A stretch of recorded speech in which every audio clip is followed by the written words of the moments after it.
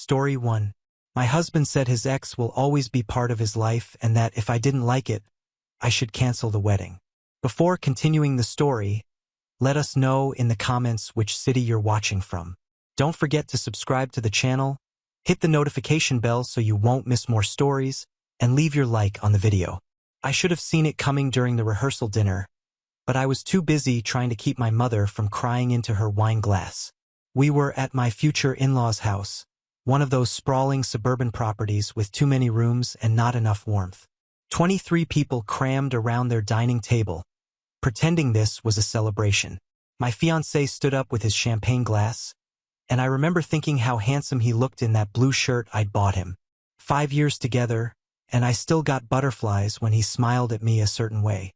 Instead of the toast I expected, he cleared his throat and said, "I need everyone here to understand something important.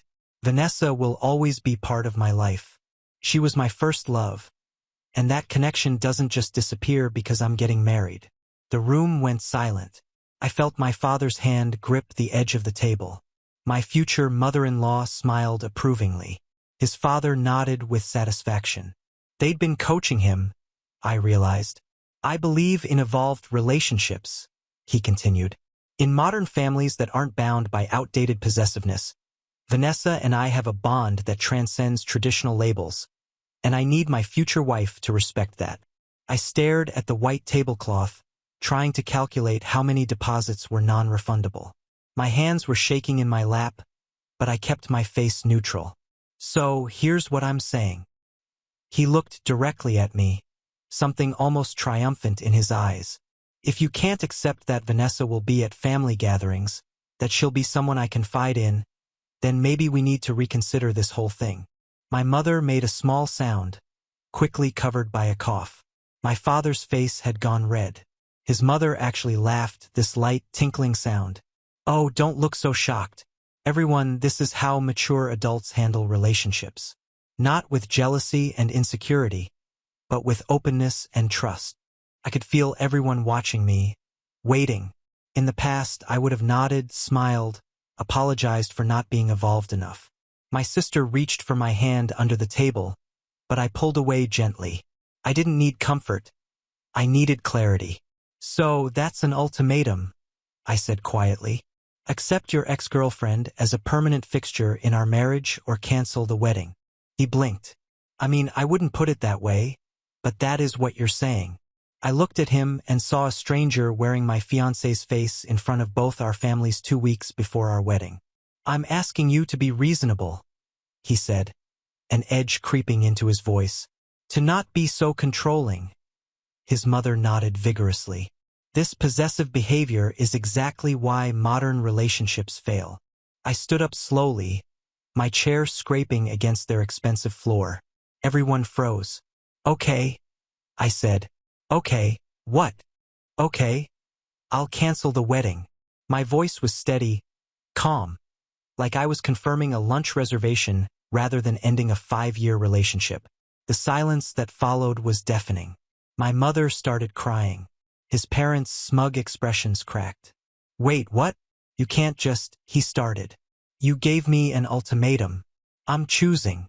I picked up my purse. "Mom, Dad, we're leaving." My parents stood immediately. My sister grabbed her coat. "This is ridiculous," his mother shrieked, her composure shattering. "You're throwing away a perfectly good relationship because you're too insecure to have a good evening," I said, and walked toward the door. He followed us into the hallway, grabbing my arm. "You're being crazy right now. You're upset. You're not thinking clearly." I looked down at his hand, then back at his face. "Let go." He did, stepping back. "Just sleep on it. We'll talk tomorrow when you've calmed down." "There's nothing to talk about. You made your choice very clear." As we walked to my parents' car, shouting erupted inside the house. My hands were trembling, but not from doubt, from relief. My mother kept looking back. "Honey, are you sure? Maybe if you just—" "I'm sure, Mom." And I was. For the first time in years, I was absolutely certain. My father caught my eye in the rearview mirror and gave me the smallest nod. The drive home was quiet, heavy, but comforting. My phone started buzzing before we'd even left their street. I turned it face down. 5 years gone in the time it took to say okay.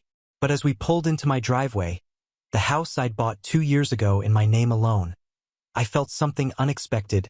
Peace. It was mixed with panic and grief and the terrifying knowledge that tomorrow I'd have to start making cancellation calls. But underneath was relief so profound it made my chest ache. I'd finally stopped shrinking myself to fit someone else's idea of evolved. My parents didn't press me for details when we got home. My father made tea while my mother disappeared upstairs, returning with one of her cardigans. She draped it over my shoulders without a word, and I realized I was shivering despite it being late spring. "Do you want us to stay?" my father asked quietly. "No, I'm okay. I just need to process." They both hugged me tight and fierce before leaving. I watched their tail lights disappear down the street, then turned to face my empty house. My phone was vibrating constantly in my purse. 47 messages. I made it through exactly 3 before I had to stop. The first was from him. "This is insane. Call me. We need to talk like adults." The second from his mother. "I hope you're proud of yourself for ruining this family's evening with your theatrics." The third from his father. "We've invested considerable money in this wedding.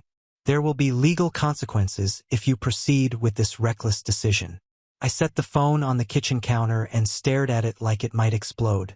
Part of me wanted to read the rest to see what other accusations they'd hurl, but a larger part knew it would only make me doubt myself, and I couldn't afford that right now. 5 years. We'd been together 5 years. I thought about our first date, how he'd laughed at all my terrible jokes and held my hand across the table. I thought about the night he proposed, down on one knee in that park where we always walked. When had it changed? When had I become the problem that needed to be solved? I pulled out my laptop and found the contract with our wedding planner, a warm woman named Patricia, who'd been nothing but enthusiastic for the past 8 months. My hands hovered over the keyboard. One email would start the avalanche. Cancellation fees, angry vendors, disappointed guests, the social fallout. For just a moment, I let myself imagine going back, apologizing, saying I'd overreacted, that I could be more understanding, more evolved. The wedding would proceed as planned. Everything would go back to normal. Except it wouldn't, because now I knew what he really thought of me, what his parents thought. And I knew they'd expect me to swallow it all with a smile. I typed the email to Patricia. My fingers were shaking, making typos I had to correct twice. "Patricia, I need to cancel the wedding.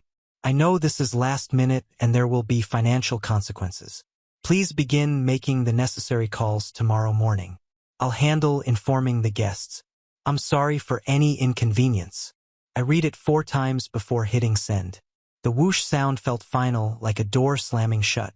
More messages kept coming. I turned my phone completely off and sat in my dark kitchen listening to the house settle around me. This house that I'd bought before he moved in. This house that he'd never liked because it wasn't big enough, wasn't in the right neighborhood, wasn't impressive enough for someone of his caliber. God, how had I not seen it? All the little comments about my choices, my friends, my career, how he'd slowly isolated me from anyone who questioned our relationship, how his parents' evolved philosophy really just meant he could do whatever he wanted while I was supposed to be grateful for his honesty. My sister texted from my parents' number, "Are you okay? Mom is worried sick." I replied, "I'm okay." Turned my phone off. "I'll call tomorrow. Proud of you, by the way." Those 4 words made me start crying for the first time that night. Not sad tears, exactly. Relief mixed with grief mixed with something like pride. I stood up for myself.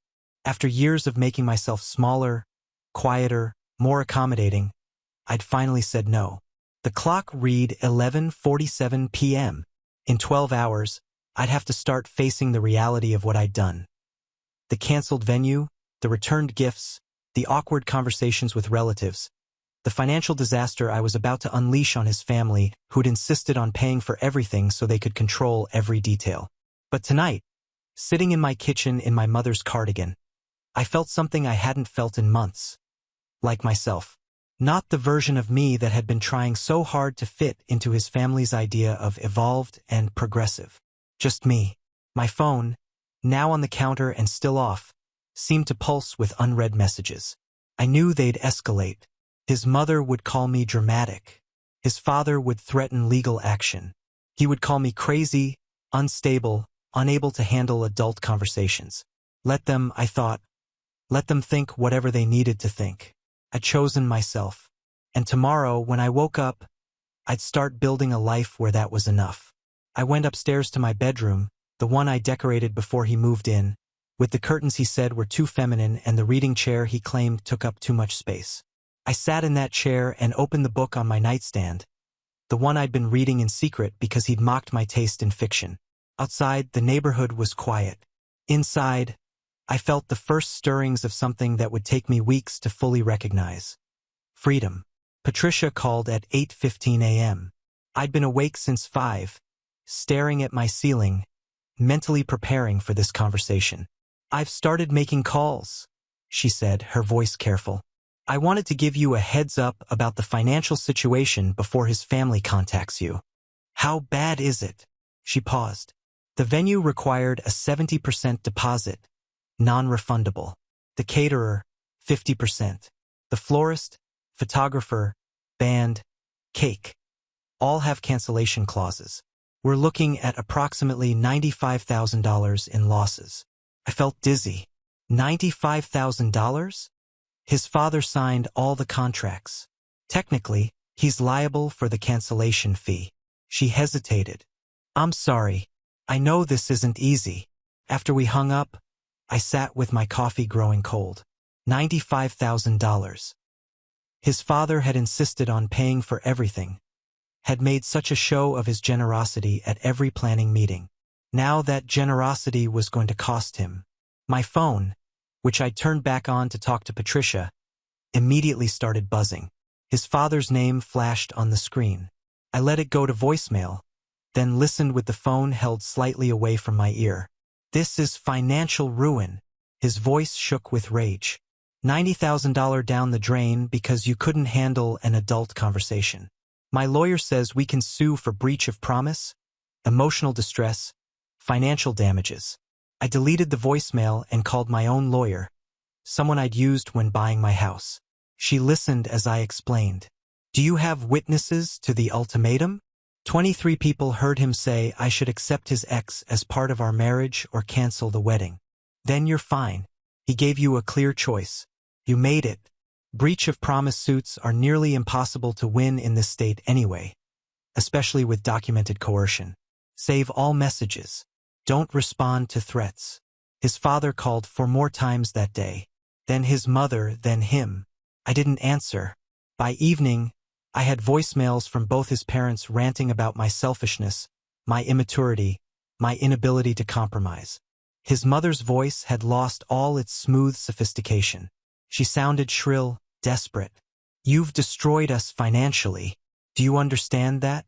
We took out a loan for part of this wedding. All because you're too insecure to accept that relationships evolve." I saved every message as my lawyer advised. The next morning, Patricia called again. "His father contacted me directly. He's not handling this well. He demanded I falsify documents to show you initiated the cancellation without cause. I refused and told him I have written records of the entire timeline. I'm sorry you're caught in the middle. Don't be. I've been doing this for 15 years. I can spot toxic family dynamics." She paused. "For what it's worth, I think you made the right call." Those words meant more than she knew. His father's lawyer sent a formal letter 3 days later, full of legal language that boiled down to empty threats. My lawyer responded with a single page outlining the facts. Public ultimatum, multiple witnesses, his son's own words. We never heard from their lawyer again. But the calls continued. His mother left a sobbing voicemail about how they'd have to sell things to cover the losses. His father sent texts calling me every name he could think of. My ex alternated between begging me to reconsider and accusing me of being vindictive. "You knew this would hurt my family financially." One text read, "That's why you did this, isn't it? To punish me." I stared at that message for a long time. The delusion was almost impressive. He'd given me an ultimatum at a dinner party, and somehow I was the villain for taking him at his word. I didn't respond. Silence was my best defense. 2 weeks after the canceled wedding date, I got a call from a cousin who'd been at the dinner. His parents are telling everyone you had a breakdown, that you became irrationally jealous and called off the wedding in hysteria. And what are other people saying? She laughed. That his parents are delusional. Everyone who was there knows what happened. He stood up and basically told you to accept his ex or leave. You left. Now they're trying to rewrite history. The truth was spreading faster than their lies. Every person at that dinner was talking, and the story was always the same. He'd been disrespectful. His parents had encouraged it, and I'd handled it with grace. His father's final attempt came in the form of a certified letter demanding I pay half the cancellation fees as the ethical thing to do. My lawyer responded with copies of every text, every voicemail, every piece of evidence showing their harassment. We never heard from them again. The financial disaster was complete. $95,000 gone, no legal recourse, no way to recover it, and worse than the money was the social humiliation. Everyone in their circle knew they'd backed their son's ultimatum and lost spectacularly. I didn't feel victorious.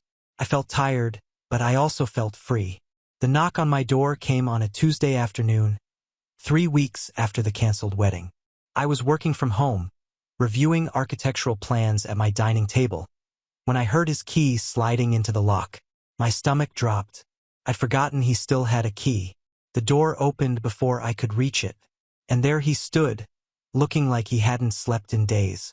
His clothes were wrinkled, his hair uncombed. For a split second, I felt that old instinct to comfort him, to ask what was wrong. Then I remembered why he looked like that. "What are you doing here?"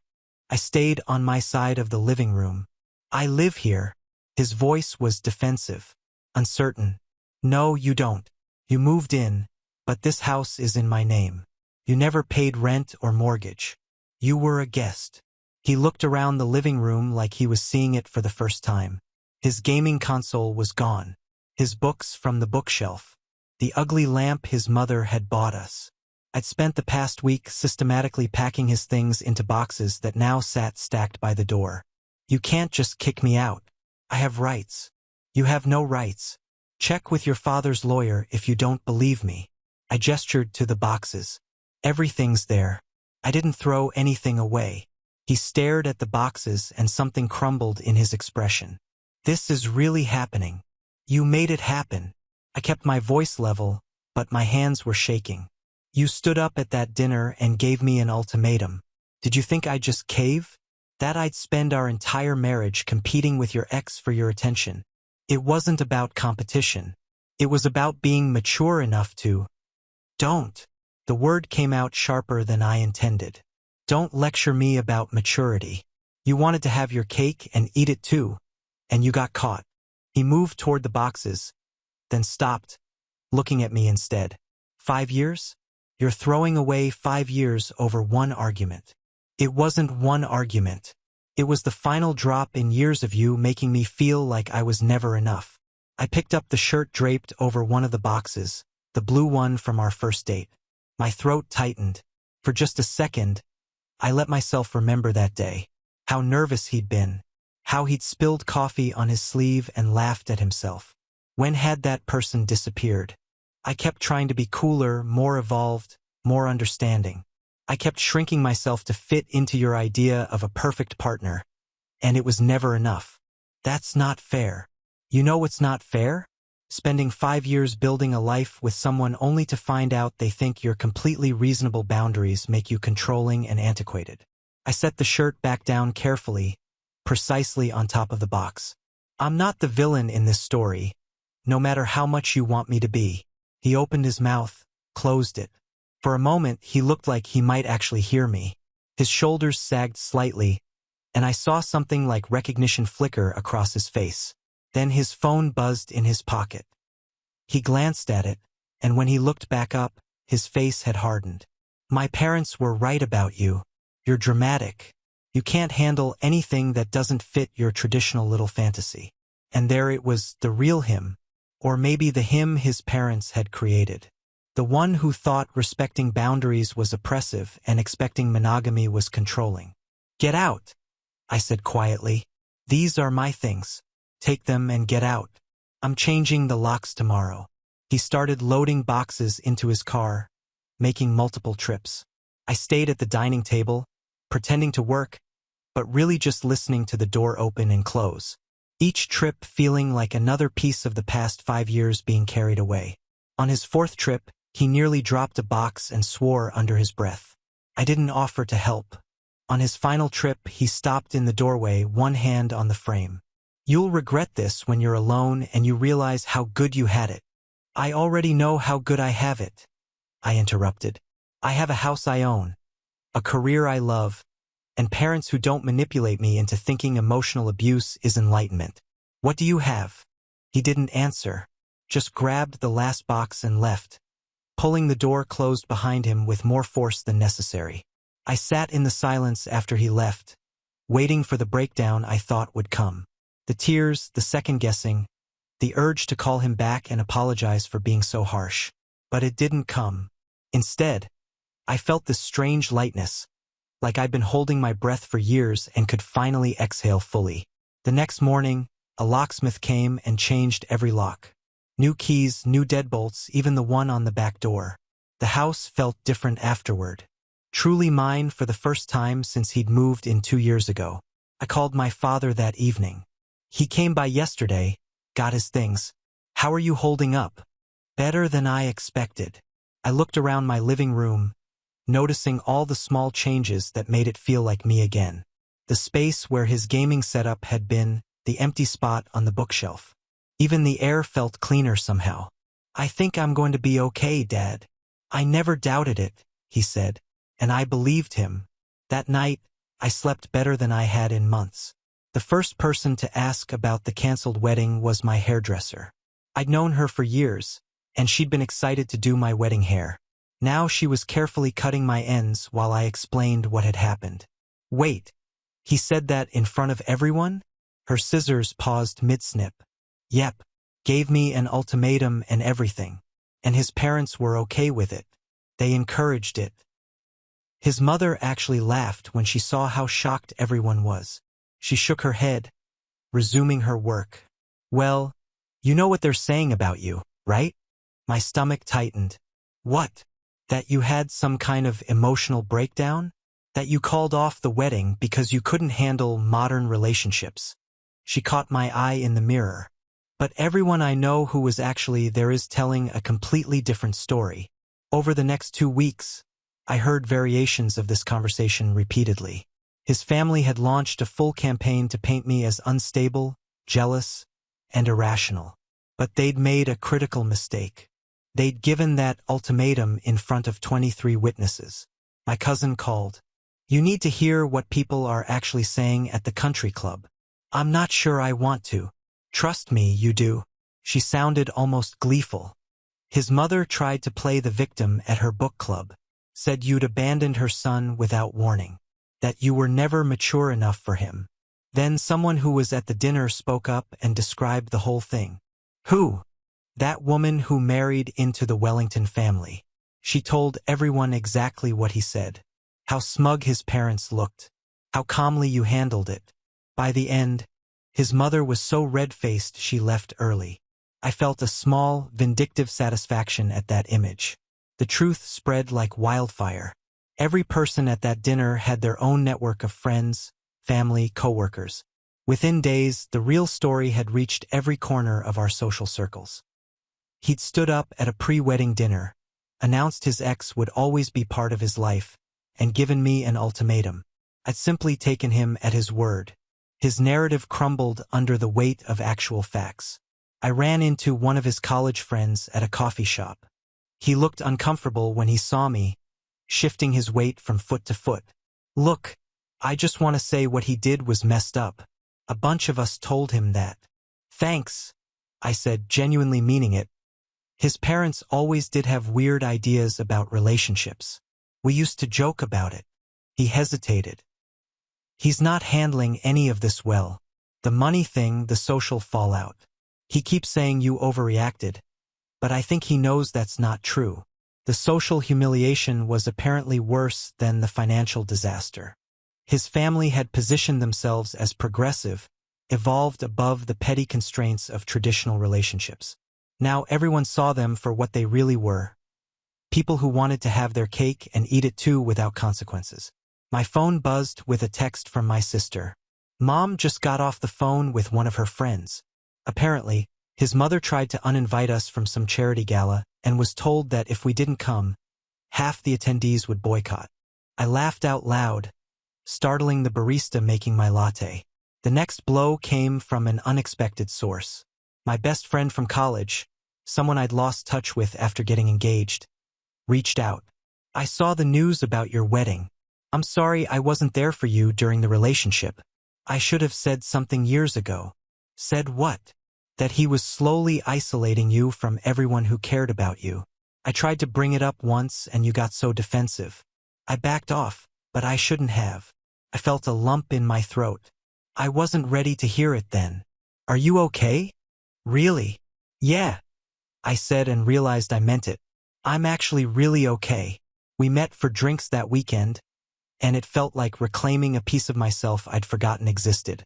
She told me about her life, her career, her recent divorce. We laughed about terrible dates and terrible bosses. For 3 hours, I was just myself, not someone's fiancé or ex-fiancé. As I drove home that night, I thought about reputation and truth. His family had tried to rewrite history to make themselves the victims and me the villain. But truth has a way of persisting. You can't give a public ultimatum and then claim you were betrayed when someone accepts it. The social fallout for them was complete. They'd lost the moral high ground they'd spent years cultivating. More than that, they'd lost respect. People saw them clearly now. Manipulative, delusional, willing to destroy someone's reputation rather than admit fault. I hadn't needed to defend myself. The truth had done that for me. Every witness at that dinner had become an advocate, spreading the real story faster than his family could spread their lies. And me, I was free. Free from his manipulation. Free from his parents' games. Free from pretending I was okay with things that hurt me. The vindication felt good, I won't lie. But even better was realizing I didn't need it. Whether people believed me or not, I knew what had happened. I knew I'd made the right choice. That was enough. I heard about what was happening at his parents' house through my cousin who heard it from a neighbor who lived 2 doors down. Apparently, the fights were loud enough to hear from the street. They're screaming at each other constantly, she told me over coffee. The neighbor said she heard his mother yelling something about that woman and how he'd ruined everything. I felt a strange mix of satisfaction and sadness. Satisfaction because they were finally facing consequences. Sadness because I'd wasted 5 years with someone who came from that kind of dysfunction. A mutual friend who still talked to him gave me more details, though I hadn't asked. He's a mess, living back at home, sleeping until noon, barely eating. His dad walks around the house calculating debts out loud. His mom cries constantly and blames him for everything. Everything, the money, the social embarrassment, even things that have nothing to do with the wedding. She told him last week that she'd wasted her life raising an ungrateful son who destroyed the family's reputation. I sat down my coffee cup carefully. That's harsh. It gets worse. His dad keeps saying he should have raised him with real values instead of all that progressive nonsense. They're basically blaming each other for how he turned out. And he's caught in the middle. Part of me wanted to feel sorry for him, but I remembered that smug look on his face at the dinner. The way he delivered that ultimatum like he was doing me a favor by being honest. The evolved, progressive family facade had completely crumbled. Under financial pressure and social humiliation, they'd revealed themselves to be exactly what they'd always accused traditional families of being: judgmental, cruel, and conditional in their love. My sister called me a few days later, breathless with gossip she'd heard at the gym. His mother had a complete meltdown at her yoga class. Started crying in the middle of Downward Dog. Went on this whole rant about ungrateful children and wasted money. In the middle of yoga class, the instructor had to ask her to leave. Everyone was staring. The mental image was almost too much. His mother, who'd always been so composed, so superior, falling apart in public over her own son. There's more, my sister continued. Apparently, He and his dad got into a screaming match in their driveway. The dad was yelling about the loan they took out, how they might have to sell the house, how everything was ruined because he couldn't keep one simple relationship together. I thought about that house where I'd spent so many uncomfortable dinners being lectured about my antiquated views on relationships. The irony of them potentially losing it because of their own son's actions wasn't lost on me. Another week passed and I got a text from my best friend. Just saw your ex at the grocery store. He looks terrible. Lost weight, hasn't shaved. He saw me and literally turned around and left. The destruction was complete. Not just financial, though that was bad enough. The real damage was to their family dynamic. They had built their entire identity around being evolved, enlightened, better than everyone else. Now that identity was gone and they had nothing left but resentment and blame. I thought about Vanessa, his ex who was supposed to be such an important part of his life. Where was she now? Nowhere, apparently. When he'd become a liability instead of an asset, she'd disappeared. The great, evolved relationship that required my acceptance had evaporated the moment he had nothing left to offer. My mother called one evening. I ran into his mother at the market. She saw me and tried to hide behind the produce section. That must have been awkward. I almost felt bad for her. Almost. My mother paused. She looked like she'd aged 10 years. I understood what my mother meant. There's something particularly devastating about having your worldview completely destroyed. His family had believed they were enlightened, that their way of thinking was superior. Now they were facing the reality that their evolved philosophy had been nothing more than an excuse for selfishness, and it had cost them everything. The environment at their house, from what I kept hearing, had become toxic. The parents blamed the son. The son blamed them for raising him with unrealistic expectations. Everyone blamed me for not being understanding enough. Even though I'd simply taken them at their word, there was no mutual support, no evolved communication, no progressive problem solving. Just anger, recrimination, and the slow disintegration of a family that had never been as functional as they pretended. I felt something then that surprised me. Pity. Not enough to reach out, not enough to forgive, but enough to recognize that their suffering was largely self-inflicted. They'd created this situation with their arrogance and their ultimatum. Now they were living with the consequences. But mostly I felt grateful. Grateful I'd escaped before marrying into that dysfunction. Grateful I'd stood up for myself. Grateful I'd never have to sit through another dinner where they lectured me about my inadequacies while their own family rotted from the inside. His home had become a battleground and he was losing on all fronts. I had my peaceful house, my career, my family who actually supported me. The contrast couldn't have been more stark. Sometimes the best revenge is just living well while others drown in consequences of their own making. Vanessa disappeared exactly when you'd expect someone like her to disappear. The moment my ex became unstable, broke, and living with his parents, she stopped returning his calls. My cousin, who followed Vanessa on social media, showed me the posts. Beach vacations, expensive restaurants, photos with a new guy who looked nothing like my ex. There was no mention of evolved relationships or fluid families, just a woman moving on to her next source of entertainment. She blocked him last week, my cousin said, scrolling through her phone. One of her friends told me he kept texting her, asking to meet up, and she just ghosted him completely. The woman who was supposed to be such an integral part of his life couldn't be bothered to respond to a single message.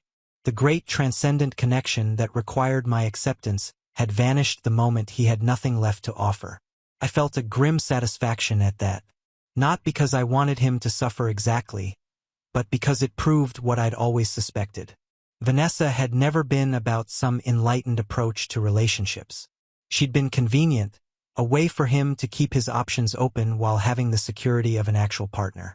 2 months after the canceled wedding, I was at a coffee shop downtown when someone sat down across from me. I looked up, ready to politely tell them the seat was taken, and found myself face to face with my ex's best friend. We'd always gotten along. He was one of the few people in my ex's life who never made me feel inadequate. Honest, straightforward, funny without being cruel. "Hey," he said, looking uncertain. "Is it okay if I sit?" "Sure," He ordered a coffee at the counter, then returned to the table. We sat in awkward silence for a moment. "I owe you an apology," he finally said. "I should have said something before the wedding, about Vanessa, about how he was treating you, about all of it." "Why didn't you?" "Honestly, I thought you knew what you were signing up for. I thought maybe you were okay with it or that it wasn't my place." He ran his hand through his hair. "But after what happened at that dinner, after hearing how he spoke to you in front of everyone, I realized I'd been a coward. You weren't the one who gave me an ultimatum." "No, but I watched it happen for months. The way he'd talk about you when you weren't around, like you were too traditional, too clingy. The way his parents would nod along like he was so enlightened for keeping Vanessa in his life." He shook his head. "It was all BS and I knew it. We talked for an hour. He told me things I hadn't known, patterns I hadn't seen. How my ex had always been like this, even in college. How his parents had raised him to believe he was special, that normal rules didn't apply to him. How Vanessa had dated his friend first, then moved to him when the friend ran out of money. She's with some finance guy now," he said. "Saw them together last week. She didn't even acknowledge me when I waved. She sounds wonderful." He laughed, genuine and surprised. "You know what? You're handling this better than anyone expected. Better than he is, certainly. I'm just tired of being angry." We started meeting for coffee regularly after that.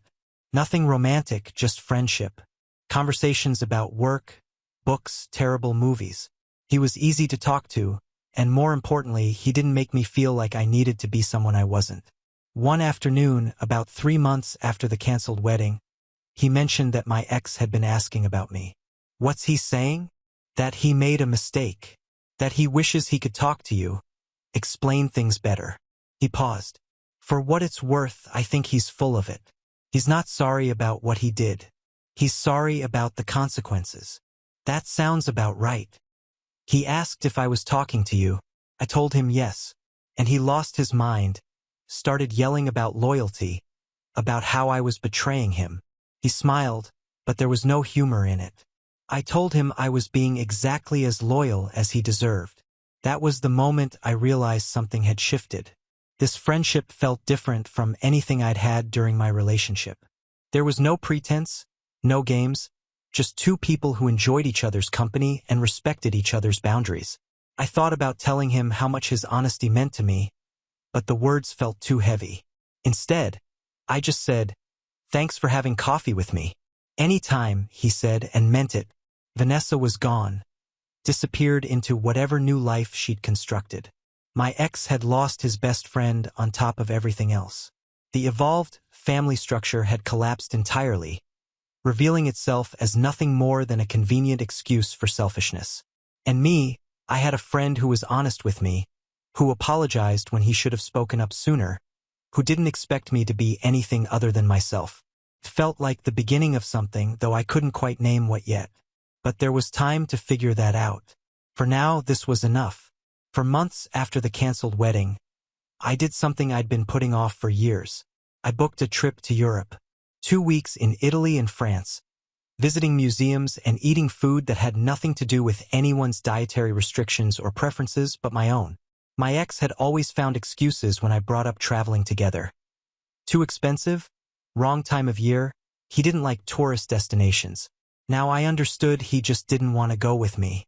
I wandered through the Uffizi Gallery in Florence, stood in front of the Sistine Chapel ceiling, ate pasta in a tiny restaurant in Rome where the owner's grandmother was still making sauce in the back. I took photos for myself, not for social media. I talked to strangers. I got lost on purpose. For 2 weeks, I was just myself. Not someone's fiancé, not someone's ex, not someone being judged for being too traditional. Just a woman who liked art and good food and terrible Italian spoken with an American accent. When I came back, tanned and relaxed, my office had news. The historic theater project I'd been working on for a year had been approved. It was the biggest commission of my career. A restoration that would take 18 months and establish me as a serious architect. My boss called me into her office. "The board was impressed with your presentation. They want you to lead the entire project." I felt something click into place. This was what I'd been working toward, what I'd sacrificed for, what had taken a back seat during 5 years of accommodating someone else's needs and schedule. I accept, I said, and meant it with every fiber of my being. The project consumed me in the best way. Site visits, meetings with historians, late nights reviewing plans. I loved every exhausting minute of it. My friends started to come back, the ones who drifted away during my relationship. My college best friend introduced me to her book club. My sister and I started having weekly dinners again. I joined a cycling group that met on Saturday mornings. Slowly, without realizing it, I was building a life that felt authentically mine. Not smaller to fit someone else's expectations. Not compromised to avoid conflict. Just mine. My ex's best friend, who'd become just a friend without the qualifier, texted one afternoon, "Coffee Thursday?" We'd been meeting regularly, easy conversations that flowed naturally. He made me laugh. More importantly, he listened when I talked about my work without that glazed overexpression my ex had always gotten. Over coffee that Thursday, he mentioned he'd started therapy. Really? Yeah. Watching what happened with you and him made me realize I've been avoiding my own stuff for years. He stirred his coffee. My therapist asked me why I stayed friends with him for so long when I clearly didn't respect how he treated people. What did you say? That I was a coward. He smiled, but his eyes were serious. She said that was a good start, but I should dig deeper. I found myself telling him about my own therapy sessions, the ones I'd started after the breakup. How I was learning that I'd spent years making myself smaller, quieter, less demanding. How I was working on believing I deserved better. You do, he said simply. Deserve better. I mean, there was something in the way he said it, something that made my heart beat a little faster, but neither of us pushed it. We just finished our coffee and went back to our separate lives. The theater project took up most of my time over the next few months. I worked with craftsmen who'd been restoring historic buildings for decades. I learned about preservation techniques and original materials. I fell in love with the work all over again.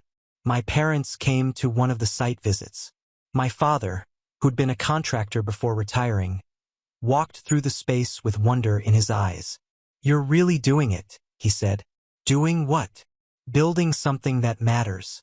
Something that will outlast all of us." I looked around the gutted theater, seeing not what it was, but what it would become.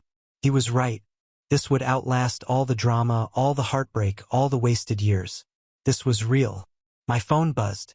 A text from my ex's friend. "Dinner this weekend?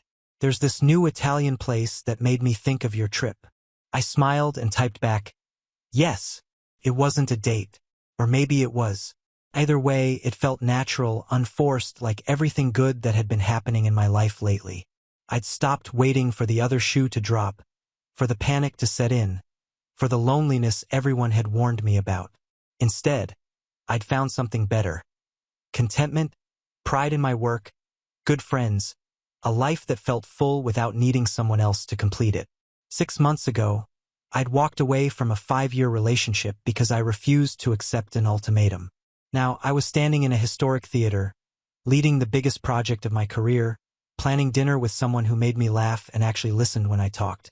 The universe, it seemed, rewarded people who knew their worth. Sometimes the best revenge really is just living well. The magazine article came out on a Thursday morning. Rising Stars in Historic Preservation, with my theater project featured prominently. There was a full-page photo of me in the half-restored lobby, hard hat under my arm, looking confident and professional. My phone exploded with congratulations. Former colleagues, old professors, friends I hadn't spoken to in years. My parents called, my mother crying happy tears. "We're so proud of you," my father said, his voice thick. The article described the restoration's complexity, the historical significance, my innovative approach to preserving original features while updating safety systems. Reading my own words, I barely recognized the confident woman on the page. 6 months ago, I'd been planning a wedding to a man who made me feel small. Now, I was featured in a national magazine for my professional achievements. The gala for the theater's reopening was scheduled for Saturday night.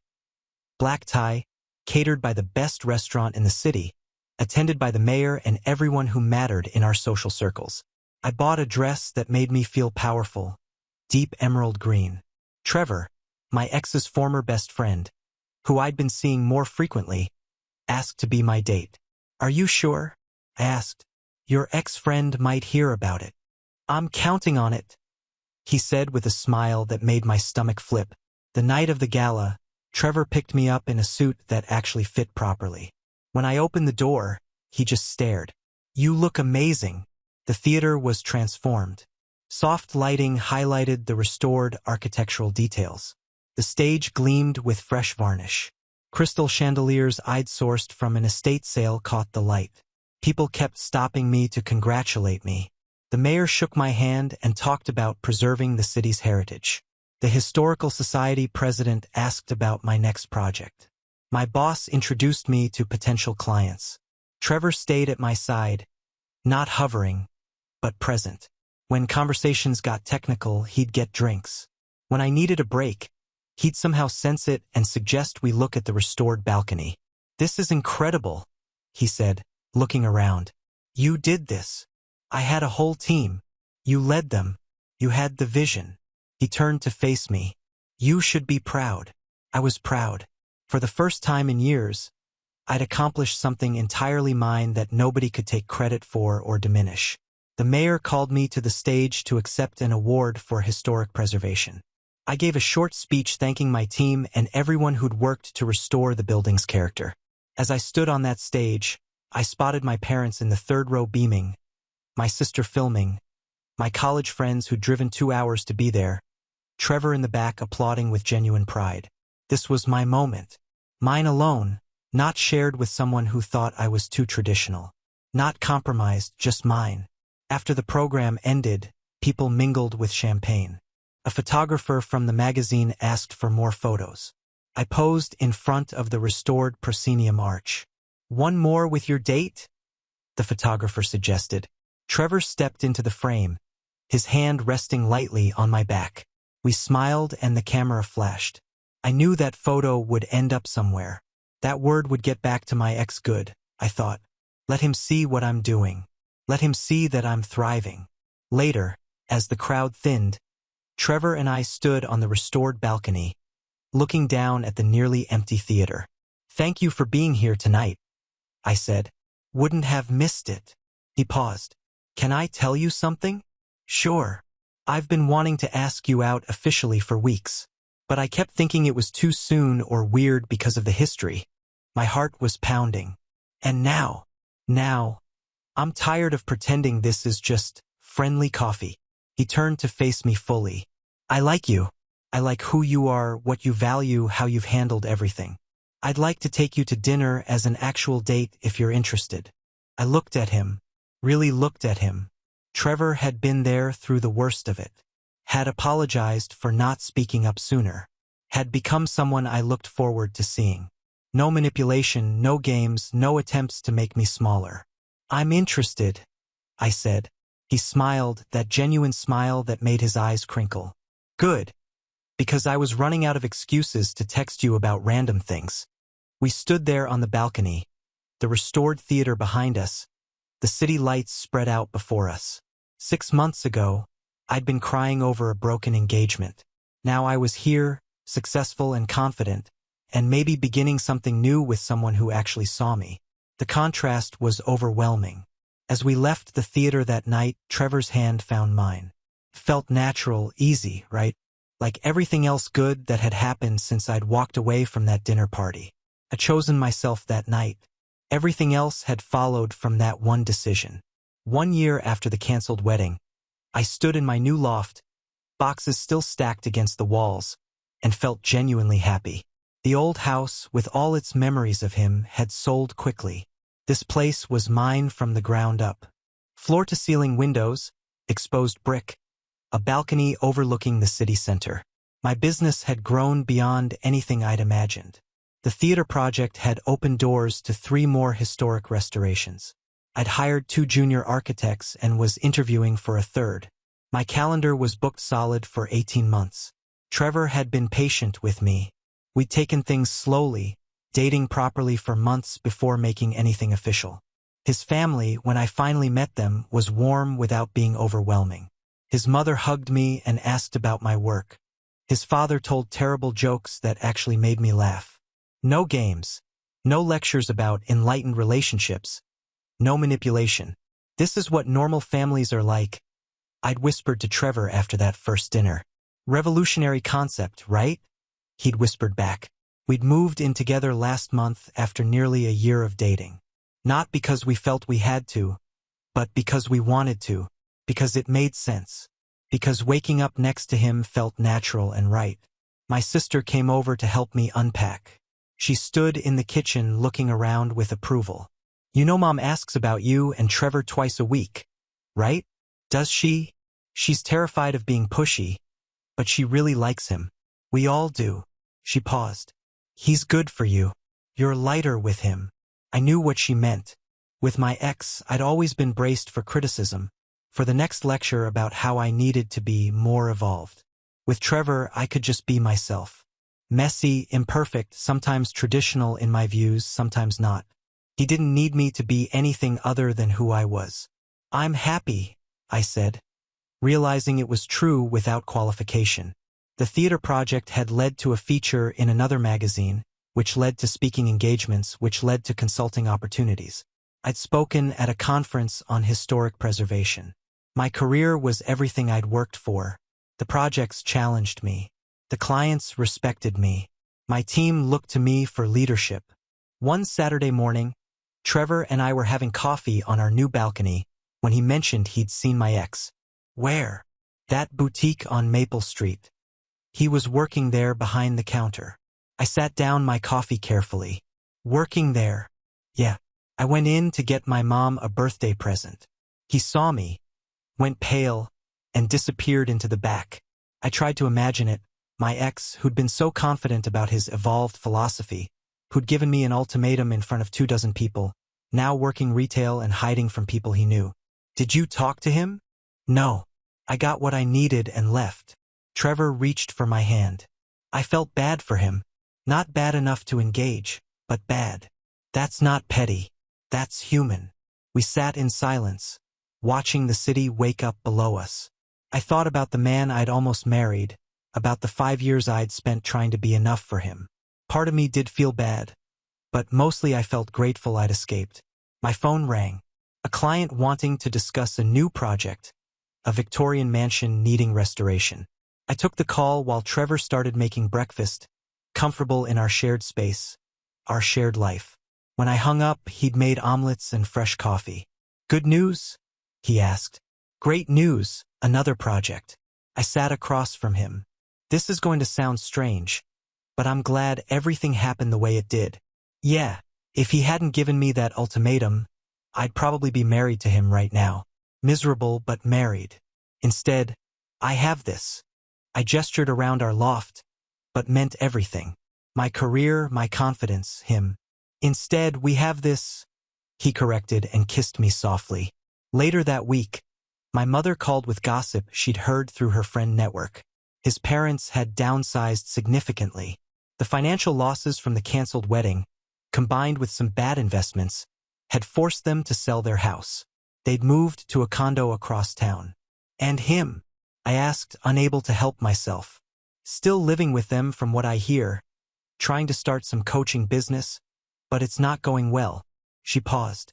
I know I shouldn't take pleasure in their misfortune, but you do a little bit. Yes, she laughed. Is that terrible? It's honest. I thought about Vanessa, his ex, who was supposed to be such an integral part of his life. Last I'd heard, she was engaged to someone else. The evolved family structure had collapsed entirely. Meanwhile, I was building something real. A career that fulfilled me, a relationship based on mutual respect and actual communication. A home that was mine, that reflected who I was rather than who someone thought I should be. Standing on my balcony that night, the city lights spread out before me, Trevor reading in the living room behind me. I felt something I'd never felt with my ex. Secure. Not because everything was perfect, but because I knew I could handle whatever came. I'd chosen myself a year ago, and that choice had led me here, to this moment, this life, this happiness. It had all been worth it. 15 months after the canceled wedding, I heard the full story of what had happened to my ex and his family. Not because I went looking, but because gossip has a way of finding you in a city this size. My cousin called on a Tuesday afternoon, barely containing her excitement. "You need to hear this. I just had lunch with someone who knows his mother's book club friend. That's a lot of degrees of separation. Just listen. They had to sell the big house. They're in a 2-bedroom condo now. 2 bedrooms for 3 adults. His mother apparently cries about it constantly." She paused. "And he's still living with them." I felt a strange mix of vindication and pity. Still, the coaching business he tried went nowhere. Turns out people don't want life advice from someone living with their parents and working part-time retail. She continued with details I hadn't asked for, but found myself listening to anyway. His father had taken a job consulting for a fraction of what he used to make. His mother had stopped attending most social events. They'd become isolated, bitter, broke. And Vanessa, I asked, already knowing the answer, married someone else 6 months ago, some finance guy. "Your ex isn't invited to family gatherings." She completely cut him out. The woman who was supposed to be such an integral part of his life had disappeared the moment it became inconvenient. The irony was almost too perfect. A few days later, I ran into one of his college friends at a coffee shop. He looked uncomfortable but approached anyway. "Hey, can we talk for a second?" We sat at a corner table. He fidgeted with his cup before speaking. "I just wanted to say I'm sorry for not speaking up back then, for going along with his evolved relationships BS." He met my eyes. "We all knew it was wrong. It's okay." "It's not, though." He lost everything. And part of me wonders if it could have been different if someone had told him the truth earlier. He shook his head. "He's not doing well. Living with his parents, broke, no real friends left. Trevor cut him off completely after you two started dating." "I know. The worst part is he still doesn't get it. Still talks about how you overreacted. How you couldn't handle a mature conversation." He laughed bitterly. Meanwhile, Vanessa's married and explicitly told her new husband that her ex isn't welcome in her life. The evolved family structure died the moment it became inconvenient for her. After he left, I sat with my coffee and thought about the contrast. My ex had lost his home, his financial security, his best friend, even the ex-girlfriend who was supposedly so important. He'd gambled everything on an ultimatum and lost spectacularly. Meanwhile, I had a thriving career, a loving relationship, a beautiful home. I'd gained everything by refusing to compromise on my basic dignity. That evening, Trevor and I were cooking dinner when I told him about the conversation. "Do you ever feel bad about cutting him off?" I asked. "No." He was chopping vegetables. Movements precise. "I feel bad about not doing it sooner.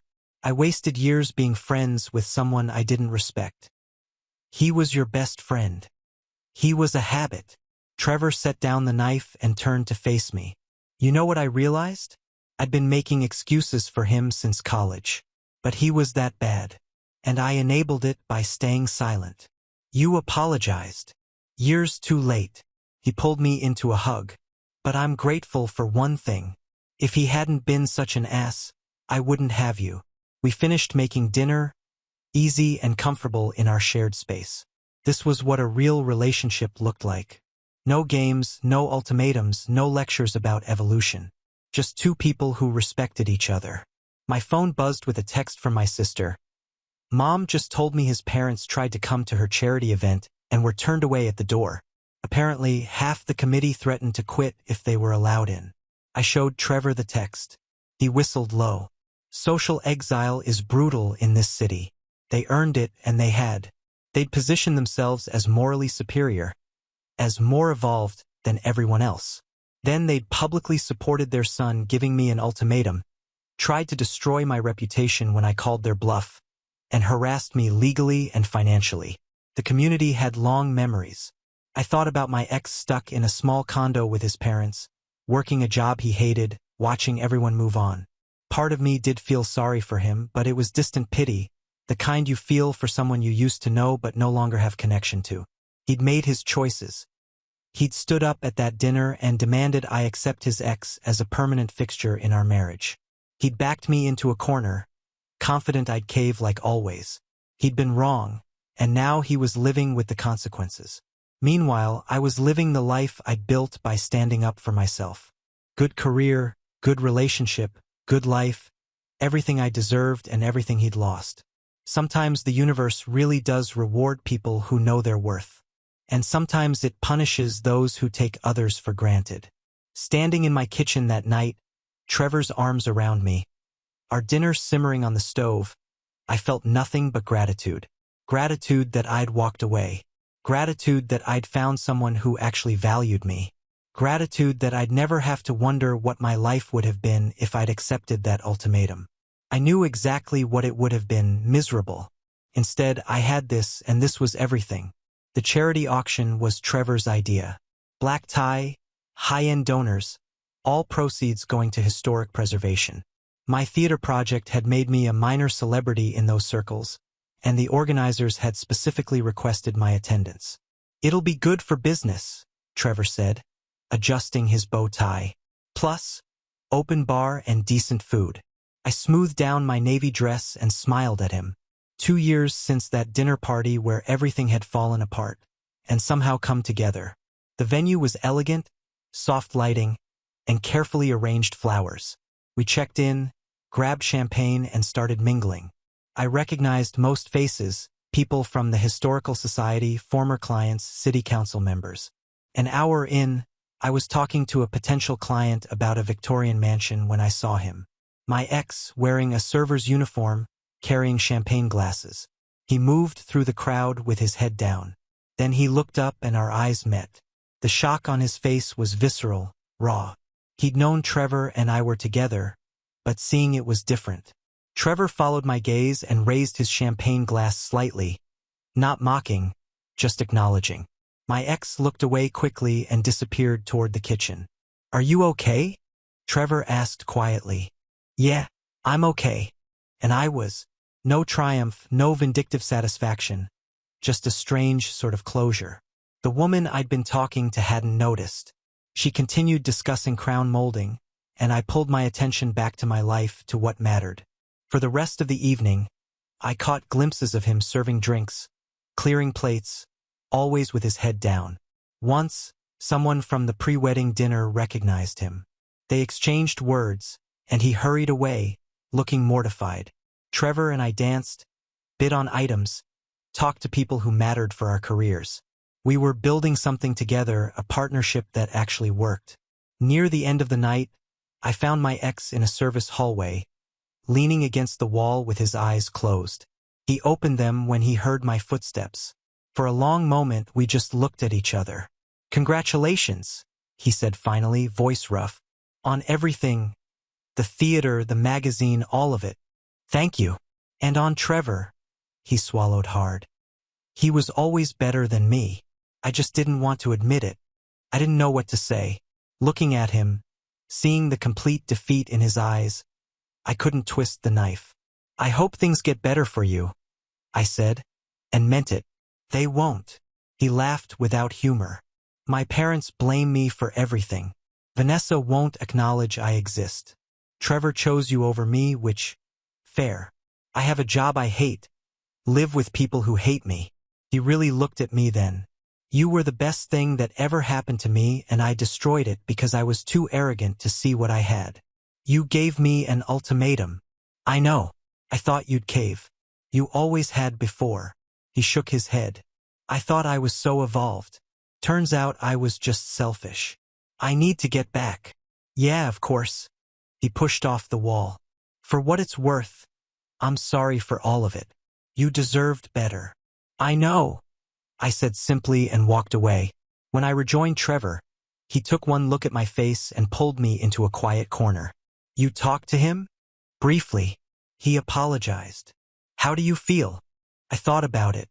2 years ago, that apology might have meant something. Now, it was just words from someone I used to know. "I feel nothing," I said, surprised by my own honesty. "It's like looking at a stranger." Trevor kissed my forehead. "Good. That means you've actually moved on." We left shortly after, walking to our car hand in hand. Behind us, the auction continued, and somewhere in that building, my ex was still serving drinks, still living with the consequences of his arrogance.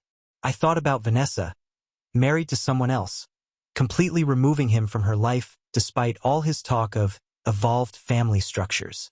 His parents, bitter and broke in their small condo. Trevor, who'd lost a friend but gained someone who actually appreciated him. Most of all, I thought about myself. The woman who'd sat at that dinner table and accepted an ultimatum by walking away, who'd built a career she loved, found a partner who respected her, created a life that was authentically hers. "What are you thinking about?" Trevor asked as we drove home. "How grateful I am for everything. For you, for my career, for that night when I finally chose myself. Best decision you ever made." "Second best," I corrected. "Best decision was giving you a chance." He laughed, that warm, genuine laugh that made me fall for him. "I'll take second place." We drove home through quiet city streets toward our loft and the life we'd built together. Behind us, my past was serving drinks at a charity auction. Ahead of us was everything we still had to build. Sometimes the best revenge isn't revenge at all. It's just living well, choosing people who value you, and building a life worth living. I'd learned that lesson sitting at a dinner table while my ex gave me an ultimatum. I'd learned it by walking away, by rebuilding, by refusing to settle for less than I deserved. And now, 2 years later, I had everything. Not because I'd destroyed him, but because I'd chosen myself. That choice had made all the difference. Now on to the next story. Story 2. My boyfriend humiliated me after graduating from medical school, even though I paid for his entire education. During the graduation party, he said he wouldn't marry a waitress and left me in front of his family and friends. "Hi, my name is Marina. I'm going to tell you a story that completely changed my life and still makes me reflect on the price of arrogance and how sometimes the people we underestimate can surprise us in unimaginable ways. I always knew my life wouldn't be easy, but I never imagined it would take the turns it did. I'm 26 years old and I worked as a waitress at Bella Vista restaurant for almost 7 years. Well, I used to work there, but I'll tell you everything from the beginning because this story needs to be told in the right order to make sense. I met Lucas when I was 19. I was in my second year of culinary arts at the local college, dreaming of opening my own bistro someday. He was in his first year of medical school and seemed like the most determined guy I'd ever met. We fell in love quickly in that intense way that only happens when you're young and believe that love moves mountains. When he told me about the financial difficulties he was facing to continue his studies, I didn't think twice. I dropped out of college in the middle of my 3rd semester and started working full-time. "It's just for a few years," he would say, holding my hands with that smile that melted me. "When I graduate, I'll take care of you. We'll be a team." And I believed him. I truly believed him. For 6 years, I worked 7 days a week. I picked up extra shifts whenever possible. I sold things my grandmother had left me. An antique watch, some jewelry, even the china cabinet she loved so much. All to pay for his tuition, the absurdly expensive books, lab fees, materials for practical classes. I remember perfectly the day I sold my grandmother's ring to pay for his internship registration fee. I cried in the restaurant bathroom for 20 minutes.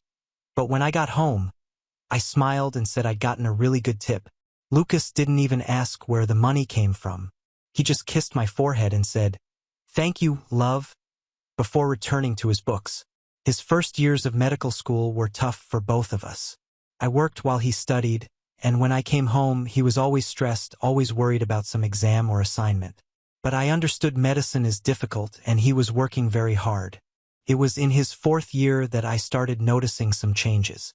Small things at first. He began making comments about other waiters at restaurants when we went out to dinner on our rare moments off. "Look how badly this guy serves," he would say. I bet he didn't even finish high school. I felt uncomfortable, but I thought it was just fatigue talking. In his 5th year, when he started the more practical subjects, he would come home telling stories about the patients he treated. At first, they were normal stories about interesting cases or things he had learned. But gradually, the comments became more cruel. "You won't believe the story a patient told me today," he would say while we had dinner. A 40-year-old woman crying because her husband left her. She said she can't sleep, that she feels useless. Frankly, Marina, some people are very dramatic. They should just get a job and move on. I tried to argue, saying that maybe she was really suffering, but he would roll his eyes. You don't understand because you don't study psychology. These people just want attention. Without him knowing, I started recording our conversations. It wasn't a conscious decision at first. I was using a new app on my phone that automatically recorded when it detected conversations, a feature for people who wanted to take notes later. But when I realized what was happening, I didn't turn it off. Something inside me told me to keep recording. Maybe it was feminine intuition. Or maybe it was just the growing feeling that the man I loved was transforming into someone I didn't recognize. During his internship, the stories got worse, much worse. Today, I treated an old woman who came complaining about back pain. He told me on a Friday night while I prepared dinner after an exhausting day at the restaurant. I did all the tests the resident ordered, but it was obvious she just wanted someone to talk to. These old, lonely people are all the same. They invent illnesses to get medical attention. Lucas, I said, stirring the sauce with more force than necessary. Maybe she really was in pain. He laughed. Marina, dear, when you understand medicine as much as I do, then we can discuss diagnosis. That was the first time he used that tone with me, condescending, as if I were a child who didn't understand how the world worked. But the worst story came on a Tuesday night at the end of his internship. I had arrived from work completely exhausted. We had hosted a large wedding at the restaurant, and I had been running around all day. Lucas was in the living room watching TV with a beer in his hand. You won't believe what happened today, he said, not even looking at me as I took off my shoes. Remember that woman I told you about last week? The one who had a son with cancer. I vaguely remembered. He had mentioned a patient who was very shaken because her son was hospitalized. She took her own life during the night, he said, taking a sip of beer. Apparently, she couldn't deal with the boy's death. Frankly, Marina, what weakness. What did she think she would solve by doing that? The son isn't coming back. I felt my stomach turn. That woman had lost her child. And then I couldn't even finish the thought. Lucas, how can you talk like that? She was a mother who lost her child. Imagine the pain she was feeling. He finally looked at me, and there was something cold in his eyes that I had never seen before. Marina, you work serving food to people. I work saving lives. Don't confuse your experiences with real medical knowledge. Some patients simply don't have the emotional structure to deal with reality. That's how it works. That night, lying in bed next to him while Lucas slept soundly, I stared at the ceiling and wondered who this man was. The Lucas I knew, the one I loved, would never speak that way about a mother's pain. But there he was, breathing calmly, as if he hadn't just demonstrated a coldness that gave me chills. My phone was on the nightstand, and I knew that conversation was recorded along with all the others from recent months. Something inside me said I would need those recordings someday. I still didn't know what for, but some instinct told me to keep them safe. That's when I started seeing Lucas with different eyes, and what I saw didn't please me at all. The weeks following that terrible conversation were strange. Lucas seemed not to notice how his words had affected me, or simply didn't care. He continued coming home with his stories from the hospital, each one more cruel than the last. Today was funny, he said on a Thursday, while I prepared a sandwich for him to take to his night shift. A 50-year-old man came crying because he discovered he has diabetes. He said his life was over, that he would never be the same again. You have no idea how dramatic some people are. I stopped cutting the tomato. Lucas, diabetes is a serious disease. He was probably scared. Marina, he sighed as if explaining something obvious to a child. He just needs to take insulin and follow a diet. It's not terminal cancer. But of course, you wouldn't understand the difference. That comment cut deep. After 6 years financing his studies, after giving up my own dreams, he spoke to me as if I were ignorant. But the conversation that really marked me happened the following week. Lucas came home later than usual, looking agitated. I was watching a movie in the living room when he threw himself on the couch next to me. What a day, he said, running his hands through his hair. Remember that woman I told you about? The one with the son with cancer who took her own life. My blood ran cold. I remember. Well, today her parents showed up at the hospital wanting to talk to someone from the team that took care of their grandson. They're trying to understand how everything happened. Lucas laughed, but it was a humorless laugh, as if anyone could explain why a person decides to be so weak. Lucas. My voice came out louder than I intended. How can you talk like that? They lost their daughter and grandson. So what, Marina? Tragedies happen every day. Do you think all parents who lose children do what she did? Of course not. Most have the structure to move on. He grabbed the remote control and changed the channel. That woman simply didn't have the fiber to be the mother of a sick child. Maybe it's even better this way. Imagine if she had survived and then had other children. She would pass all that neurosis to them. I felt nauseous, literally nauseous. I got up from the couch so fast that he looked at me surprised. Where are you going? To get water. I lied, going to the kitchen. Actually, I needed to get away before I said something I shouldn't. Lying in bed that night, I listened to the recordings from recent months. It was worse than I remembered. Hours and hours of cruel comments about patients, about their pain, about their weaknesses. Lucas talked about people who were suffering as if they were characters in a bad TV show. And the worst part, he seemed to genuinely believe that those people were inferior to him, that their pain wasn't real, that it was just unnecessary drama. That's when I began to understand that the man I loved no longer existed. Or maybe he never had existed. His graduation was scheduled for the end of the month. I had been saving for 3 months to pay for a party at the Granville Hotel ballroom, the most elegant in the city. I had ordered a personalized cake, hired catering, sent invitations to all his classmates and their families. I wanted it to be perfect. After all, I had invested 6 years of my life in that moment. The party was beautiful. The ballroom was decorated in blue and gold with white flower arrangements that I had chosen myself. The cake was a work of art, 3 tiers with the medical symbol on top. The guests arrived elegantly dressed, women in party dresses and men in suits. I had bought a navy blue dress, simple but pretty, that cost almost 2 weeks of my salary. I wanted to be worthy of the occasion, even knowing I would be the only one there who didn't have an important profession. Lucas was radiant, greeting colleagues, talking about plans for medical residency, receiving congratulations from professors. I felt proud seeing him so happy despite all the problems we had been going through lately. It was during dinner that everything collapsed. I was talking to the wife of one of his colleagues, a very nice woman who worked as a nurse, when I heard my name being mentioned at the next table. Marina is a waitress, right, Lucas? It was Dr. Roberto, one of the professors I had met on other occasions. Yes, Lucas replied, and something in his tone made me pay more attention. At Bella Vista Restaurant. Ah, I know it. Good place. Dr. Roberto took a sip of wine. And does she plan to go to college? Nursing, perhaps. There was a pause that seemed to last forever. No, Lucas said finally. She doesn't have much, let's say, aptitude for more complex studies. She prefers to stay in her area. I felt like I had been punched in the stomach. Aptitude for studies. Me who had dropped out of my own college to pay for his. But the worst was yet to come. Lucas. Can I say something? It was Carlos, one of his closest colleagues. Don't you think it's time to, rethink some things? You're a doctor now, man.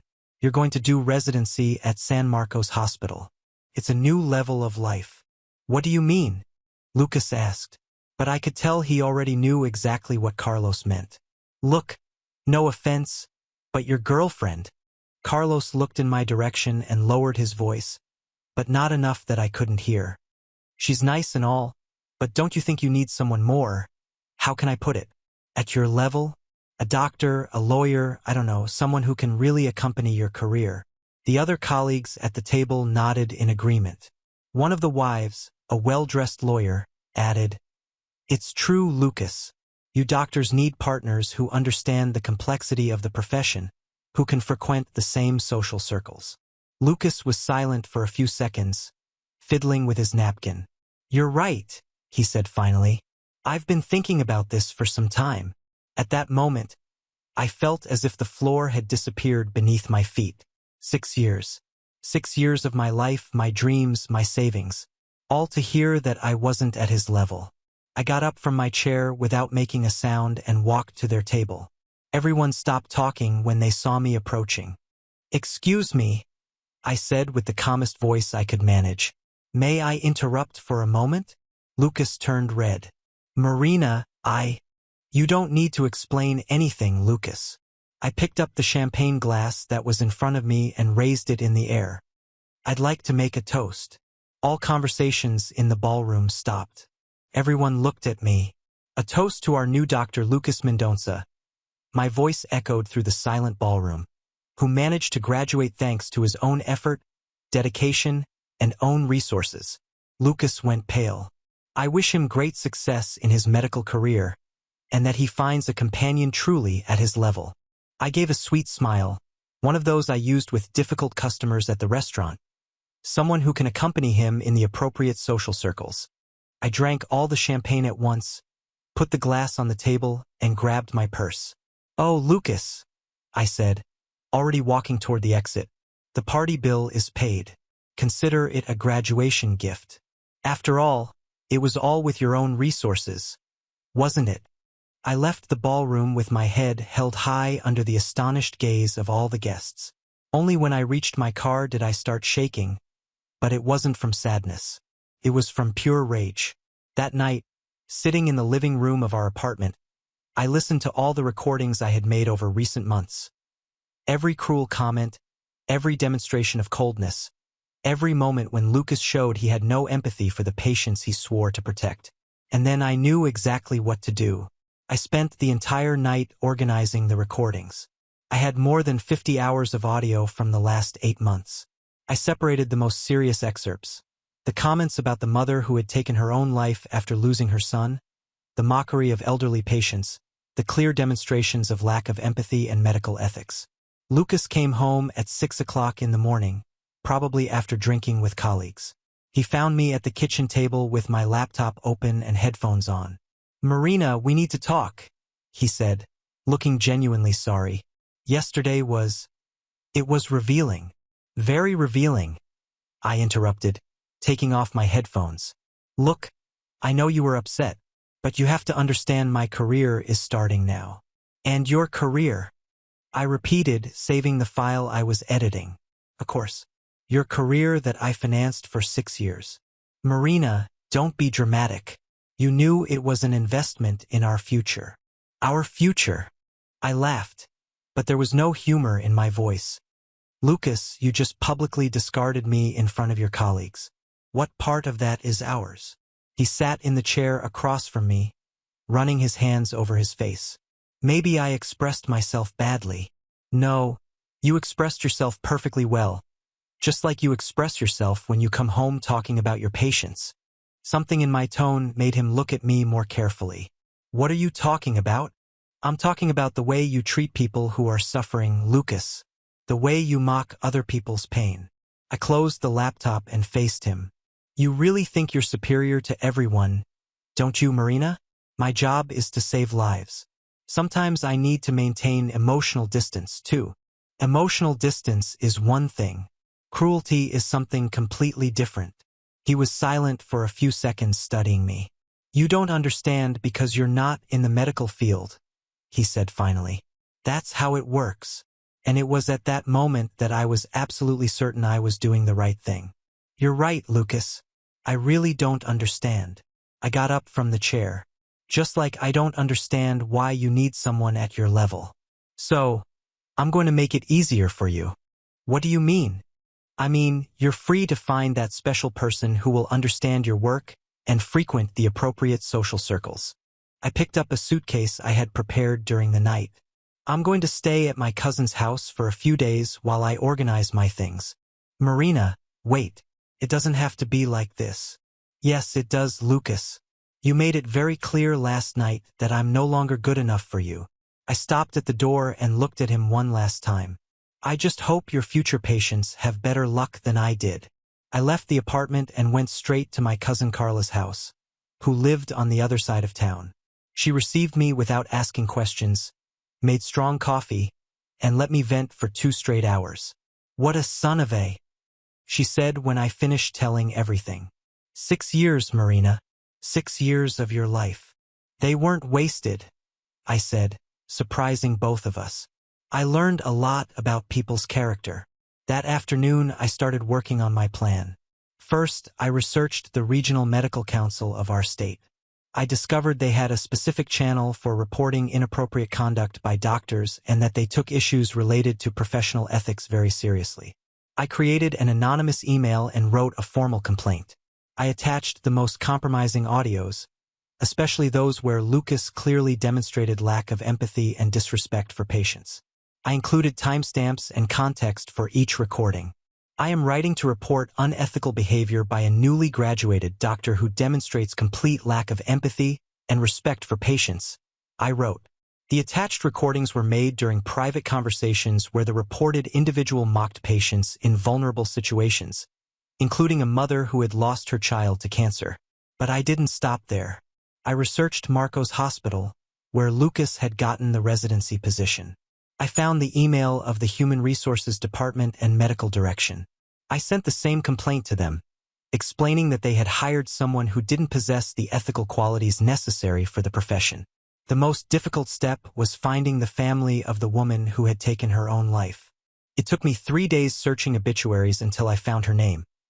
Elena Cardoso, 38 years old, who had lost her son, Miguel, 8 years old, to leukemia. I found her husband's profile on social media.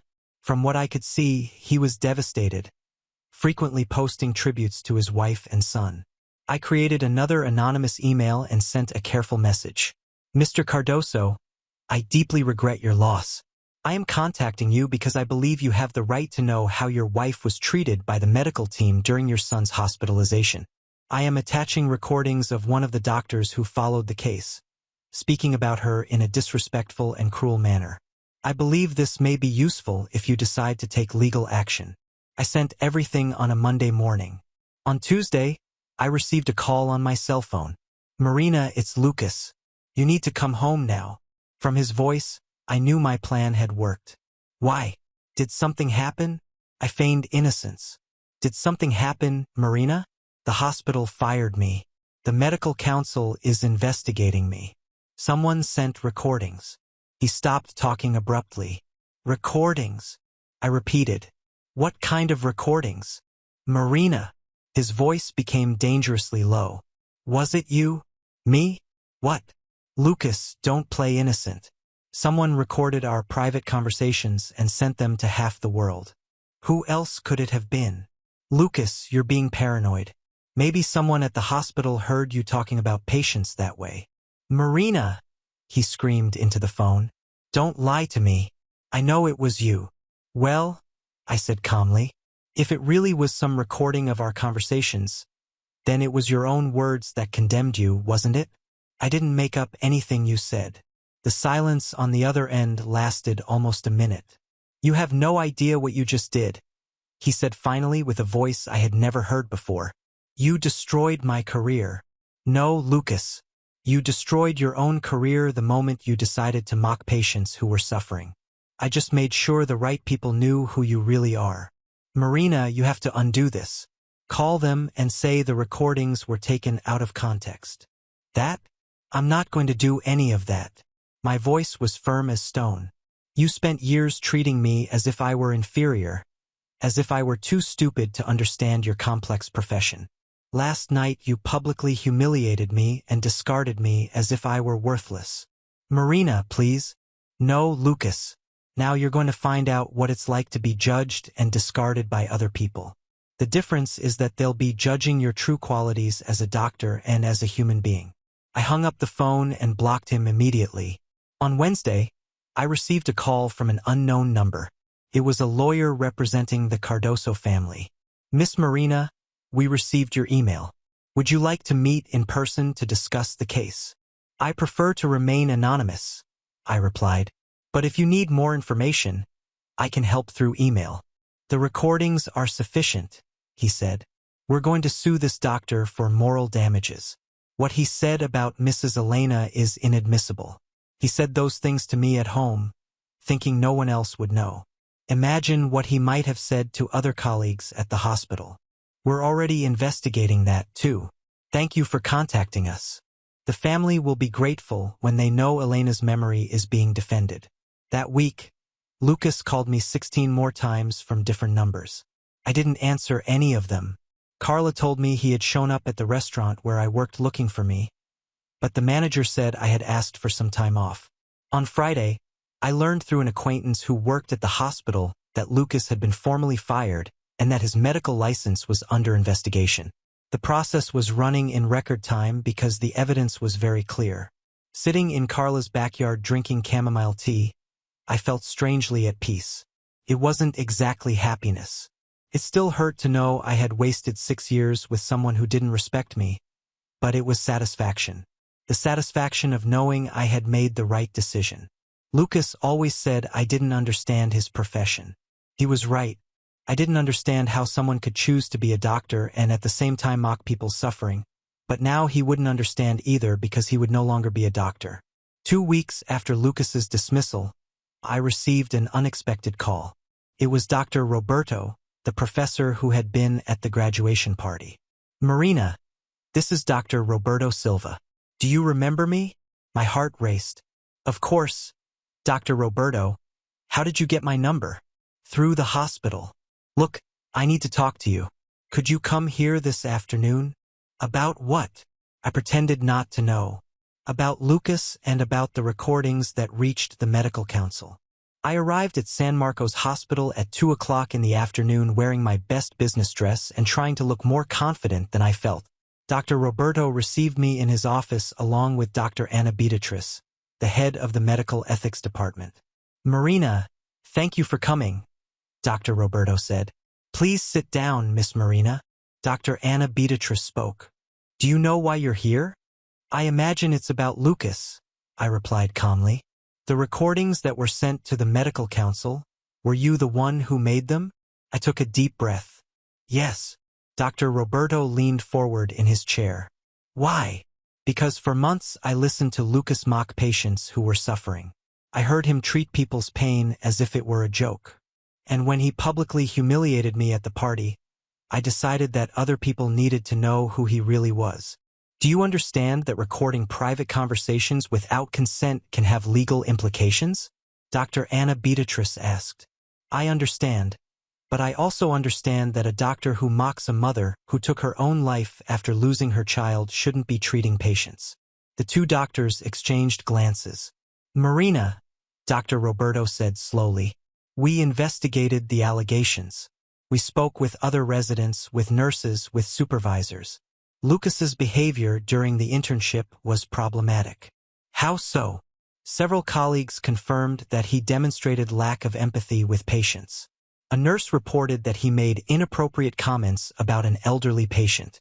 A supervisor said he always thought his behavior was too cold, but didn't have concrete evidence. Dr. Ana Beatriz continued, your recordings not only confirmed these suspicions, but revealed a much more serious pattern than we imagined. What he said about Mrs. Elena Cardoso was particularly shocking. Do you think I did the right thing? I asked. As people, yes, Dr. Roberto replied. As doctors, we believe you possibly saved future patients from being treated by someone who clearly doesn't possess the necessary qualities for the profession. But legally, Dr. Ana Beatriz added, you may face consequences. Lucas could sue you for privacy violation. I know, I replied, but even knowing that, I would do the same thing again. I left the hospital feeling relieved. At least now I knew I wasn't being paranoid. Other professionals had also noticed the problems with Lucas. The following week, the medical council made a decision. Lucas had his medical license suspended indefinitely, pending a complete investigation into his ethical conduct. The case was widely reported in local media as an example of a young doctor who lost the right to practice medicine before even truly starting his career. The City Today newspaper published an article with the headline, Newly Graduated Doctor Loses License for Lack of Ethics with Patients. The article didn't mention my name, but described the recordings as compelling evidence of disrespect toward patients in vulnerable situations. Lucas tried to hire a lawyer to contest the decision, but the case was well-founded. The recordings were clear, and testimony from other hospital professionals corroborated the pattern of inappropriate behavior. 2 weeks after the suspension, he finally managed to find me. I was leaving the supermarket when I saw him leaning against my car. "We need to talk," he said. He looked terrible. Unshaven, wrinkled clothes, deep dark circles under his eyes. "We have nothing to talk about, Lucas. Marina, please. 5 minutes." I looked around. We were in a public parking lot with several people nearby. 5 minutes. "You destroyed my life," he said.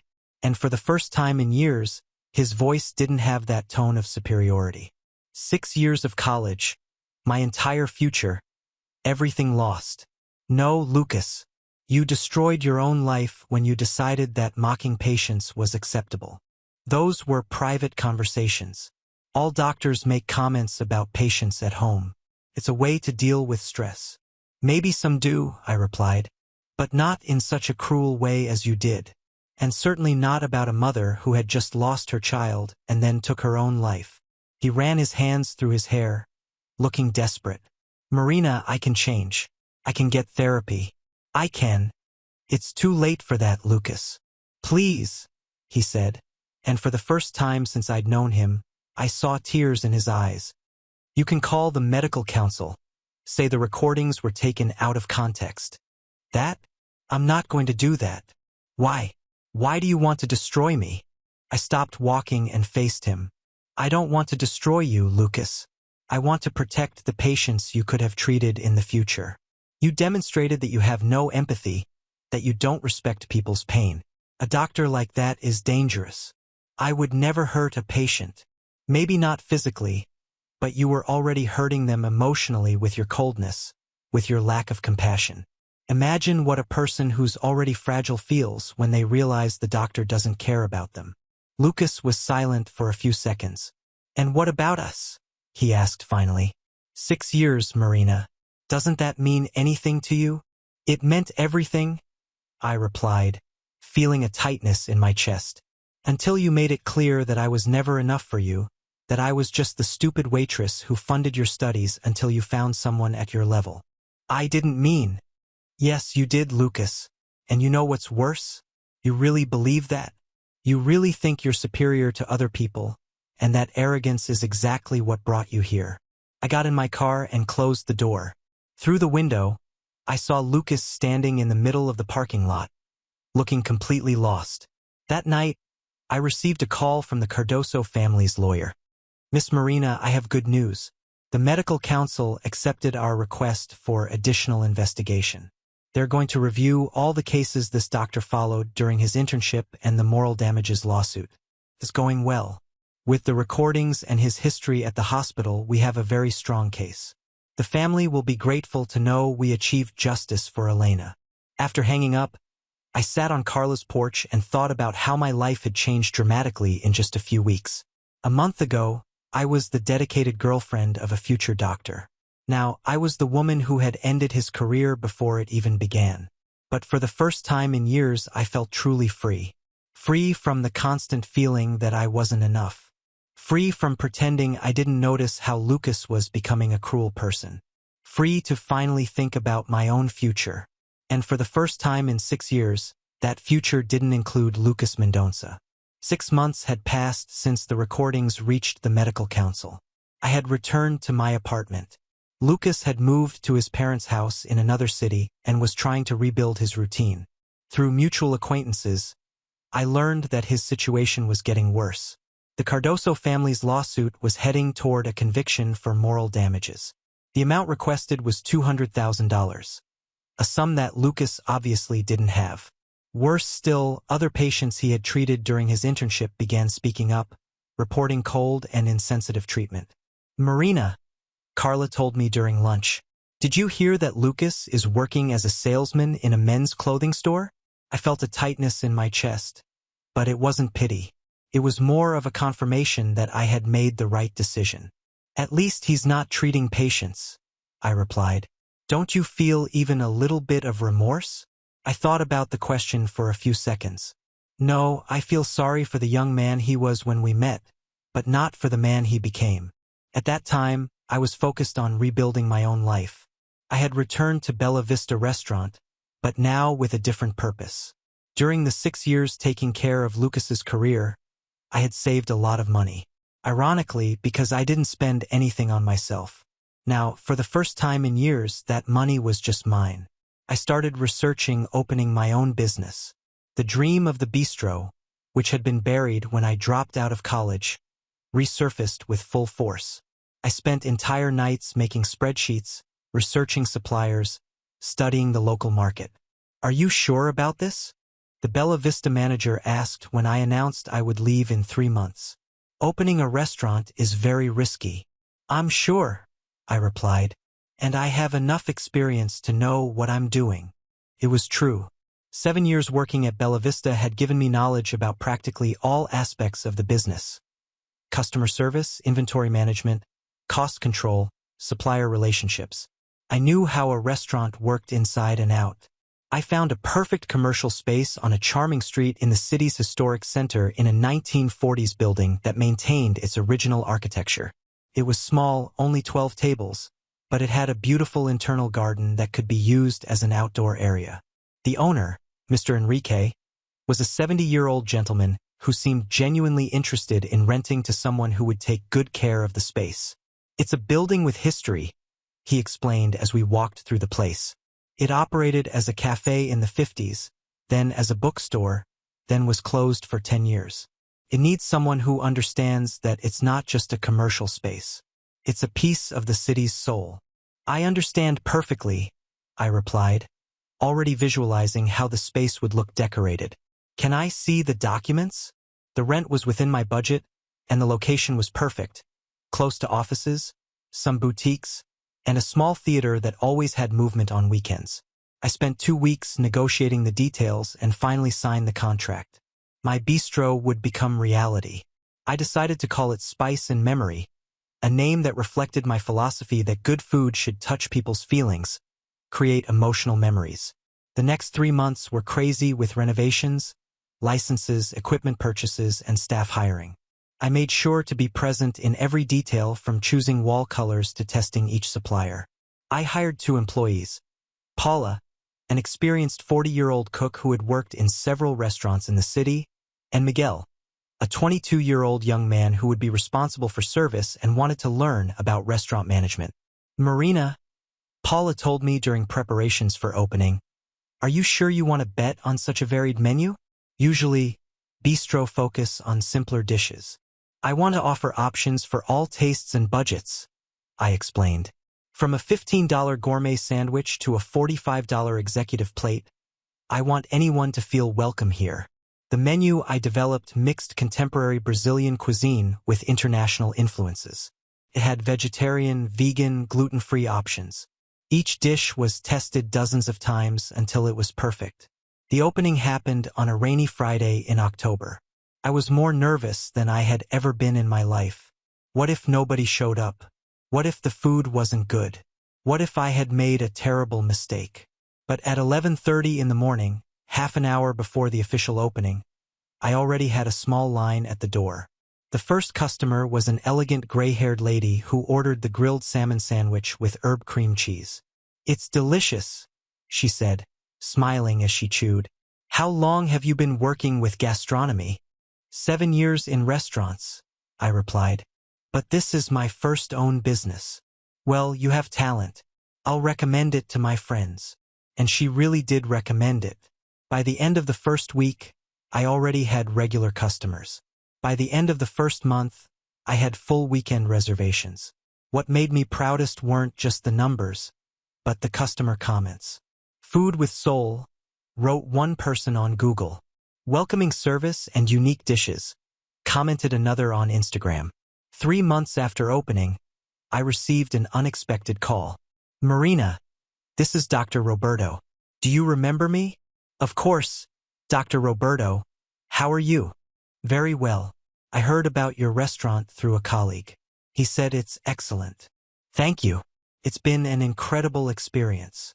Marina, I'm actually calling to tell you news about Lucas's case. My stomach contracted. What happened? The medical council finalized the investigation. His suspension was converted to definitive revocation. He will never be able to practice medicine in Brazil again. I felt a mixture of feelings. Part of me felt validated.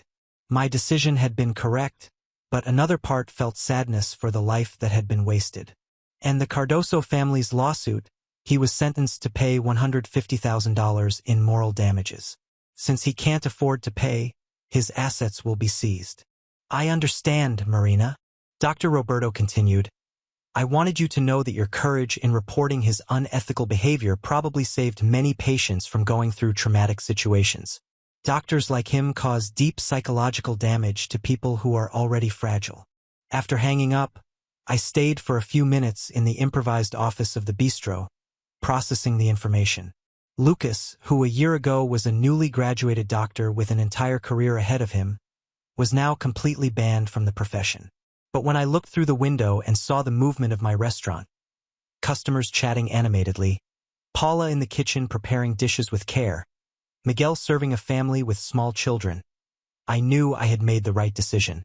I had bet on the wrong person for 6 years, but I had learned to bet on myself, and that bet was working out very well. The following week, the medical council made its final decision official. Lucas had his medical license permanently revoked. The case was widely covered in local media as an example of a young doctor who lost everything due to his own arrogance and lack of empathy. The Health Weekly magazine published a detailed article about the case, using it as a warning about the importance of ethics in medicine. They interviewed several medical ethics experts who praised the courage of the anonymous whistleblower who had exposed the inappropriate behavior. I learned through Carla that Lucas had tried to appeal the decision in court, but his lawyer advised him that the case was lost. The recordings were too clear and the testimony from hospital colleagues was overwhelming. He's completely broken, Carla told me one afternoon while helping me organize the restaurant's financial records. A mutual friend saw him at the supermarket and said he looks like a different person. What do you mean? Aged, thin, always looking down. He works at that clothing store now, but barely makes enough to pay rent on a small apartment. I felt a pang of something. Not exactly pity, but perhaps sadness for how things had turned out. Do you think he learned his lesson? I asked. I don't know, but I know you did the right thing. Imagine if he had continued as a doctor treating people with that coldness. That night after closing the restaurant, I sat in the internal garden with a cup of tea and reflected on everything that had happened. A year ago, I was a waitress financing her boyfriend's medical career. Now, I was a successful businesswoman with my own restaurant and a promising future. The irony wasn't lost on me. Lucas, who thought I wasn't at his level, had lost everything due to his own arrogance. Meanwhile, I, whom he considered inferior, had built something beautiful and meaningful. But more than the professional success, what filled me with satisfaction was knowing that I had prevented someone without empathy from treating vulnerable people. Every patient who would never have to face Lucas's coldness was a small victory. As I locked up the restaurant that night, I realized that sometimes the greatest revenge isn't planned. It's simply living well and making ethical choices even when they're difficult. Lucas had taught me unintentionally the most valuable lesson of my life. Never underestimate people because you never know who might surprise you. A year had passed since the medical council's final decision, and my life had taken a completely different direction. Spice and Memory had become one of the most beloved gastronomic spots in the city with weekend waiting lists and excellent reviews on all delivery apps. I had hired 2 more employees and was considering opening a second location in another part of the city. More important than financial success, I finally felt professionally fulfilled. Each day brought new challenges, new customers, new recipes to create. Through mutual acquaintances, I occasionally heard news about Lucas. He was still working at the clothing store, living in a small apartment on the outskirts of town. The Cardoso family's lawsuit had been settled. He was paying the damages in monthly installments that would take him years to complete. You know what's interesting? Paula commented one afternoon while we were preparing for the dinner service. I heard that Lucas applied to work as a waiter at 3 different restaurants in town, and none of them hired him. Really? I asked, chopping vegetables for the evening special. Word gets around in this business. Everyone knows what happened with his medical license. Restaurant owners don't want someone with ethical problems working with their customers. I felt a strange mix of satisfaction and sadness. Lucas was learning the hard way what it meant to have your reputation destroyed by your own actions. But I didn't have time to dwell on the past. My restaurant was thriving and I was planning an expansion that would double our seating capacity. It was during this time of growth that I met Daniel. He was an architect who had been hired to design the restaurant expansion. And from our first meeting, I could tell he was different from any man I had ever known. "I love what you've done with this space," he said during our initial consultation, looking around the dining room with genuine appreciation. "You've managed to maintain the building's historical character while creating something completely modern and welcoming. Thank you. This building has a soul, and I wanted to respect that. That's exactly what good architecture should do. Honor the past while serving the present." He smiled, and I felt something flutter in my chest that I hadn't felt in years. Over the following weeks, as we worked together on the expansion plans, I discovered that Daniel was everything Lucas had never been. He was genuinely interested in my opinions, respected my experience, and treated me as an equal partner in every decision. "Marina," he said one evening as we reviewed the final blueprints, "I have to say, working with you has been one of the best professional experiences I've had. You have an incredible vision for this business." "Thank you, Daniel. That means a lot to me. Would you like to have dinner sometime? Not to discuss the restaurant, just to get to know each other better." I felt my heart race. It had been almost 2 years since Lucas, and I hadn't even considered dating anyone else. But looking at Daniel's kind eyes and genuine smile, I realized I was ready to take that step. "I'd love to," I replied. Our first date was at a small Italian restaurant across town. Daniel was the perfect gentleman. He listened when I spoke, asked thoughtful questions, and shared stories about his own life and career. When he walked me to my car at the end of the evening, he didn't try to kiss me or push for more. He simply said, "I had a wonderful time, Marina. I hope we can do this again soon." As our relationship developed over the following months, I marveled at how different it felt to be with someone who genuinely respected and valued me. Daniel never made me feel inferior or inadequate. Instead, he constantly encouraged my ambitions and celebrated my successes. "You know what I admire most about you?" he told me one night as we sat in the restaurant's garden after closing time. "Your courage. It takes incredible strength to leave everything behind and build something completely new." "I had help," I said, thinking about Carla, Paula, Miguel, and all the customers who had supported me from the beginning. "Yes, but you had to take the first step. You had to believe in yourself when someone you trusted told you that you weren't good enough." I had told Daniel about Lucas. Not all the details, but enough for him to understand what I had been through. His reaction had been supportive and understanding, never judgmental. "Sometimes I wonder what would have happened if I had stayed," I admitted. "If I had just accepted that I wasn't at his level and tried to become what he wanted." "You would have been miserable," Daniel said without hesitation. "And the world would have lost out on this amazing restaurant and the woman who created it." 6 months after we started dating, Daniel proposed. It wasn't a grand gesture. We were working late in the restaurant, discussing plans for the second location when he suddenly got down on one knee. "Marina," he said, pulling out a simple but beautiful ring. "I love your passion, your strength, your kindness. I love how you make everyone around you feel welcome and valued. Will you marry me and let me spend the rest of my life supporting your dreams?" I said yes without hesitation. We decided to have the wedding at the original Spice and Memory location. It was small and intimate, just close family and friends, exactly what we both wanted. As I walked down the aisle between the tables where I served customers every day, I felt overwhelmed with gratitude for how my life had turned out. During the reception, Dr. Roberto, who had become a friend and regular customer, raised his glass for a toast. "To Marina," he said, who showed us all that sometimes the greatest courage is standing up for what's right, even when it cost you everything you thought you wanted, and who proved that when you bet on yourself, the payoff can be extraordinary. As everyone raised their glasses, I caught sight of my reflection in the restaurant's mirror. The woman looking back at me was confident, successful, and genuinely happy. She was nothing like the insecure waitress who had once doubted her own worth. That night, as Daniel and I slow danced to soft jazz music in the empty restaurant, I realized that losing Lucas had been the best thing that ever happened to me. His rejection had forced me to discover my own strength, my own value, my own dreams. Any regrets? Daniel whispered in my ear as we swayed together.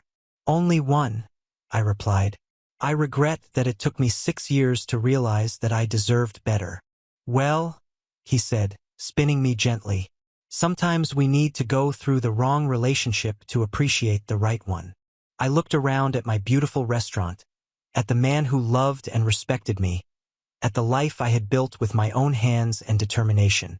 Lucas had been wrong about so many things, but he had been right about one. I hadn't been at his level. I had been far above it. The expansion of Spice and Memory was completed 4 months after our wedding.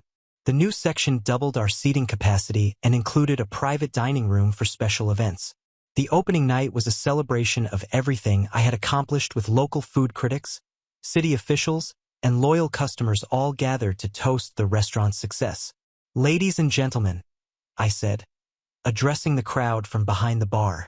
When I opened this restaurant 2 years ago, I had a simple dream: to create a place where everyone felt welcome, where food was prepared with love, and where memories were made around every table.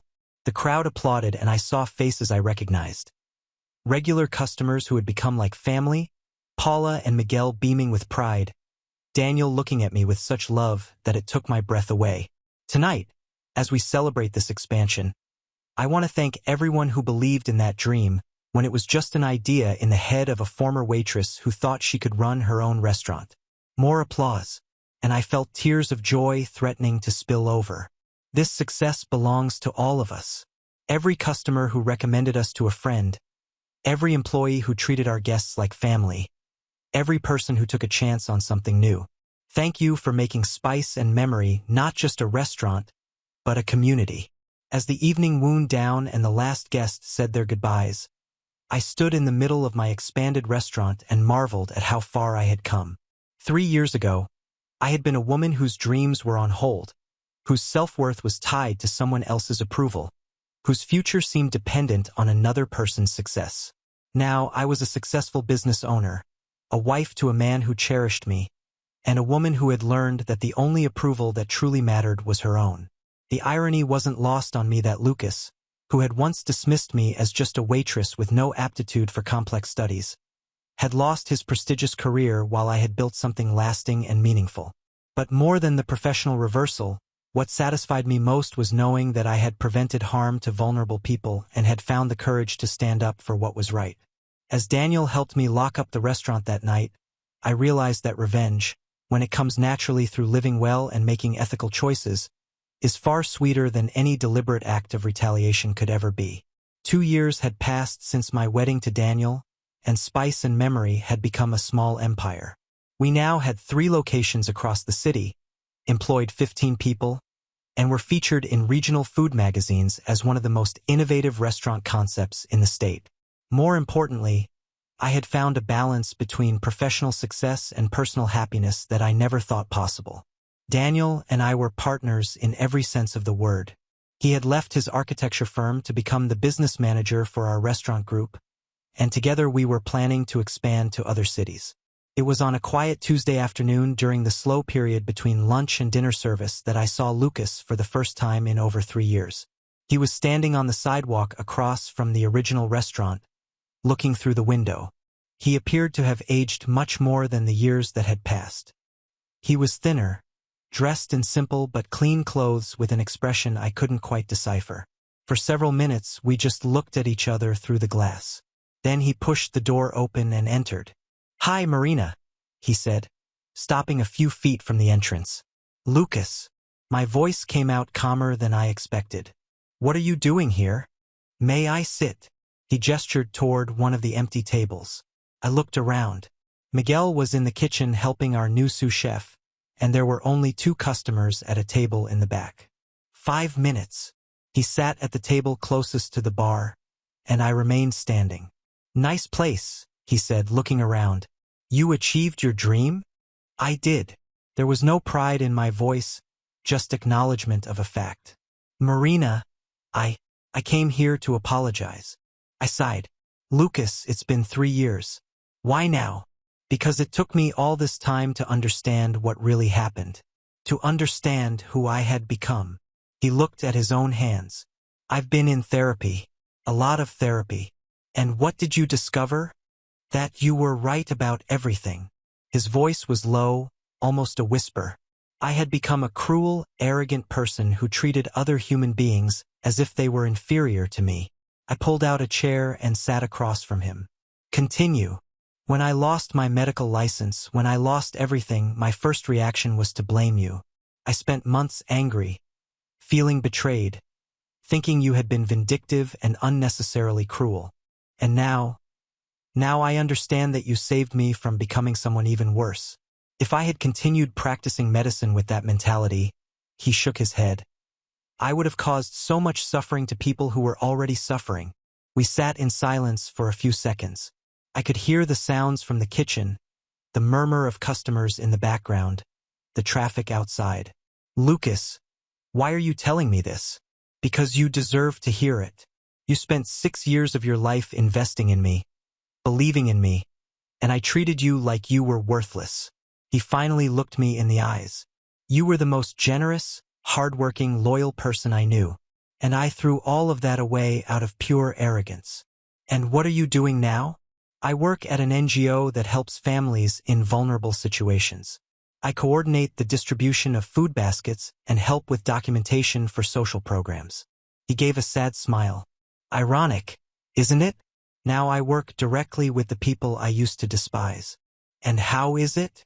"Humbling at first, revealing later. These people I thought were dramatic or weak. Marina, they face difficulties I couldn't even imagine. And even so, many of them maintain a dignity, a strength, a generosity that I never had." I felt something moving in my chest. It wasn't forgiveness. Not yet. But maybe it was the beginning of something like understanding. "Are you happy?" I asked. I don't know if happy is the right word, but I'm at peace with myself for the first time in years. And I'm trying to be useful in some way. And financially, I earn little, obviously.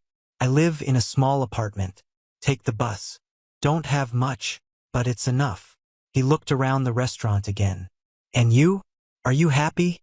"I am," I replied without hesitation. "Happier than I ever thought I could be." "I'm glad to know that. You deserve all the happiness in the world." Lucas stood up from the chair. "I didn't come here expecting forgiveness, Marina. I came just so you would know that I finally understood and to say thank you. Thank you for stopping me from continuing to be that terrible person, for having the courage to do what was right, even knowing it would be painful for both of us." He walked toward the door, but stopped before leaving. "Marina, that woman, Elena Cardoso." I looked up her family. My heart raced. "What?" "I went to them and apologized personally. I told them about my change, about the work at the NGO. They forgave me." "How so?" "Her husband said that Elena always believed people could change, that she would be happy to know that her story had contributed to someone becoming a better person." Lucas wiped away a tear that had escaped. "They withdrew the lawsuit. They said justice had already been done when my medical license was revoked." I was speechless. "Goodbye, Marina. I wish you all the best." He left and I sat at that table for almost 10 minutes processing our conversation. 3 years have passed since then. Spice and Memory has become a regional chain with 8 locations across 3 states. Daniel and I have 2 beautiful children, Sophia, age 2, and Miguel Jr., named after our first employee, who is now our operations manager. We bought a house with a large garden where I grow herbs for the restaurants, and every morning I wake up grateful for the life I've built. Occasionally, I receive news about Lucas through mutual acquaintances. He was promoted to executive director of the NGO and has helped implement programs that serve thousands of families. I heard he married the social worker he met at work, a woman who shares his commitment to helping others.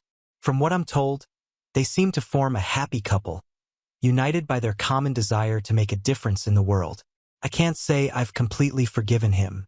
Some wounds leave permanent scars, but I can say I no longer feel anger. What I feel is a strange kind of gratitude for the way everything happened. If Lucas hadn't humiliated me at that graduation party, I probably would have continued funding a medical career that shouldn't exist. If I hadn't recorded those conversations, he would have become the type of doctor who traumatizes vulnerable patients.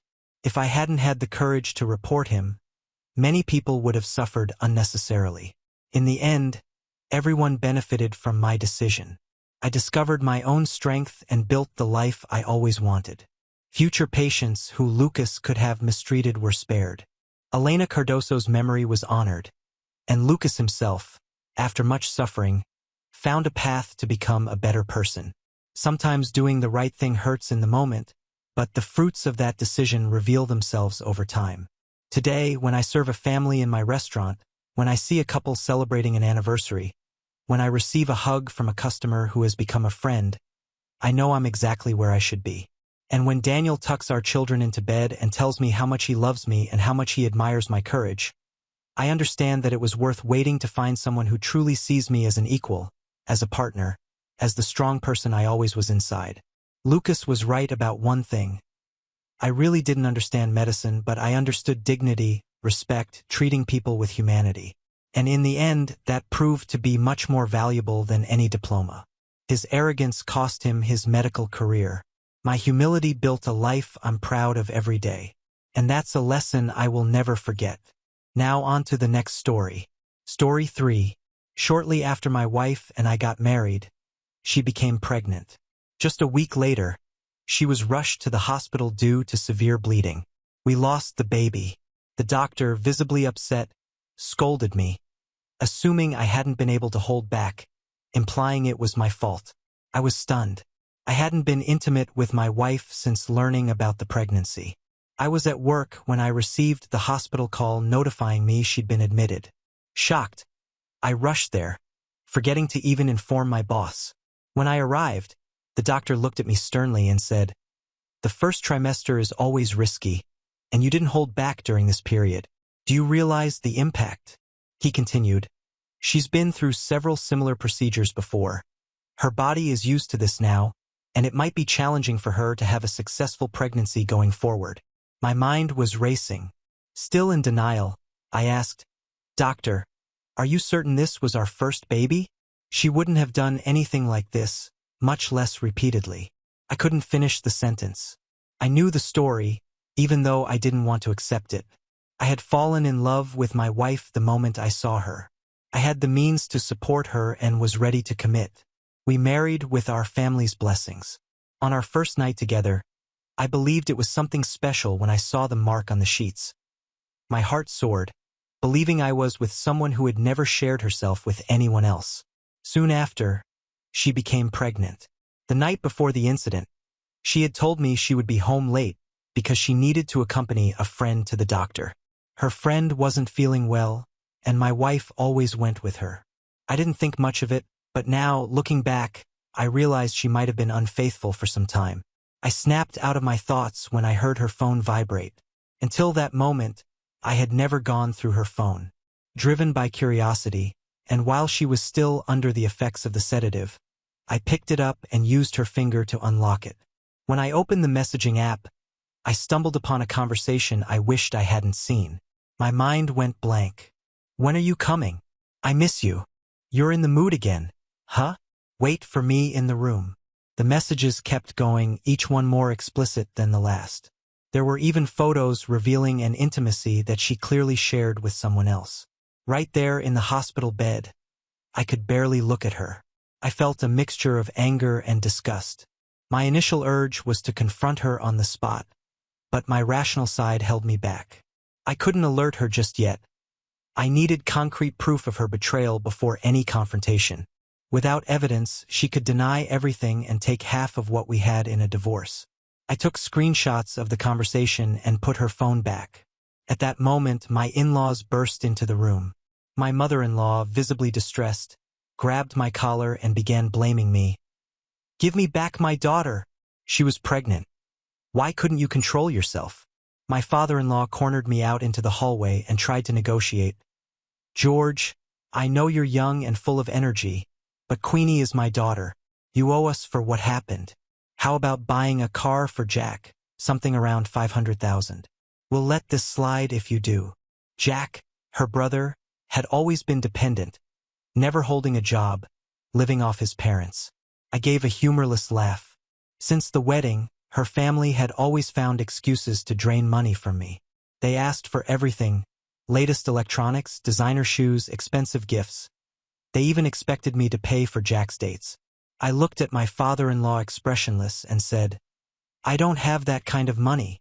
Before he could respond, my mother-in-law shouted, "Are you just going to use my daughter and discard her? You have no shame. You're an animal. Couldn't hold yourself back even for her sake? You ruined her chance of being a mother." She dropped to the ground crying dramatically, blaming me for everything. People in the hallway started to stare, visibly uncomfortable. Then Jack stepped out of the room and said, "Mom, stop it. Queenie is awake." We entered the room to see Queenie pale but awake. She looked fragile. As soon as she saw me, she began to cry and said, "I'm sorry, honey. I just found out that our baby—" I interrupted her firmly. "Tell me the truth. What really happened?" Right in front of her parents, she began her story. "It's all my fault. I didn't know acupuncture wasn't safe during pregnancy. I've been feeling weak lately, so I booked a session with a friend, but it was actually for bruises. And when I got home, I felt worse. Then we lost the baby." I looked at her with disappointment. At first, I was furious. It was hard to process the betrayal. But then the disappointment set in, and eventually all hope faded. All these years, the time, the emotional and financial investment, all felt wasted. Still, I decided I'd get my revenge in due time. Before the divorce, I kept my calm. Queenie's mother hugged her, crying about how careless she had been, while her father tried to console me, saying this was just a misunderstanding. "George, don't take it to heart. You're still young, you can have other children in the future." I believe that keeping the peace for now would be the best course of action. Thinking everything had blown over, Queenie started her recovery with no worries. In a few days, she was discharged. The day she was supposed to be picked up, she refused my offer and came home late. I was in a bad mood and had a few drinks that night. By the time she arrived, I was already asleep. She seemed exhausted, took a shower, and fell asleep almost immediately. When I was sure she was deeply asleep, I opened my eyes, quietly got out of bed, picked up her phone from the bedside table and went to the study. Using my computer, I synced her chat history to a cloud account. Although I had prepared myself for this, seeing those messages with someone else still hit me like a knife. My heart went cold. I returned to my office, heart heavy with the sting of betrayal. As I synced her messages to my computer, each line of that conversation hit me like a blow.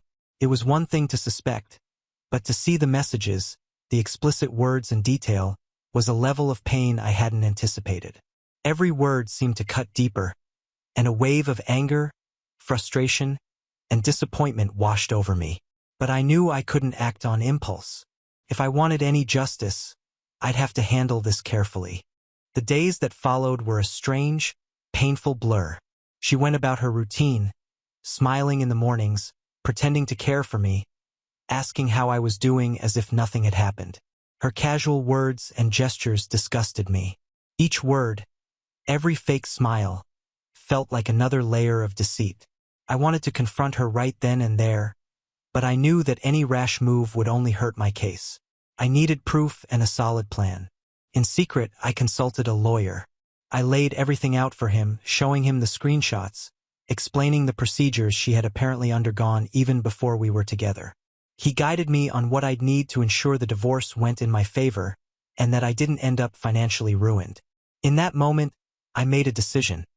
I wasn't going to lose everything I'd worked for. She wouldn't get away with this. I began gathering more evidence. I noted each night she claimed to be out with friends, each suspicious text and phone call, every unconvincing excuse.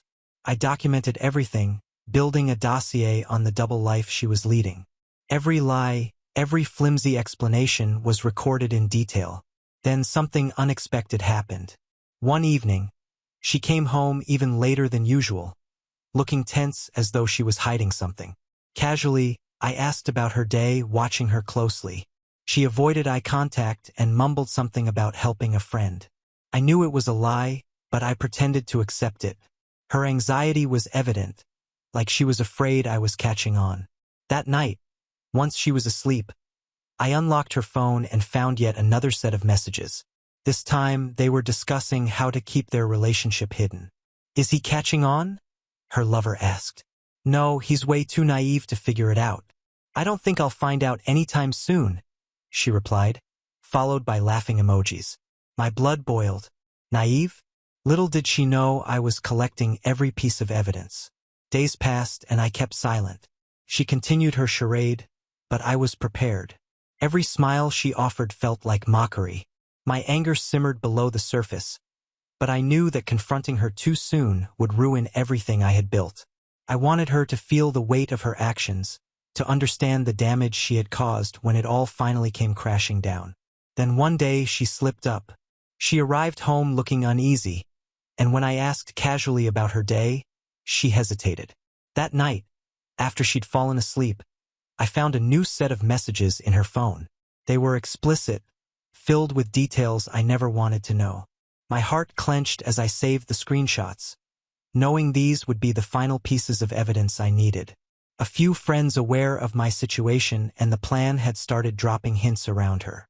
They would make small talk about loyalty and the importance of honesty in relationships, subtly reminding her of the value she was trampling.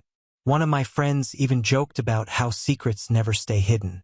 She began to look uneasy, as though suspecting something yet convinced she was safe. It was almost humorous watching her scramble to pretend nothing was wrong. She would occasionally question me about whether I'd said anything to friends about our relationship, but I'd just smile and say, "No, why do you ask?" Feeling guilty, the color would drain from her face, but she'd brush it off with a laugh. Yet, I could see the cracks forming. Her confidence was faltering, and she was starting to wonder if she'd miscalculated. I continued to wait. I wanted her to feel every ounce of the weight she had placed on me, to understand that her lies would eventually destroy her own stability. I wasn't going to confront her in a heated moment. I wanted to do it at a time and place where she'd have no room to escape, where she'd have to face every lie, every betrayal. She would know exactly who she had underestimated. She thought I was naive, thought she had me fooled, but when the moment came, when everything fell apart, she'd understand just how thoroughly I had planned this, and I'd leave her with nothing but the ruins of her own making. The days dragged on, each one a painful reminder of the betrayal I was living with. I kept up the facade, going through the motions, pretending we were the picture-perfect couple. She continued her charade, playing the caring, loving wife, acting as if nothing was wrong. But each fake smile, every hollow gesture, only fueled my resolve. I was no longer just angry. I was determined to make her understand what she had thrown away, to make her feel the depth of every lie she told, every deception she wove. Over time, I carefully prepared every detail of my plan. I started making discreet financial moves, shifting funds from our joint accounts into one solely in my name. Slowly, I worked to ensure that the house was under my ownership, not ours. All the assets we built together were being quietly redirected. She had no idea, still completely convinced I was oblivious, but soon she would realize just how thoroughly she had misjudged me. The day finally came. She announced another night out with friends. I smiled and kissed her goodbye at the door, wishing her a pleasant evening, but this time I followed her at a safe distance. I watched as she met her lover at a restaurant, laughing and smiling in a way she hadn't done with me in months. In that moment, everything clicked. The realization of just how disposable I was in her eyes. I had been used, discarded, deceived. While she enjoyed her evening, I went back home to finalize the last pieces of my plan. I set everything in place, leaving nothing to chance. When she returned home well past midnight, I was sitting in the living room, pretending to read. She gave me her usual fake smile, trying to act normal. Little did she know this was the last time she tried to play me for a fool. "How was your night out with friends?" I asked, keeping my voice calm, making her feel comfortable enough to lie again. She mumbled something vague, clearly not expecting any suspicion. That was when I placed her phone on the table, open to her latest chat with her lover. She froze, her face going pale as she took in what was in front of her. For the first time, I saw a genuine fear in her eyes. "Do you have anything to say?" I asked, my voice cold. She stammered, trying to find words, but nothing came out. I watched as her mask crumbled, every fake smile, every line now painfully evident. I let her stammer and stumble, recounting each time she'd gone out with friends, each excuse she'd made, every single betrayal I had recorded. Every detail was laid bare. I didn't shout, I didn't rage. I simply listed every lie, every deceitful act. Her expression shifted from fear to desperation, realizing there was no way out of this. "You've destroyed everything," I said, almost to myself. "Every ounce of trust, every memory we built, you threw it all away. And now you'll see what it's like to lose." I asked her to leave that night. No explanations, no pleas, just a cold dismissal. I could see her shock, perhaps realizing that her carefully built world was about to collapse. With nothing left to say, she gathered a few belongings and left, glancing back one last time as if hoping I'd change my mind. But that was never going to happen. Her life here was over. The next day, I called my lawyer and finalized the divorce proceedings. Within a matter of weeks, the house, the finances, everything was legally mine.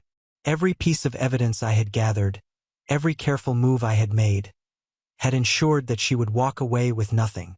And to seal her fate, I secured a clause that prevented her from receiving any form of financial compensation. A few days later, she called desperate. She had nowhere to go, no money, and was now forced to confront the reality she had created. She begged to talk, pleaded for forgiveness, asked me to remember the good times, but all those memories were tainted, and I made it clear that there was no going back. "There's nothing to reconsider. You made your choice," I said, my voice steady and final. She continued to plead, as if only now realizing the full weight of her actions. She wanted forgiveness, a second chance, but I knew that was a luxury she would never have. This was her beginning on a long road of regret. In time, she ended up staying with relatives, stripped of her independence, without the financial support she had once enjoyed. Meanwhile, I finally felt the weight lifting. I focused on my career, traveled, surrounded myself with people who valued and respected me. With each passing day, I felt stronger, rebuilding a life she had no part in. Eventually, I heard through mutual friends that her lover had left her, too. For him, she had never been more than a convenient escape, and without the stability I had provided, he had no interest in staying. She was left alone with nothing but the echoes of her mistakes. And so, I moved forward, leaving her and the betrayal behind. In my mind, I knew this was the true ending, though part of me felt that her punishment was only just beginning. The absence of the life we had built, the isolation, and the silence. These would be her greatest torment. Now on to the next story. Story 4. I'm 29 and my name's Tyler. Thanksgiving has always been a weird holiday for my family. Like a performance we all pretend to enjoy while silently checking our watches and counting down the minutes until we can leave. But this year felt colder, more pointed. I'd had a rough couple of years, quiet ones. I lost my job during the layoffs, moved into a smaller apartment, took contract gigs to stay afloat. Meanwhile, my younger sister, Kayla, was being paraded around like the second coming of Einstein because she landed a job in public relations at some tech firm and posted a perfectly filtered life on Instagram. My parents adored it, ate it up like it was gospel, but I never expected them to be so blatant about it. When I showed up at their house this year, something was already off. The porch light was dimmed and no one answered the door for a good minute. When it finally creaked open, my mom stood there, wine glass in hand, wearing one of those overly festive sweaters she probably bought just to look cute in family photos. "Oh, you came," she said, blinking as if I'd RSVP'd. No hug, no smile, just those 3 words, said flat like an afterthought. I stepped in carrying the pie I'd made, and she barely glanced at it before muttering, "There's already dessert." I walked into the dining room and paused. The table was set for 10. 9 chairs filled, 1 spot left, but no place setting. Just an empty space at the corner by the window where the light didn't quite reach. I waited for someone to notice. No one did. My sister waved from across the room, all bubbly and loud, her fiancé beside her, already deep in conversation with my uncle. My dad gave me a brief nod from the kitchen, but otherwise I was invisible. I placed the pie awkwardly on the counter and went to sit in the living room alone. Dinner was called an hour later. Everyone filed in. Laughter echoed, plates clinked, and I stood at the back, waiting to see where I should sit. Finally, I just pulled a stool from the bar and rolled it up near the end of the table. Nobody protested. They just let it happen. Halfway through dinner, the wine was flowing a little too freely, and that's when it started. My mom stood up, glass raised, and called for attention. "I just want to say how proud I am this year," she said, her voice already thick from wine and self-importance. "There's nothing more meaningful than watching your child flourish. So, let's toast to the only child who actually made us proud." I swear, for a split second the world stopped spinning. The air in the room tightened like a noose.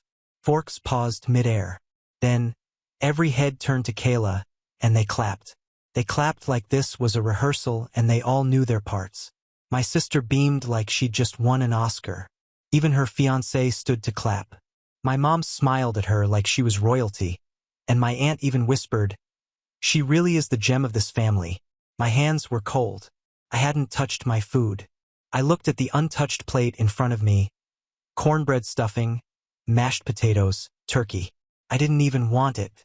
Something in me cracked, but it didn't burst. It was quieter than that, more deliberate. I pushed back the stool, stood up, and the scrape of metal against wood caught a few glances. I looked down the table, heart thudding in my chest. "Thanks for finally saying it out loud," I said. That's when my dad, who hadn't spoken much all night, set his glass down hard enough to make it clink and said, "Wait, tell them what you did." I froze. Everyone turned. My mom's smile faltered. Kayla looked confused. "Dad, what are you talking about?" Kayla asked, her voice all sugar and silk. My dad leaned back in his chair and stared at me, not angrily, just waiting. And in that moment, I felt every eye lock onto me like I was holding a grenade. I didn't plan for that night to become what it did. I just wanted to eat, maybe force a few civil words, then go home and drown myself in leftover pie, but apparently that wasn't in the cards. Not after what I had done, and not after what they were about to learn. I hadn't told anyone in the family yet, not even my dad, I thought. I didn't expect him to know, but clearly he did. And now he was forcing my hand. I glanced at him. He gave the slightest nod, the kind only a father could give. One part push, one part permission. I turned to the room, my throat tight. My sister stared at me like I was about to ruin her big moment. So I took a breath, looked at the table full of people who had just clapped at my humiliation and said, "All right, you want to know? Fine." I looked down at my hands for a moment. They were shaking not with fear, but something heavier. Years of silence and swallowing pride rising to the surface like bile. I took another breath, leveled my gaze across the table and said, "You all want to toast to Kayla? Fine, but maybe toast to me first because I'm the reason she even got that job." The room went quiet, like real quiet. You could hear the ceiling fan buzz. Kayla scoffed. "What are you talking about?" I smiled, not because I thought it was funny, but because I couldn't believe I was finally saying it. "Your company had a hiring freeze. They weren't accepting any more applicants. So, when you begged me to review your resume, I didn't just clean up your grammar. I sent it to someone I knew in HR, someone who owed me a favor. I pulled strings, called in a personal reference, and they made an exception. That's how you got the interview." Not because you were better, because I handed you the opportunity. My mom narrowed her eyes. That's not true. Kayla had plenty of qualifications. She majored in art history and couldn't explain what PR stood for in her cover letter. I cut in, voice steady. You think they just saw her resume in a pile and said, let's give this random person a chance during a hiring freeze? No. I handed it to someone I mentored 2 years ago. The same company you all act like I've never been connected to. My sister's face went pale. Her fiancé leaned back like he was watching a drama unfold. My uncle shifted awkwardly in his seat, chewing slower. No one clapped now. My dad stayed silent, just watching. Kayla spoke quieter now. You never told me that. Yeah, I said, shrugging because I didn't need credit. I thought maybe for once I could just do the right thing without making it a competition. My mom's lip curled. So what? You want a medal for that? You're bitter because we recognized your sister. No, I replied calmly. I'm bitter because you've never once even seen me. I could feel it bubbling out now. Years of it. You remember when I won that coding competition in high school, national level, got flown out to DC? You told everyone it was cute, that I was good with computers. Kayla got a participation award in middle school and you threw her a pizza party. When I graduated college a year early with honors, you asked if I was sure the ceremony was worth going to. But when Kayla finished a 6-week online course and posted it to Instagram, you printed the certificate and framed it. I paused. The words came easier now, but each one still stung on the way out. When I helped you refinance the house after Dad's accident, you said, "You're so good with numbers." Like I was a calculator. I saved you thousands. Did you ever say thank you? My mom crossed her arms, face hardening. You always make everything about yourself. I laughed bitterly. No, you just make sure everything isn't about me. Big difference. Kayla looked down, then back up. I didn't ask for this to happen. I didn't tell them to toast to me. No, I said. But you soaked it in like you earned it. You let it happen. You always do. The room was still dead silent. Even the younger cousins had stopped fidgeting. I turned to my dad. You really want me to tell them everything? He nodded once. They should know. I glanced around the table again. All right, I said, quieter this time. This is the last Thanksgiving I'll ever spend here. And before I go, I want you all to understand why. My aunt opened her mouth like she was about to interject, but my dad cut in. Let him speak. I looked at my mother. Do you remember a few months ago when you got that letter from the IRS about a pending lien on the house? And then a week later, it magically resolved itself and you got a notice saying the case was closed? You said it was a clerical error, that God must have been looking out for you. She blinked, then frowned. That was me, I said. I paid it off quietly because I didn't want Dad to lose the house over something that wasn't even his fault. You didn't even ask questions. You just assumed the universe loved you. Kayla's eyes widened. Wait, that lien was real? Yeah, I said. And I used the last of my savings to clean it up. There was a long silence and then my mom spoke again, her voice suddenly sharper. If you had that kind of money, why didn't you help out when Kayla needed her car repaired last month? I stared at her, stunned. That was the moment I realized it wasn't that they didn't understand. It's that they didn't care to. Kayla needed a car. That trumped a foreclosure. I had nothing left. I said, I used it all for you. My dad leaned forward and finally spoke again. Tyler's the one who bailed us out. Not some miracle. He sacrificed quietly and I let him.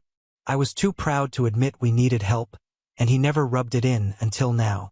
My mom just shook her head and stood up, muttering something about needing air. Kayla followed her out of the room, looking dazed.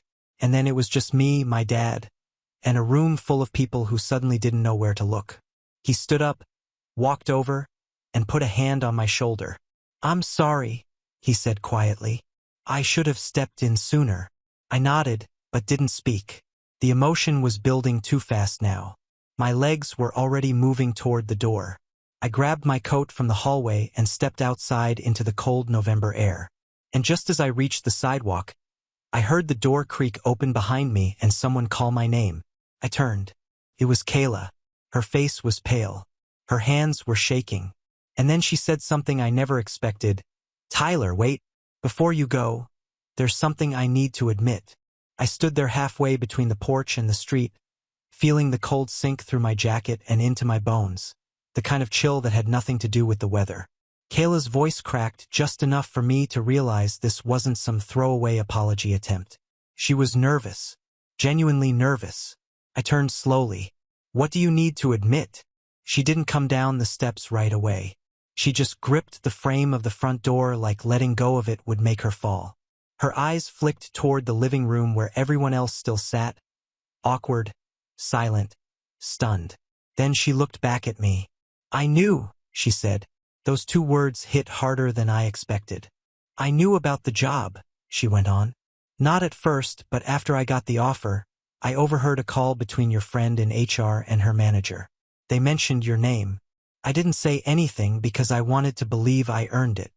I didn't say anything, just kept staring. I could feel something shifting in my chest. Not rage. Not exactly. More like exhaustion soaked in disbelief. Kayla stepped down the first stair. I told myself it didn't matter, like the work was mine after I got it. But then Mom started acting like I was the golden child. And I didn't stop her. I let her believe I did it all on my own. I gave a bitter laugh. "You didn't just let her. You soaked it up like sunshine. You let her act like I was the failure and you were the one who made it." "I know," she said quietly. "I'm not proud of it." I shook my head, trying to gather my thoughts. "You could have said something any time. Any of the 20 times she threw me under the bus just to praise you." Kayla came down one more step. "I was afraid that if I told them the truth, they'd just stop seeing me as special. Welcome to my entire childhood." I shot back, a little sharper than I intended. She flinched, and for once I saw something raw behind her carefully curated smiles and social media filters. It wasn't guilt exactly. It was regret and maybe something even deeper. Shame. "I'm sorry," she said. "I really am. But that's not all." I frowned. "What else?" She hesitated like she was weighing whether or not to say it. Then finally, she stepped all the way down to the path and walked up to me, hands buried in her sleeves. "Last year, when Dad got hurt and you offered to help with the refinancing, Mom told me not to let you." I blinked. "What?" "She said it would be a mistake to let you take over anything, that you'd just use it to hold something over us. So when you offered to help, she asked me to talk you out of it." I remembered that conversation, how Kayla had said, "Maybe you should just let them handle it.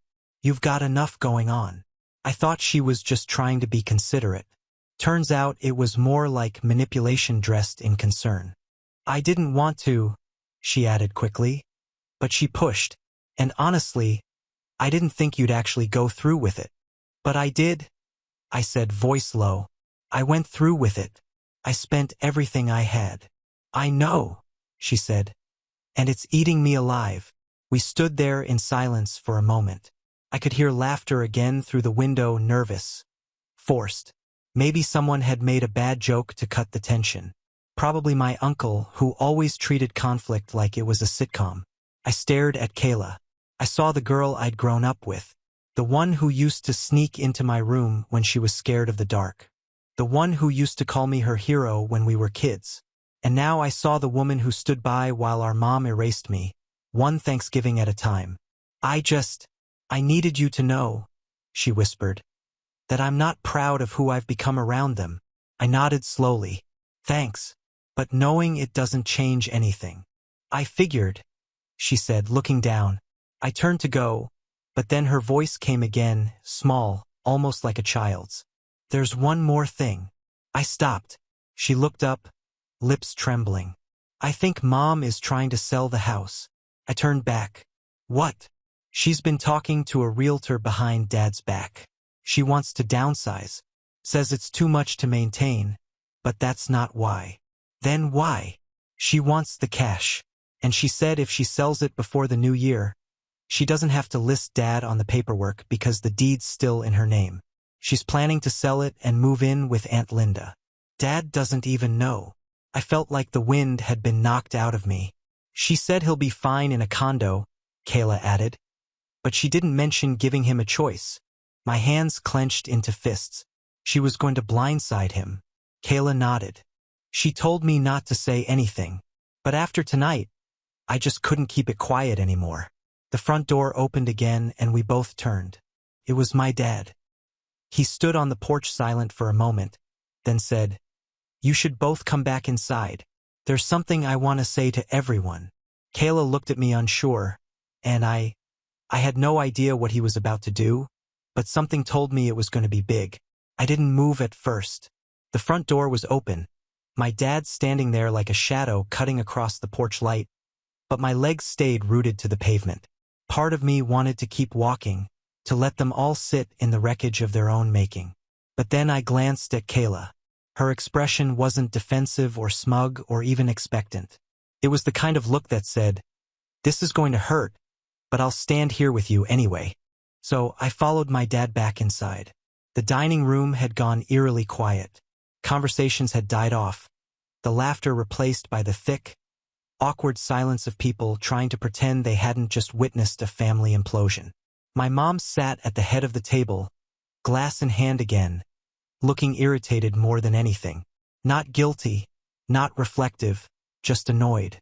My aunt and uncle were whispering about something between sips of wine. Kayla and I stepped into the room like unwanted guests crashing a party, which ironically described most of my holidays since I turned 21. My dad didn't sit. He stood at the center of the table, looking everyone in the eye before finally speaking. "I've made a lot of mistakes as a father," he began. "More than I probably even realize, but the biggest one was letting this family pretend that being loud meant being right. That silence was guilt. That the one who doesn't ask for attention doesn't need it." He looked at me. I've stood by and watched as Tyler's been treated like a ghost. Like his accomplishments were somehow less important because he didn't post about them or wrap them in a bow. And I didn't speak up. I let my silence become permission.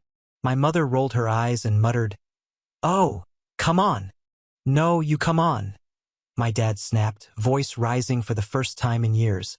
"You stood there and made a toast to only one of our kids. You knew what you were doing. Don't act like it was innocent." She went quiet, lips thinning. He continued, voice calmer now. "When Tyler was a teenager, he used to stay up late helping me figure out our taxes because I couldn't afford an accountant. When I threw out my back and couldn't work, he took side jobs to help with groceries. He was 18, and when the IRS almost took our house, he paid it off without fanfare, without asking for thanks, because that's the kind of man he is." A ripple of murmurs moved through the table. A few people looked genuinely shocked. "And while we were busy clapping for Kayla," my dad said, glancing at her briefly, "we were ignoring the person who was holding this family together behind the scenes." Kayla looked down, ashamed. Then my dad turned to my mom again. "And now I find out you're trying to sell the house behind my back? After everything he did to save it." My mother's head snapped up. "Who told you that?" He didn't answer. He didn't need to. The silence was answer enough. She scoffed, rising from her chair. "It's not like I was just going to take the money and run. I was planning to help you. I've been managing this house for years while you've been working yourself into the ground. You were going to move in with Linda," he said, voice shaking. "And leave me where? In a condo you didn't even discuss with me. You made that decision for both of us. You don't understand how exhausting it is." "No," he interrupted. "You don't understand. You don't understand what it means to build something and watch your own family try to tear it down from the inside." My mom folded her arms, face flushed with anger, but she didn't speak. My dad turned back to me. "Tyler, I know I can't undo all the times I didn't defend you, but I see you now. I really do." Something caught in my throat, and for the first time that night, I didn't know what to say. I just nodded. That was enough. But he wasn't done. "I'm making this right," he said, and pulled an envelope from his coat pocket. "I've been talking to our lawyer. I added you to the deed." Gasps from around the table. "Starting next month," he said, "you and I will co-own the house. If something happens to me, the mortgage is yours, but it'll be fully paid off. It's not about the money. It's about the fact that you deserve to have something to show for everything you've sacrificed. And no one is going to take that away from you. My mom stood up, voice trembling with rage. You can't do that without my... Actually, he said, holding up another sheet of paper. I can, because the original refinancing we did, you signed your rights over to me as sole trustee. You just didn't read the fine print. And since then, I've had full control. So yes, I can. The color drained from her face. Now sit down, he said coldly. You've said enough for one night. And she did. Not because she agreed, but because for the first time ever, she realized she was out of moves. Kayla looked at me with a mix of guilt and something else. Admiration maybe, or like she just realized the quiet brother she'd taken for granted had been playing 4D chess while the rest of them were still learning checkers. I didn't say much after that. I didn't need to. The silence around the table said it all. Eventually, people started to leave quietly. No goodbyes. No hugs. Just the sound of coats rustling and doors opening and closing. Kayla stayed back to help clear the dishes. My dad poured himself a fresh glass of wine and offered me one. I took it. As we stood in the kitchen, Kayla approached me with 2 cups of coffee and handed me one. I don't know if I can fix all of this, she said. But I want to try. And not because I feel guilty. Okay, maybe a little because of that, but mostly because I miss having a real brother. Not just the idea of one. I raised my coffee. We'll see. She smiled sadly. Fair. We didn't hug. We weren't there yet. But we weren't on opposite sides of the table anymore either. As I left that night, I looked back at the house. It still looked the same. Weathered, familiar, full of history. But something had shifted. For the first time, it felt like mine. Not because I was on the deed, but because I had finally reclaimed the space they tried to push me out of, the place I'd quietly protected for years. The next day, I got a text from my cousin, who I hadn't spoken to all night. It read, "We were all wrong about you. I'm sorry." I stared at it for a minute before replying. Don't be sorry, just be better. And with that, I put my phone away, made myself breakfast in my tiny apartment, and felt something I hadn't felt in a long time. Not pride, not vindication, peace. The kind that comes when you stop waiting for an apology and start writing your own ending. Let me know your thoughts in the comments below. Now on to the next story. Story 5. I'm Sarah, 30 years old, and I never thought my sister's wedding would be the catalyst for what I can only describe as a family nightmare. It all started when I was uninvited from the event. I should have seen it coming, really. My family has a history of drama, small feuds, misunderstandings, and hurt feelings, but this time it felt different. Felt personal. Let me rewind a bit. My sister, Emily, and I have never been particularly close. We've had our ups and downs like most siblings, but it wasn't until her engagement that things started to unravel. She'd always been the golden child in the family. Beautiful, popular, and charming. I never had the same luck. I'm not saying I'm unattractive, but I'm more on the quiet, introverted side, and growing up in a family where all the attention went to Emily made me feel invisible most of the time. When Emily got engaged to her now husband, Nathan, I was genuinely happy for her. I wasn't one of those bitter, jealous siblings who secretly wished bad things upon their siblings' happiness. But I'll admit I did feel like I was slowly being pushed out of the picture. It wasn't a conscious thing at first, but looking back, the signs were there. My opinions on her wedding plans were dismissed. My suggestions for bridesmaids' dresses were ignored, and even my attempts to help with the planning were met with a lukewarm reception. I was always too busy to be involved, apparently. But fine, I thought. If they didn't want my help, I wouldn't force myself into the situation. And then came the day I got the call. It was my mom, and she sounded oddly serious. "Sarah," she started, voice tight. "We need to talk about the wedding." "Okay, what about it?" I asked, not knowing where this was going. "Well, Emily's really worried about the drama with you, and she's made the decision to uninvite you to the wedding." I was shocked. I couldn't even speak for a second. "What do you mean, uninvite me?" "She's just concerned that with everything going on, having you there will cause more problems. You know how emotional she's been with all the planning. She thinks it'll be better this way, Mom said, her tone apologetic but firm. Couldn't believe it. It wasn't like I'd been causing trouble. Sure, we had disagreements, but I wasn't some drama queen who threw fits at every family event. This felt like a slap in the face. I had been working my tail off at a job I didn't like, trying to keep things together in my own life, and now my family, my sister no less, was telling me I wasn't welcome at the most important event of her life. I tried to stay calm, but my voice wavered. So that's it? I'm just not invited anymore. Mom hesitated. I know it's hard, but she thinks it's for the best. I didn't know what to say. I wasn't even sure how to feel. Was I angry, hurt, betrayed? All of those things and more. I couldn't even bring myself to talk to Emily about it. Every time I tried, I felt like I was just going to burst into tears. I knew that whatever I said, it wouldn't make a difference. The damage was done. After a few days of brooding, I came to a conclusion. I wasn't going to sit around and sulk. If Emily didn't want me at her wedding, then I wasn't going to be there. I'd do something for myself instead. So, I booked a last-minute vacation to a small beach town I'd always wanted to visit. It wasn't an extravagant trip, just a simple solo getaway to clear my head.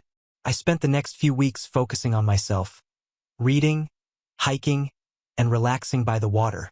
I tried not to think about the wedding or what was going on back home. It wasn't easy, but it helped. The day of the wedding came, and while everyone in my family was busy with the event, I was walking along the shore, enjoying the peace and quiet. It felt good to have a break from the stress, from the constant weight of being in the shadow of my sister's perfection. But of course, drama doesn't stop just because you're on vacation. A few days into my trip, I got a call from my dad. "Sarah, we need your help," he said, his voice strained. "Something's gone wrong with the wedding." I immediately felt a knot form in my stomach. What happened? Well, it's Emily. She's having a meltdown. The wedding is falling apart, and we need you to come home and help fix things. I couldn't believe what I was hearing. After everything that happened, after I was specifically told I wasn't welcome, now they wanted my help? They wanted me to swoop in and save the day when things had gotten too messy? "I'm sorry, but no," I replied, my voice more confident than I felt. "I'm on vacation right now, Dad. You guys told me I wasn't wanted there, and now you want me to help?" "I don't think so." There was silence on the other end of the line before my dad finally spoke again. "Sarah, this is serious. You're the only one who can help. Please just come home. We can't afford to fix this without you." The nerve, the audacity. I was furious, but I also felt a strange sense of satisfaction bubbling up inside me. "Dad," I said, my voice cold now, "you know what? You can figure it out. I'm done being the family's backup plan when things go wrong. Emily's the one who wanted to push me out of the picture. Let her deal with the mess she's created." I hung up, feeling a mix of relief and anger. I wasn't about to drop everything to run back home and fix their problems. But as the hours passed and I thought more about what my family was asking of me, the more I started to feel like maybe, just maybe, they'd taken my absence for granted. I didn't have to help them, I didn't have to come to the rescue, but I was beginning to wonder how far Emily and my family were willing to go to make it all right. Maybe I wasn't done yet, after all. That night, I received a text from my mom. "Please, Sarah. I know things got messed up, but Emily is begging for your help. She's lost it and the wedding is a disaster. Please, we need you." I stared at the message for a long time, biting my lip. The situation was escalating quickly, and I couldn't help but wonder if I had a chance to get some kind of justice out of this. They had disrespected me, pushed me aside, and now they needed me. The question was, how far was I willing to go to make them pay? I didn't respond to my mom's text immediately. For once, I needed time to think. I had spent so many years being the family's doormat, always cleaning up their messes, always bending over backward to make everyone else happy. But this time, no, I was done. The next morning, I woke up to more texts. There were calls too, but I ignored those. My phone buzzed with a new message from my dad. "Sarah, I really need you to come home. It's getting worse. Emily's completely freaking out and the wedding's been called off. We need you here." That last part hit me like a ton of bricks. The wedding's been called off? I was confused, to say the least. What did that mean? Did she leave Nathan? Was she having second thoughts? If it had been an issue with the wedding, if she'd gotten cold feet, wouldn't they have told me that already? I decided to call my dad back. I needed to hear it from him, in his voice, what exactly was going on. "Dad," I said when he picked up, "you said the wedding was called off. What happened?" He sighed deeply, and I could hear the stress in his voice. "It's a mess, Sarah." Emily panicked. She didn't feel ready, I guess. She had a meltdown right there in front of everyone. Nathan was crushed. The guests were confused, and the whole thing just fell apart. I was stunned into silence. This wasn't what I'd expected to hear. But everything was paid for, wasn't it? All the vendors, the venue. Yeah, it's all paid for. And now, well, that's where you come in. I felt a sinking feeling in my stomach. What do you mean, where I come in? Look, Sarah, we can't afford to cover the full cost of this, he said, his voice taking on a more pleading tone. We're in a tight spot. Emily's freaking out about the money, you know how much everything costs, and now she's asking for you to help pay for it. You're the only one who can do it. I almost dropped my phone. I felt like I was going to choke on my own words. Wait a minute. You want me to pay for the wedding that I'm not even part of? The wedding that I wasn't invited to? There was a pause before my dad said, I know it's a lot to ask, but Emily is losing it, Sarah. She's blaming herself and now she's desperate. You're the only one who can help, and I'm begging you. If you don't, things are going to get really ugly. We'll be buried in debt for years. I was shaking. I couldn't believe what I was hearing. This was some kind of twisted joke, right? After they'd shut me out, after they'd made it clear I wasn't wanted, now they were asking for my financial help? And it wasn't just any kind of help. They weren't asking me to come in and offer emotional support or help with a small part of the aftermath. No, they wanted me to pay half of the wedding costs. Half. For a wedding that had already been planned, paid for, and then canceled because Emily had a panic attack. I wanted to scream, but I knew that wouldn't solve anything. Instead, I took a deep breath and tried to stay calm. Dad, you've got to be kidding me. I'm not paying for anything. Not a dime. Sarah, please, he said, his voice desperate. This is bigger than just Emily's meltdown. This is about the whole family. If you don't help, we'll be in serious trouble. Please, you're the only one who can make this right. I had to put the phone down for a second. I couldn't breathe. The audacity, the nerve of it all. Dad, I finally said, voice shaking. You're asking me to fix a mess I didn't create. You and Emily made the choice to exclude me, to shut me out, and now I'm supposed to clean up the wreckage? That's not how this works. He stayed silent, and I could practically hear him trying to come up with a way to convince me. But there was no way to sugarcoat this, no way to make it sound anything other than what it was. A blatant, shameless attempt to shift responsibility for their bad decisions onto me. The silence stretched on, and then I heard my dad's voice again, softer this time. I don't want this to come between us, Sarah. But if you don't help, I'm afraid things might never be the same between you and the family. That was it. That was the line that pushed me over the edge. My dad was threatening to pull the family card. He was trying to guilt me into doing something I didn't want to do. And I could feel the weight of every single bit of resentment I had toward them all coming to a head. You know what, Dad? I said, my voice steady. If you want me to pay half, you can forget it. I've spent my whole life being the afterthought, the one who always has to clean up everyone else's mess. But not this time. I'm done. There was a long pause. Sarah, don't do this. You're not thinking clearly. Emily's having a breakdown. She needs you. Then she can figure it out. I'm not your safety net anymore. I snapped, before hanging up. I felt a surge of anger mixed with relief. They pushed me too far. I wasn't their fallback plan. I wasn't just some cash cow they could milk when they were in trouble. For once, I wasn't going to be the one who fixed everything. But as the days went by, the messages didn't stop. My mom, my dad, even distant relatives all begged me to help. They all reminded me how much they'd done for me, how family should help each other out. The guilt started creeping in, but I shoved it aside. I had to stay strong. I wasn't going to cave. Then, just when I thought it couldn't get any worse, I got a message from Emily herself, Sarah, please. You're the only one who can help us. This is a disaster and we're drowning in debt. If you don't step in, I don't know what will happen. You have to help. My fingers hovered over the keyboard, and I was flooded with so many emotions. Anger, frustration, resentment, but most of all, betrayal. This wasn't just a wedding gone wrong. This was an entire system of manipulation, guilt-tripping, and toxic behavior, and they expected me to fix it. I stared at the message for what felt like hours, my mind racing. The words from Emily were just more of the same manipulation I had come to expect from them all. You're the only one who can help. You have to fix this. The guilt was heavy, but not heavy enough to make me cave.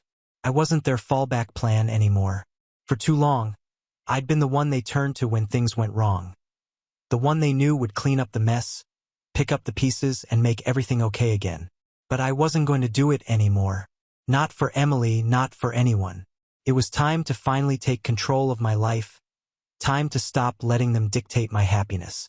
I took a deep breath, my hands shaking as I typed out a response. Emily, I've been thinking about everything you've said, and the truth is, I can't do it anymore. I'm not going to fix your mess. I'm not going to bail you out. You've made it clear where I stand in this family, and I'm done being the one who has to clean up after everyone else. I'm sorry, but I'm cutting ties. I don't need any of you in my life anymore. I hit send before I could second-guess myself. My heart was pounding, my body tense as I sat there staring at the screen. Part of me was terrified of what they would say, how they would react. But the other part of me, the stronger part, the one that had been buried under years of guilt and manipulation, it felt free. I was finally standing up for myself. A few minutes later, my phone buzzed again. This time it was a call from my mom. I let it ring, then another, my dad, then Emily. They were relentless, bombarding me with messages and calls, but I didn't answer. Couldn't.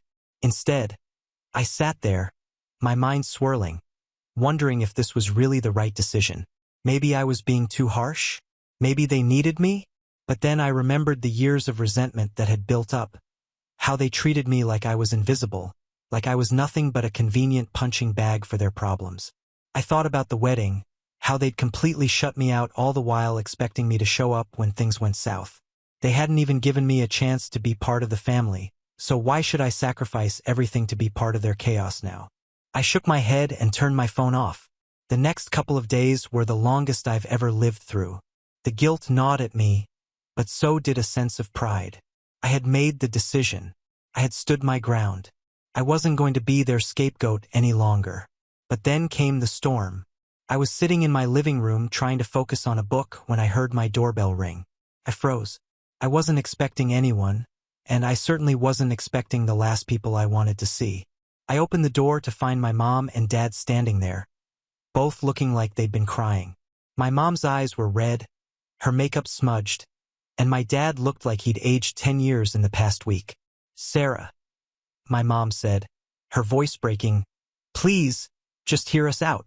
I crossed my arms, trying to remain calm, but I could feel my heart beating faster. What do you want? We're sorry, my dad said, his voice low. We didn't mean to push you away. We don't know what to do. We're in deep, and Emily, she's not handling it well. She's falling apart and we're scared. I let out a breath, not letting the guilt slip in. You think I don't know how that feels? You think I haven't been scared for years? Living in a family where I'm treated like a second-class citizen? Where I'm only good enough to clean up the mess but never to be part of the solution? We were wrong, Sarah, my mom said, her voice trembling. We were wrong to shut you out. We should have been there for you. We just didn't realize how bad it had gotten. Yeah, well, now you know, I said, my voice cold. Now you know exactly how bad it is. I saw them exchange a look. My mom bit her lip, her face falling. Please, Sarah, she pleaded. I know we've hurt you, but you can't turn your back on family. You just can't. I shook my head. You don't get it, do you? You've been turning your back on me for years. It's always been me who has to fix everything. And now when I finally decide to stand up for myself, you want me to come back and clean up your mess? But I'm done. I don't need you, not like this. They both stood there speechless. clearly taken aback by my anger and the finality in my words. I took a deep breath, trying to steady my emotions. I'm not your safety net anymore. You made your choices, and now you'll have to live with the consequences. I've got to move on with my life. I deserve better than this. My dad opened his mouth like he was about to say something, but then he just closed it. He looked at me, really looked at me, as if seeing me for the first time, and then he turned and walked away, my mom following behind him, still silent. I didn't feel relief at first. I felt a mixture of exhaustion and disappointment, like I was carrying this weight I couldn't shake off. But as the day went on, I started to feel something else. Something I hadn't felt in years. Peace. I was free, and as hard as it was, I knew I had made the right decision. The days that followed were strangely quiet. At first, it felt like a weight had been lifted from my shoulders, and I found myself breathing easier. I hadn't realized just how suffocated I had felt by my family's constant demands and expectations until I cut myself loose. But the calm didn't last long. About a week after I'd cut ties with them, Emily sent me another message. This time there was no pleading, no begging, just a cold, hard accusation. You know, I thought you'd be different, but you've proven us right. You've always been selfish, Sarah. Don't bother coming to the family reunion this summer. You won't be missed. I stared at the message for a long time, the words stinging more than I expected. Emily had always been the one to throw stones and then act like she'd done nothing wrong. But it wasn't just her words that hurt. It was the realization that this was how they all saw me. A selfish person for finally putting myself first. I didn't respond. Instead, I deleted the message and took a deep breath, reminding myself why I'd made the decision I had. They wanted me to keep sacrificing my happiness for their drama, their mistakes, their chaos. I wasn't going to do it anymore. A few days later, I received a call from my mom. I didn't pick up. The following day, my dad called again. I ignored it. The guilt was still there, gnawing at me, but I knew it wasn't the guilt of walking away from them. It was the guilt of letting go of a family that had never truly been there for me. I wasn't abandoning them. I was finally protecting myself. Then, on the third day after I'd ignored their calls, my mom showed up at my door unannounced. I could see her through the window, standing in the yard with a pained look on her face. I didn't hesitate this time. I opened the door, my heart racing. "Sarah," she said, her voice soft, almost pleading, "Please, I know you're angry, but we need you. Emily's a mess and this wedding thing is spiraling. We really need your help." Her words struck me like a slap to the face. They weren't even trying to apologize. They weren't acknowledging anything they had done wrong. They just wanted me to come back and fix things. I shook my head, trying to steady myself. "No, Mom, I'm done. I'm not going to keep cleaning up the messes you create. You've had plenty of chances. I'm not the solution anymore." Her eyes filled with tears, and she stepped forward, reaching out as if to pull me back into their drama. "Please, Sarah, we're your family. Don't leave us like this." My chest tightened, and I almost let the emotions take over, but then I remembered everything. The years of manipulation, the guilt trips, the way they'd always expected me to pick up the pieces of their lives without ever considering how it affected me. "No," I said firmly. "I can't keep doing this. I've given everything I had to this family, but you never gave me anything in return.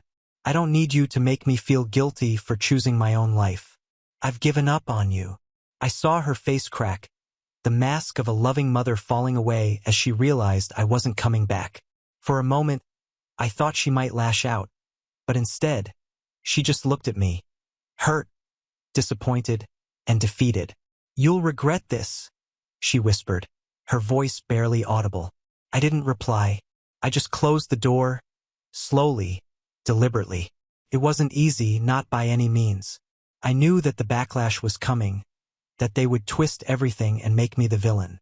But as I sat in my living room that night, I realized something profound. I wasn't their scapegoat anymore. I wasn't going to be the one to fix their problems. I wasn't going to keep sacrificing my peace for their chaos. And that felt like the biggest victory of all. Over the next few weeks, the calls stopped. The messages stopped. I didn't hear from my family at all.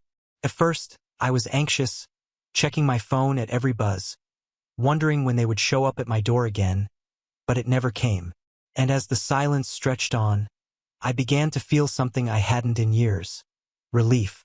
I spent my time focusing on myself, taking trips, investing in hobbies, reconnecting with friends who weren't part of the toxic dynamic I'd left behind. For the first time in a long time, I felt like I was living my life for me, not for anyone else. Then, one evening, a text came in from Emily. It wasn't an angry message or a demand for money or help. It was simple, almost apologetic. "I miss you. I don't know where we went wrong, but I wish things were different." I stared at the message for a long time, my fingers hovering over the keyboard. I could feel the old pull of family loyalty trying to drag me back. But I resisted. I didn't owe them anything, not anymore. I typed a response, slow and deliberate, something I hadn't been able to say to them before. "I'm sorry, Emily, but I can't keep doing this. I need to take care of myself. I hope you understand." I hit send and set my phone down, finally feeling like I was no longer tethered to the past. The family I had known for so long had fractured, and while that was painful, it was also liberating. I had finally chosen me, and in that choice I realized that sometimes cutting ties with the people who are supposed to love you the most is the only way to save yourself. And in the end, that's exactly what I did. I saved myself. Now on to the next story. Story 6. They took a surprise trip to Greece. I found out when my mom posted, "Nothing but real family on this journey." I stayed quiet. 2 days later, I got a notification. My emergency fund had been wiped. Flights, hotels, excursions, all on my card. Then my sister slipped, sending me a text meant for my dad. "He won't notice. His account's barely active." I replied, "I noticed," and flagged every charge. I froze the account. At 6:03 a.m., my phone vibrated 23 times in a row from calls. I was furious. If I had checked my account 2 days ago, I would have reported them right then and there. But I didn't. I was busy with work, and I only checked that emergency fund once in a while because I hardly ever touched it. That's why it was so obvious when I opened the banking app and saw the balance had been drained. Nearly $7,000 gone. The first transaction was for flights, multiple tickets, all under one reservation. Then a charge from a resort in Santorini. Then a ferry booking, restaurant charges, a private cruise. It wasn't just a trip. It was a full-blown luxury vacation. I froze. The names on the bookings weren't visible, but I didn't need them. I already knew who it was because 2 days earlier I saw a Facebook post from my mom. Her, my dad, my sister Sarah and her boyfriend, my brother Mark and his girlfriend, all standing on a cliff somewhere in Greece, sun-drenched and smug, holding glasses of wine with the caption, "Nothing but real family on this journey." I remember staring at it, trying to understand if I'd missed something. Maybe they'd pay for it themselves? Maybe it was a last-minute gift from someone? I tried to believe that. I stayed quiet. I didn't comment or message anyone. I just scrolled past it like it didn't feel like a slap in the face. But now, seeing the numbers, it all clicked. The flight bookings matched the dates. The charges lined up with the photos. It wasn't just a theory anymore. They used my money, not just borrowed it, stole it, used it without asking, without telling me, while cutting me out of the trip entirely. That emergency fund was mine. I saved it for years, medical stuff, job loss. Not so they could sip wine on a cliff and post pictures about how real their family is. Then it got worse. An hour later, my sister sent me a text meant for my dad. I could tell by how it started. "He won't notice. His account's barely active." Then a second message. "We'll just say we thought he wasn't using it. LOL. I stared at it for a second, then replied, "I noticed." She didn't respond. I called the bank immediately, reported every charge as unauthorized, flagged the account, and had it shut down. I filed a fraud report and gave the rep all their names. The woman on the phone asked me, just to clarify, "You're saying your family did this?" "Yes, my own family." At exactly 6:03 a.m. the next morning, my phone started vibrating nonstop. I counted 23 missed calls. My mom, my dad, Sarah, even Mark, who never calls anyone. They were still in Greece. It was morning here, mid-afternoon over there. They must have woken up to a bunch of declined transactions and the news that their vacation was unraveling.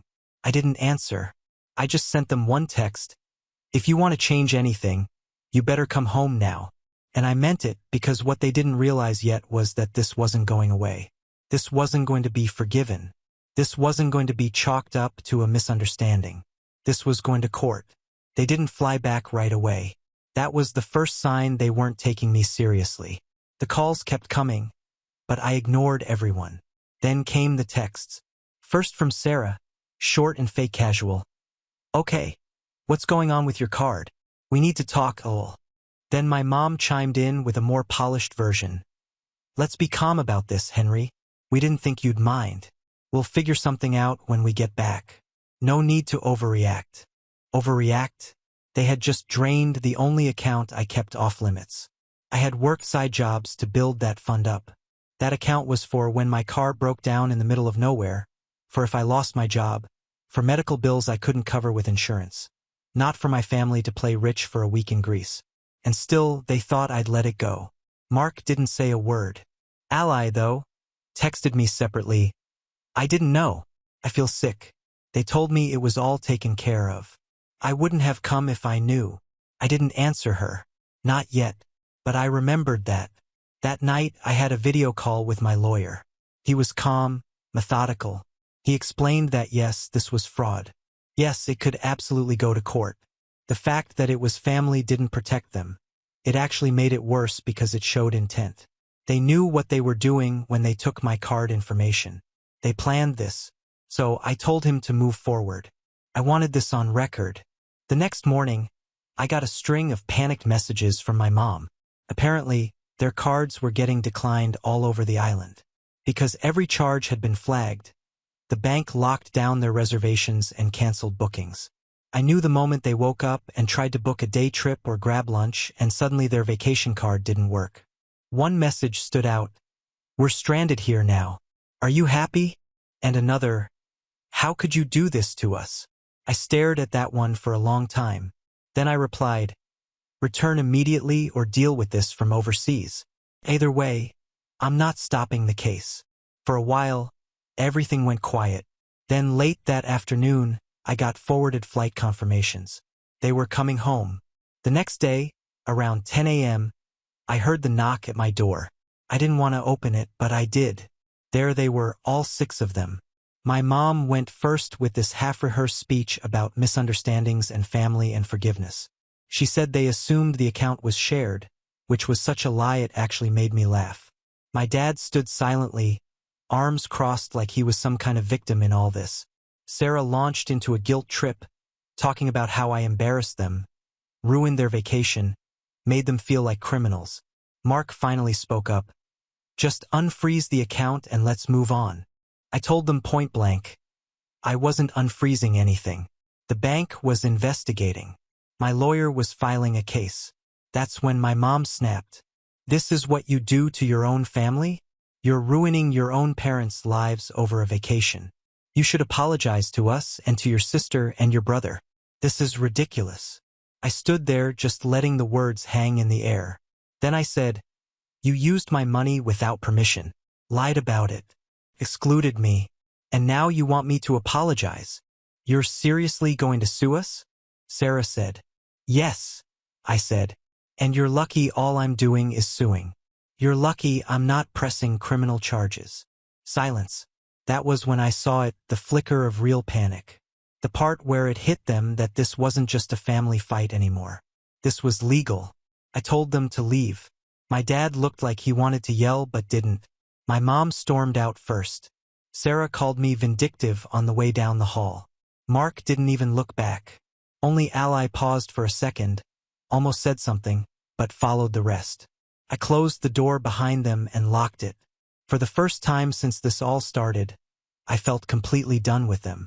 The revenge had only just begun. I gave them 3 full days after they landed. Not out of patience, out of curiosity. I wanted to see if even one of them would own up to what they did. Nothing. Not a single apology, no messages, no offers to repay a cent. Just silence like the whole thing could be swept under a rug and forgotten. On the morning of the fourth day, my lawyer filed the paperwork. Official complaint: unauthorized use of financial assets totaling $6,837.42. Filed under intentional misuse. Supporting documents included transaction history, flagged fraud reports, text messages, including the one Sarah sent me by mistake, and a signed affidavit from me. He'd even attached a timeline. It looked airtight. That same day, my parents showed up unannounced again. This time, I didn't even bother opening the door. I sat in the kitchen drinking coffee while listening to them argue outside like two people who still couldn't agree whose idea it was. My dad wanted to fix it quietly, but my mom was already stuck in the fantasy that I'd come to my senses if they just applied enough guilt. They left after 10 minutes. I didn't move from my chair. 2 days later, they all got served. Dad at his job walked out of a morning meeting to find a guy in a windbreaker holding an envelope with his name on it. Mom at their front door. I heard she slammed it so hard the windows rattled. Sarah was served at her apartment in front of her boyfriend. She texted me, "You were sick. What kind of brother does this?" Mark got his at work. I didn't hear from him directly, but Ally told me he called the whole thing a show and said I was just trying to punish everyone for being happy. That night, Sarah posted a long rant on Instagram, one of those ugly, self-righteous ones. It started with, "Sometimes blood doesn't mean family." Then it spiraled into how I had blindsided everyone, how I was obsessed with control, and how she should have known he'd eventually turn on us. Comments started rolling in, siding with her. Nobody knew the full story. She didn't include the part about using someone else's money to go on vacation and bragging online while doing it. Then came the group call. They must have been sitting in the same room because it was chaos from the second I picked up. I didn't even plan to answer. I just wanted to hear how desperate they'd become. Mom went first, her voice sharp, saying I'd taken things way too far and was ripping this family apart over a misunderstanding. Dad jumped in, saying it wasn't theft, it was a shared family fund. There was no such thing. That card was only in my name, always had been. Mark said I was making them look like criminals, and Sarah called me vile. I waited until they all burned themselves out. Then I said, 3 options. Admit what you did and face the consequences. Fight me in court and lose, or beg. They all started talking at once again, but I hung up. After that, the silence was different, heavier. They finally understood I wasn't bluffing. Then Ally texted. She said things at Mark's place had gotten tense, that he was lashing out, blaming her for not warning him how serious I was. She said, "My mom kept going off in the family group chat, trying to turn everyone against me. But then she said something I didn't expect. I'm not with them on this. What they did was disgusting. You're the only sane one here." I stared at that text for a long time. She was still technically dating Mark, still in that orbit, but she saw it for what it was. She said the part no one else would admit. They always treat you like a backup plan. I've seen it. They act like you owe them something just for existing. I think you're doing the right thing, even if it hurts. That's when it all clicked for me. They didn't just steal money. They stole from the one person they assumed would never fight back. They counted on me to stay quiet, stay out of their way, and maybe if I was lucky, they'd send me a souvenir t-shirt from Santorini when it was all over. But this time, I had nothing left to lose and everything to gain. Because the moment they got served, it stopped being about family. It became justice. They thought court was the worst thing that could happen. They were wrong. A week after they were served, my lawyer called me with a question I wasn't expecting. "Would you be open to a public hearing?" I paused. "You mean like people can attend?" He said, "It would be on record anyway. But if they don't settle, it could be open court. And since it involves family fraud and financial misuse, it might get picked up by local media." I didn't even hesitate. Let it be public. And just like that, their worst nightmares started brewing. Words started getting out. My uncle called me randomly to ask if things were really that serious. My cousin messaged me, "What happened between you guys?" My mom said, "Your parents might be going to court." I didn't feed anyone the full story. I didn't need to. They were doing it to themselves. Then something strange happened. My dad's employer contacted him for a compliance review.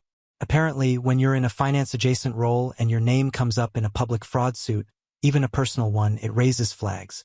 He wasn't fired, but he was reassigned. Sarah's boyfriend bailed, just ghosted her, packed his stuff, moved out, and blocked her on everything. I only found out because Sarah posted a vague, sobbing video to her story talking about how betrayal comes in waves. Someone sent it to me.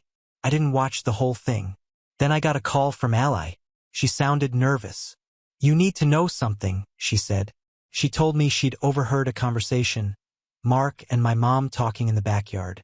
Apparently, they were trying to figure out if there was any way to claim I had approved the charges, that maybe they could argue it was verbal consent or that I'd offered to help out. Ally shut that down. She said, "If they even try to lie, I'll testify. I was there. I know what happened." I believed her. I told her if she needed protection from all this, I'd help however I could. Then came the panic. My mom called, crying, actual sobbing, not performative like Sarah. She begged me not to let this go to court. Said she and my dad were going to lose everything, that they couldn't afford to pay back the amount, and that a judgment against them would ruin their retirement. I asked her flatly, "Did you ever think about that when you booked the trip?" She hung up. 2 days later, they tried to settle through my lawyer. They offered to repay the full amount plus $500 for damages if I dropped the case and signed an NDA. I said no. I wanted it on record. The night before the hearing, Mark showed up at my door. I didn't let him in. He just stood there pacing in the hallway, saying things like, "You're going to regret this, man. You don't understand what you're doing to this family." I didn't say anything. Then he muttered something that stuck with me. "You're not even one of us anymore." And that was when it hit me. He meant it. All of them did. They'd cut me out in their minds a long time ago. The trip without me wasn't an accident. It was intentional. They never expected me to fight back because they never considered me part of the group to begin with. That was the unexpected part. It wasn't just about the money. It was about finally seeing them clearly. They were never my family, not really. Just people I was related to. Court was set for Tuesday morning, 10 a.m. sharp. I got there early, partly because my lawyer asked me to, but mostly because I wanted to be prepared. I hadn't slept much the night before. I'd run every possible version of what might happen through my head. Would they cry, lie, apologize? Would I care? They arrived 5 minutes before it started. All 4 of them. My dad in a wrinkled suit, Sarah in a blazer she clearly borrowed from my mom, holding a manila folder like it was a weapon, and Mark with that same blank stare he always wore when he knew he was cornered. None of them looked at me. We sat on opposite sides of the room. The courtroom wasn't big, but it was echo-quiet. 2 people I didn't recognize were sitting in the back. Probably reporters. A woman who used to be our neighbor came in too. She glanced between both sides like she wasn't sure who to root for. The case was officially labeled Henry Wilkins v. The Wilkins family, and just seeing it typed out like that on the docket board outside made me feel like I was watching someone else's life unfold. The judge was an older woman, no-nonsense type. As soon as the session opened, my lawyer stood and presented everything. Timeline, transactions. The card was mine. No one else had permission. The charges were made from IP addresses tied to my parents' house and Sarah's apartment. The travel agency's receipts showed their names on the bookings. And then he read the text. The one Sarah sent to me by mistake. He won't notice. His account's barely active. There was a pause in the room after that. Everyone understood. It wasn't an accident. It wasn't a misunderstanding. It was a plan. Then it was their turn. My dad spoke first. He tried to look calm, reasonable. Said the account had been used in good faith, and that they believed it was shared family money. The judge interrupted. Is your name on the account? No, but was your son made aware of the charges before they were made? No.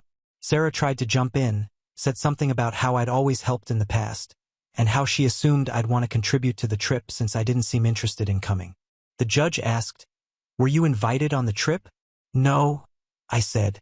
Mark just sat there like a statue.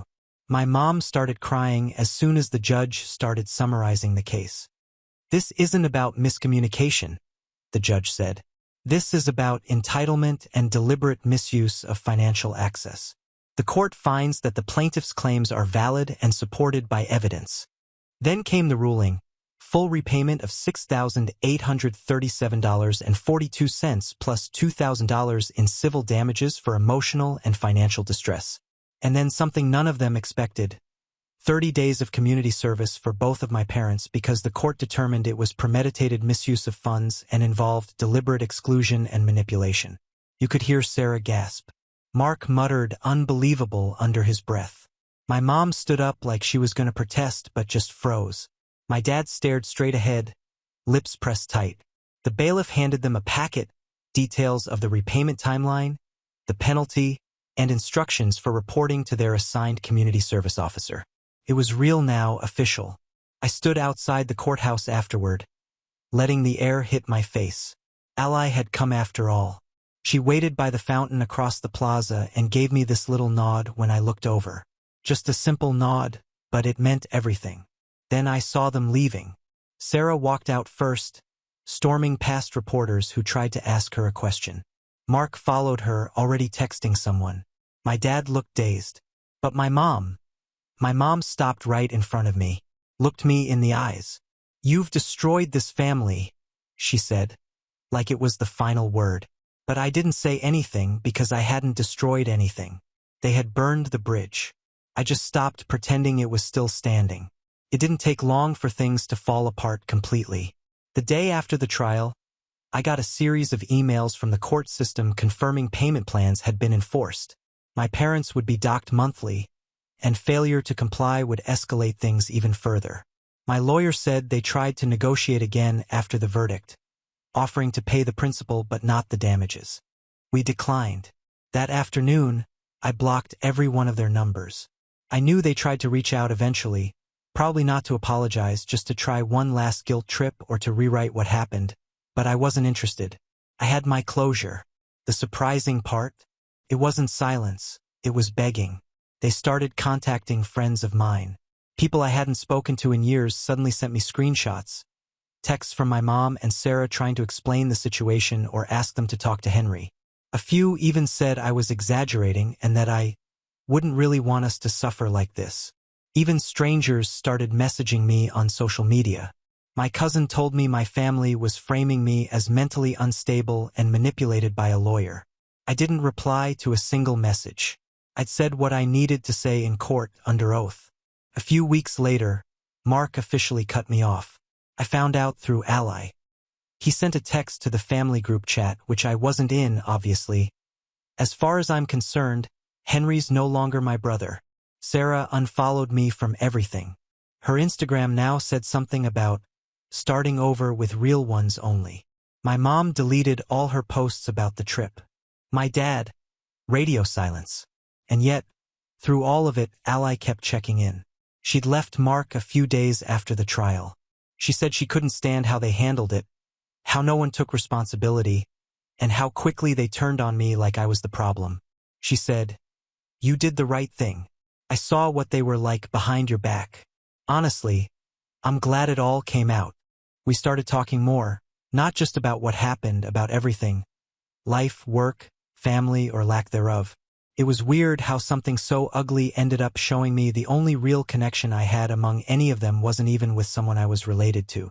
One day, about a month after the trial, Ally called and said something that stuck with me. "You know, they're still obsessed with you, still talking about you like you're the one who ruined their lives." I said, "Good, let them talk." But before she hung up, she added something else. "Your mom's been trying to meet with someone. I don't know who, but Mark mentioned something about finding a way to reverse the ruling. He said she's got a plan." I didn't say anything. I just listened because maybe it was a bluff. Maybe it was desperation. Or maybe, just maybe, they still hadn't learned. And if they wanted to come for me again, well, this time I'd be waiting. The update: 3 months passed. Life settled into a rhythm. Quieter, better. I moved to a new place across town, closer to work, and updated all my info. I didn't give the new address to anyone in the family. Not even Ally until weeks later. It wasn't paranoia. It was just peace. And I wanted to protect it. The money started coming in slowly. Court-ordered payments trickled into my account from my parents' bank. Always scheduled, always partial, just enough to remind me the system was doing what it was supposed to. They never missed one, probably because they couldn't afford to. Skipping a payment would have triggered wage garnishment. Ally and I stayed in touch. We weren't dating, not exactly, but there was something unspoken there, connection through survival. She'd left Mark for good. Said she realized the whole family ran on some unwritten code of manipulation and she wanted no part of it anymore. One Friday afternoon, my lawyer called. I hadn't heard from him since the final court paperwork, so I figured it was a routine update. It wasn't. He said someone had filed a petition with the court to have the judgment reconsidered. I didn't need to guess who. My mom. Apparently, she'd claimed emotional distress, legal misrepresentation, and misunderstood intent. She even filed a statement suggesting that I'd been coerced into filing charges. It was weak, nothing substantial, but it had to be reviewed. They thought they'd wear me down, but I showed up for the review hearing without hesitation. This time it wasn't dramatic. No reporters, just a quiet side room and a judge who looked annoyed that the case had been reopened. My lawyer tore through their petition in less than 5 minutes, pointed out the contradictions, the lack of new evidence, and the ridiculous claim that I had been manipulated into suing. Then he dropped the final piece. A signed letter from Ally. She hadn't told me she was doing it, but apparently when she heard about the petition, she called my lawyer herself. The letter detailed what she witnessed, how the trip was planned behind my back, how they knew exactly what they were doing, how they laughed about using my card. When the judge read that last paragraph aloud, my mom actually tried to interrupt. The judge cut her off immediately. Petition denied. The ruling stands. It was done for real this time. No more appeals, no more calls, no more threats. And just like that, the final thread snapped. I wasn't tied to them anymore, not by guilt, obligation, or silence. They didn't try anything else after that. No more messages, no more half-hearted apologies. Just nothing. Now on to the next story. Story 7. My parents used me and paid for my sister's wedding with my savings. I found out about it on Facebook. Thanks to the sponsor who stayed home. My mother wrote, tagging me. I replied, tomorrow, you're in for a big surprise. That night, I made a decision. 14 hours later, my mother called me in a panic 17 times. My sister's fiancé was desperately knocking on my door. My dad was begging me to listen to them. When I first saw the post, I didn't even feel shocked. I felt heat rising in my chest. A kind of boiling fury that didn't come all at once, but spread through me slowly, like smoke filling a room. My mom posted a photo from the wedding. My sister in her dress, beaming like a Disney bride. My dad and mom on either side of her. Dozens of people behind them clapping, and a venue that definitely wasn't cheap. It hit me in the gut. I wasn't even invited to the wedding. I hadn't heard a single thing about it in weeks. They'd gone radio silent ever since my sister and her fiancé got into a fight about money at a barbecue I wasn't supposed to hear about. I just figured it got postponed or downsized. But now they were publicly thanking me for what? I clicked through the photos, the food, the band, the giant cake. None of this looked like something they could afford right now. Not unless they got help or used money that wasn't theirs. That's when I started to put it together. The $8,500 I'd left with my parents for safekeeping. It had been sitting in their account for months. I didn't want to keep it in my apartment because the neighborhood wasn't great and I wasn't banking online much back then. It was supposed to be for a car. My car was on its last legs. I'd been working nonstop to save that money. And now I was looking at a wedding I didn't attend, didn't know was happening, and was apparently the sponsor of. Still, a part of me hoped I was wrong, that maybe this was just a joke. Maybe it was their way of thanking me for something else. Maybe it wasn't my money.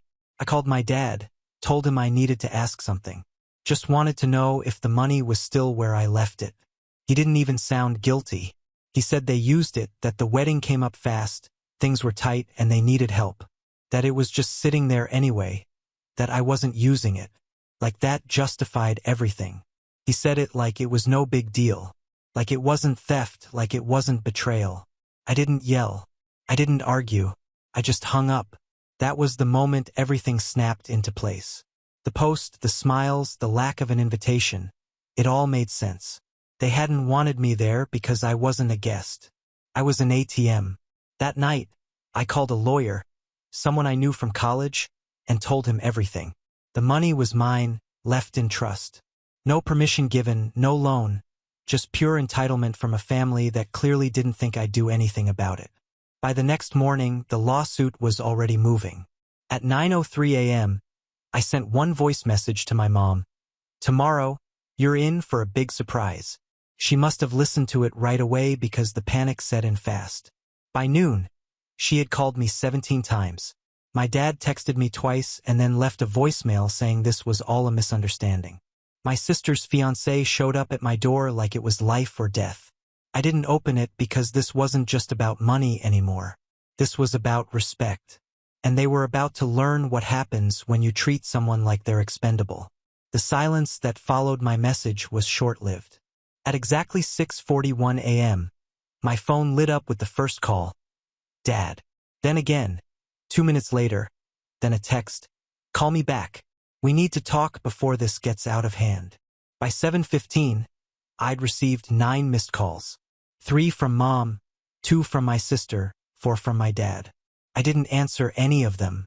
I just kept refreshing the tracking updates from my lawyer. The paperwork was out, certified delivery.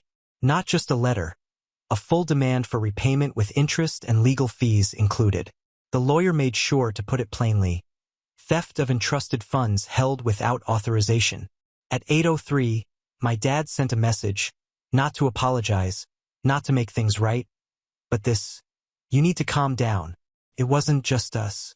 Ryan said it was fine. "Talk to your future son-in-law." I just stared at it for a second. Ryan, my sister's fiancé. I hadn't even considered him.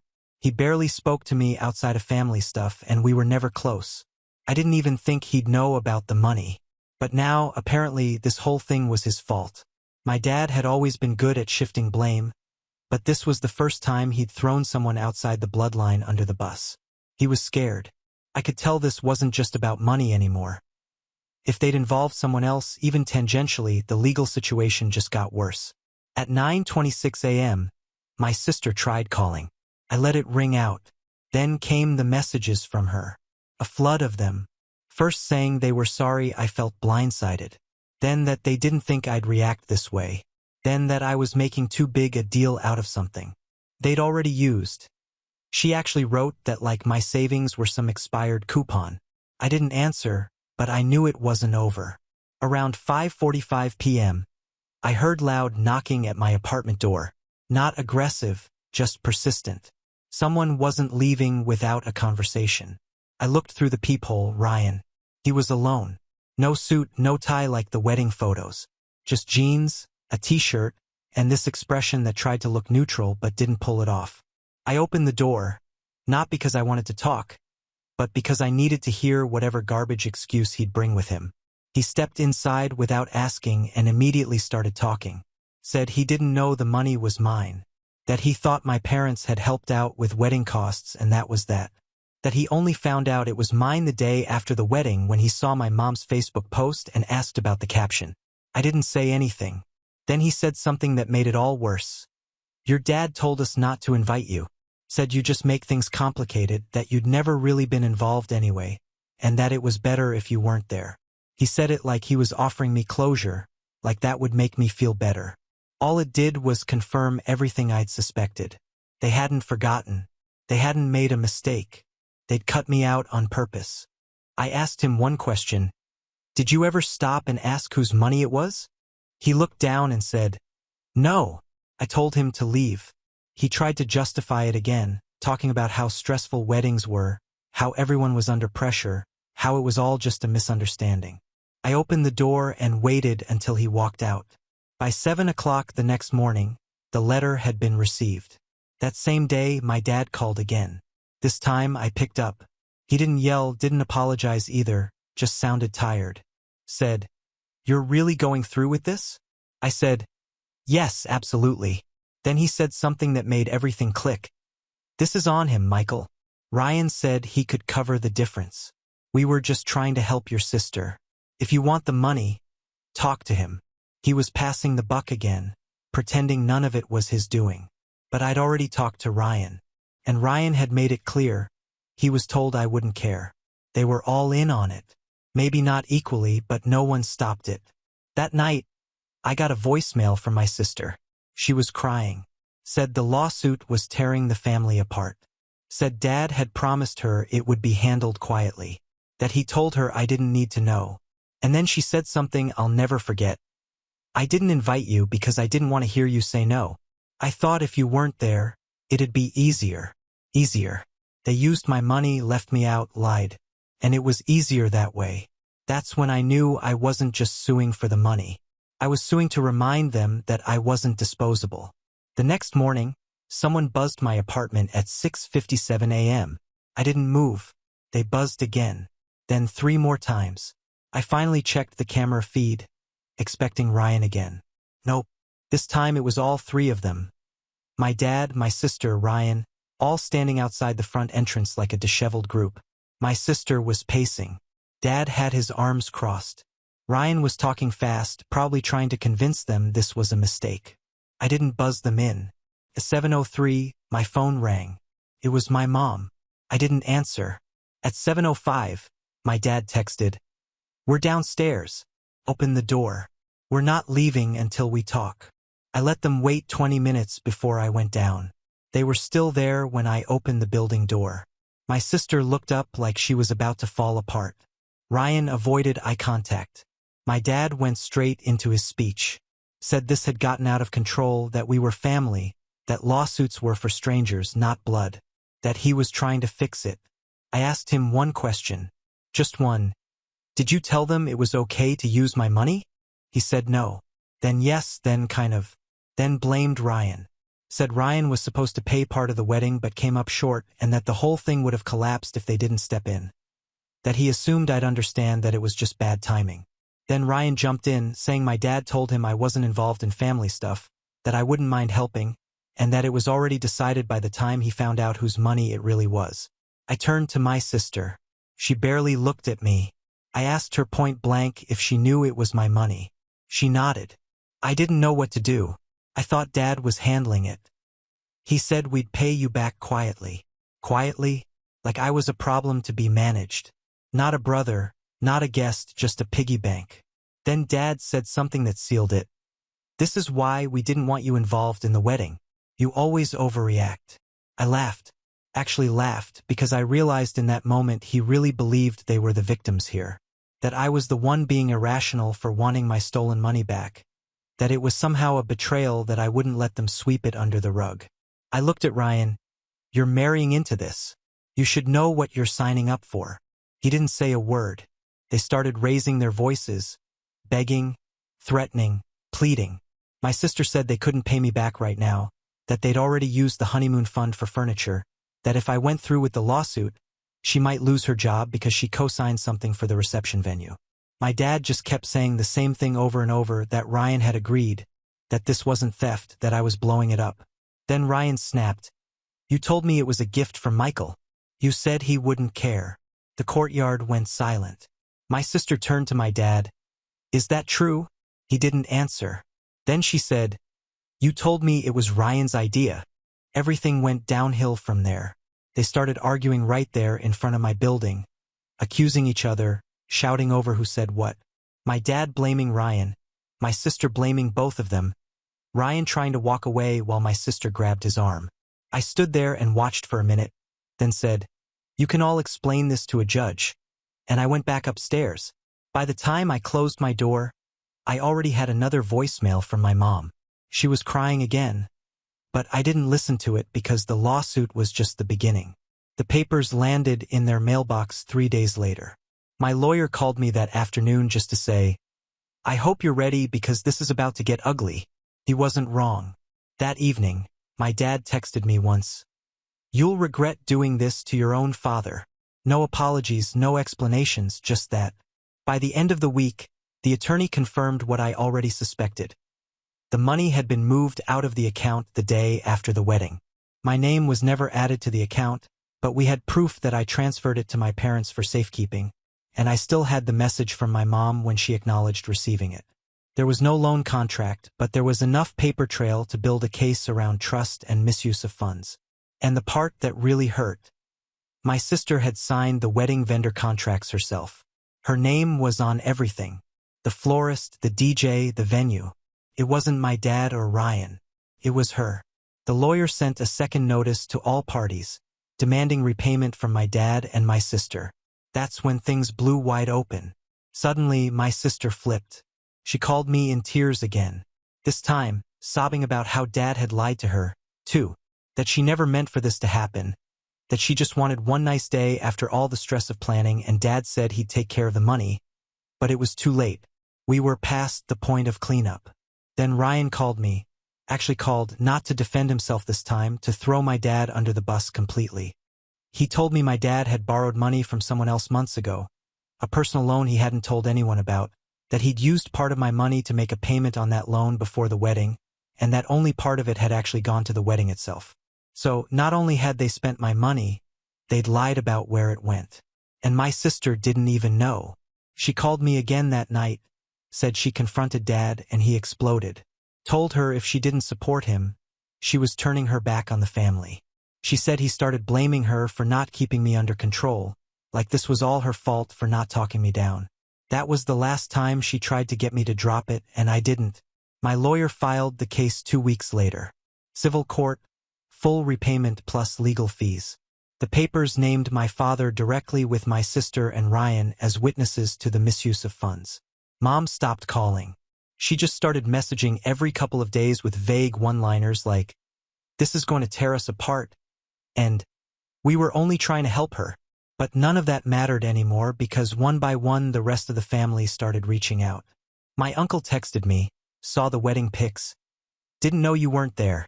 That's messed up." My cousin called and said, "Everyone at the reception thought you were out of the country. That's what your dad told us." And my grandma, the only one who ever treated me like a human being, called me just to say, "You do what you have to do, sweetheart. They've embarrassed all of us." By the time the court date was set, half the family wasn't speaking to my parents. The neighbors had found out. My aunt heard about it through church. My sister stopped posting wedding pictures altogether. The ones already up, she deleted them. And the mortgage, yeah, that came up next.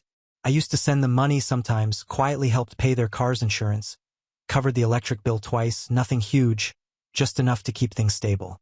But after all this, I told them they'd never see another cent from me. That was when the panic turned into real desperation. The court date was now set in stone. June 3rd, 10 a.m. The civil suit for the unauthorized use of funds would be heard. My lawyer said it was a clean case, not simple emotionally but straightforward legally. I didn't even feel anxious, just focused. It was the first time in weeks I'd felt like I was back in control. That's when the real unraveling began. I stopped answering my mother's messages first. She kept sending texts like, "You're not a cruel person. I know that. And let's just sit down and talk before it's too late." But she never actually denied what they did. Never even admitted it either. Her texts were just emotional bait. Never accountability. I blocked her. Then I blocked my sister again after she messaged me from another new number asking if I'd at least consider putting the lawsuit on pause. She said they were trying to refinance the car loan and that they couldn't afford to make the minimum payments anymore. I didn't respond, not even to say no. The next morning, my dad left me a voicemail. "You're really going through with this, huh? You think this is justice? You're gonna feel big suing your own father? For what? Money you weren't even using." I didn't bother replying. I saved it and forwarded it to my lawyer. But that same afternoon, my sister called from yet another number. She sounded worn down, different than before. I could hear people arguing in the background. She told me Ryan had moved out temporarily to stay with a friend. Said things were tense, that the fight about the money turned into something bigger, that Ryan blamed my dad for making him look like an idiot and worse, a thief. Then she said something that made me pause. "He's talking about backing out of the marriage." I didn't answer. She kept going. Said the wedding debts were stacking up. Said my dad hadn't made his usual contribution toward the mortgage that month and they were short by nearly $800. That she was behind on the electric bill, that they were still paying interest on the wedding chairs. The chairs, for God's sake. And her bank had already called twice. Then she said it. "You're just going to abandon us?" I didn't answer her right away. I wanted to say something measured, but instead I asked, "Did you ever stop and ask how I was paying my rent while saving for that car?" She was silent. "Do you know how many shifts I took on weekends? How many times I said no to going out with friends because I was saving every dollar I could? Did that ever cross your mind when you watched them spend it on cake and decorations and a stupid balloon wall?" She started crying again. But I didn't soften because it wasn't just about the money anymore. It was the complete lack of acknowledgement, like I was some footnote in their life. Someone who didn't matter unless they needed something. Then I reminded her there were 56 people at your wedding. 56? You didn't even send me an invitation, she whispered. That's because you already knew what the answer would have been. I ended the call. Later that night, my dad texted me. "If this goes to court and it ends up on my record, we lose the house. Think about what you're doing." I didn't respond because for years, I had been thinking about what I was doing. Every time I covered a bill, every time I said yes to lending money, every time I helped without being asked, and they didn't even say thank you. I used to send them quiet Venmos, paid the water bill once, split the car insurance when my dad's hours were cut. They never asked me to, not out loud. They just made sure I knew when they were short and I'd step in. Not anymore. I pulled out of the joint Netflix, cut off the extra phone line I'd been paying for on my plan. I told my bank to block any future attempts at auto debits from utilities tied to my name. It wasn't revenge. It was clarity. And once it started, it was like I could finally breathe again. My cousin reached out that week and said, "They're telling people you turned your back on the family." I sent him screenshots of the Facebook post and the transfer confirmation from my bank. He didn't reply after that. My grandmother called. She's 84 and doesn't even text. She said my mom was going around crying in front of neighbors, telling them I was heartless. I told her the truth, plain and simple. She said, "I don't blame you. They humiliated themselves and us. They'll have to answer for that on their own." And then she hung up. That night, for the first time in a long time, I slept through the night because now I wasn't waiting for anyone to explain. I wasn't hoping they'd come around. I had finally drawn the line. Court was set for June 3rd, but the writing was already on the wall long before I stepped into the building. They tried to delay it. My dad filed for a postponement, saying he needed more time to prepare. My lawyer responded with documentation showing that they'd had nearly a month already and that any delays would only increase costs on my end. The judge sided with us. That was the first real crack in their confidence. The night before the hearing, I got a final text from my dad. "No matter what happens tomorrow, just remember this was your choice." I didn't respond. I wore a simple button-up and jeans to court. No family came with me. No one sat behind me. My lawyer and I walked in, made our case, and let the truth do the work. We had the original bank transfer receipt, the text between me and my mom when I asked them to hold the money, the Facebook post thanking the sponsor who stayed home, a printed version of my dad's message saying Ryan agreed to it, and the voicemail where my sister admitted that Dad told her not to invite me. They didn't even try to deny the money was mine, just tried to reframe it.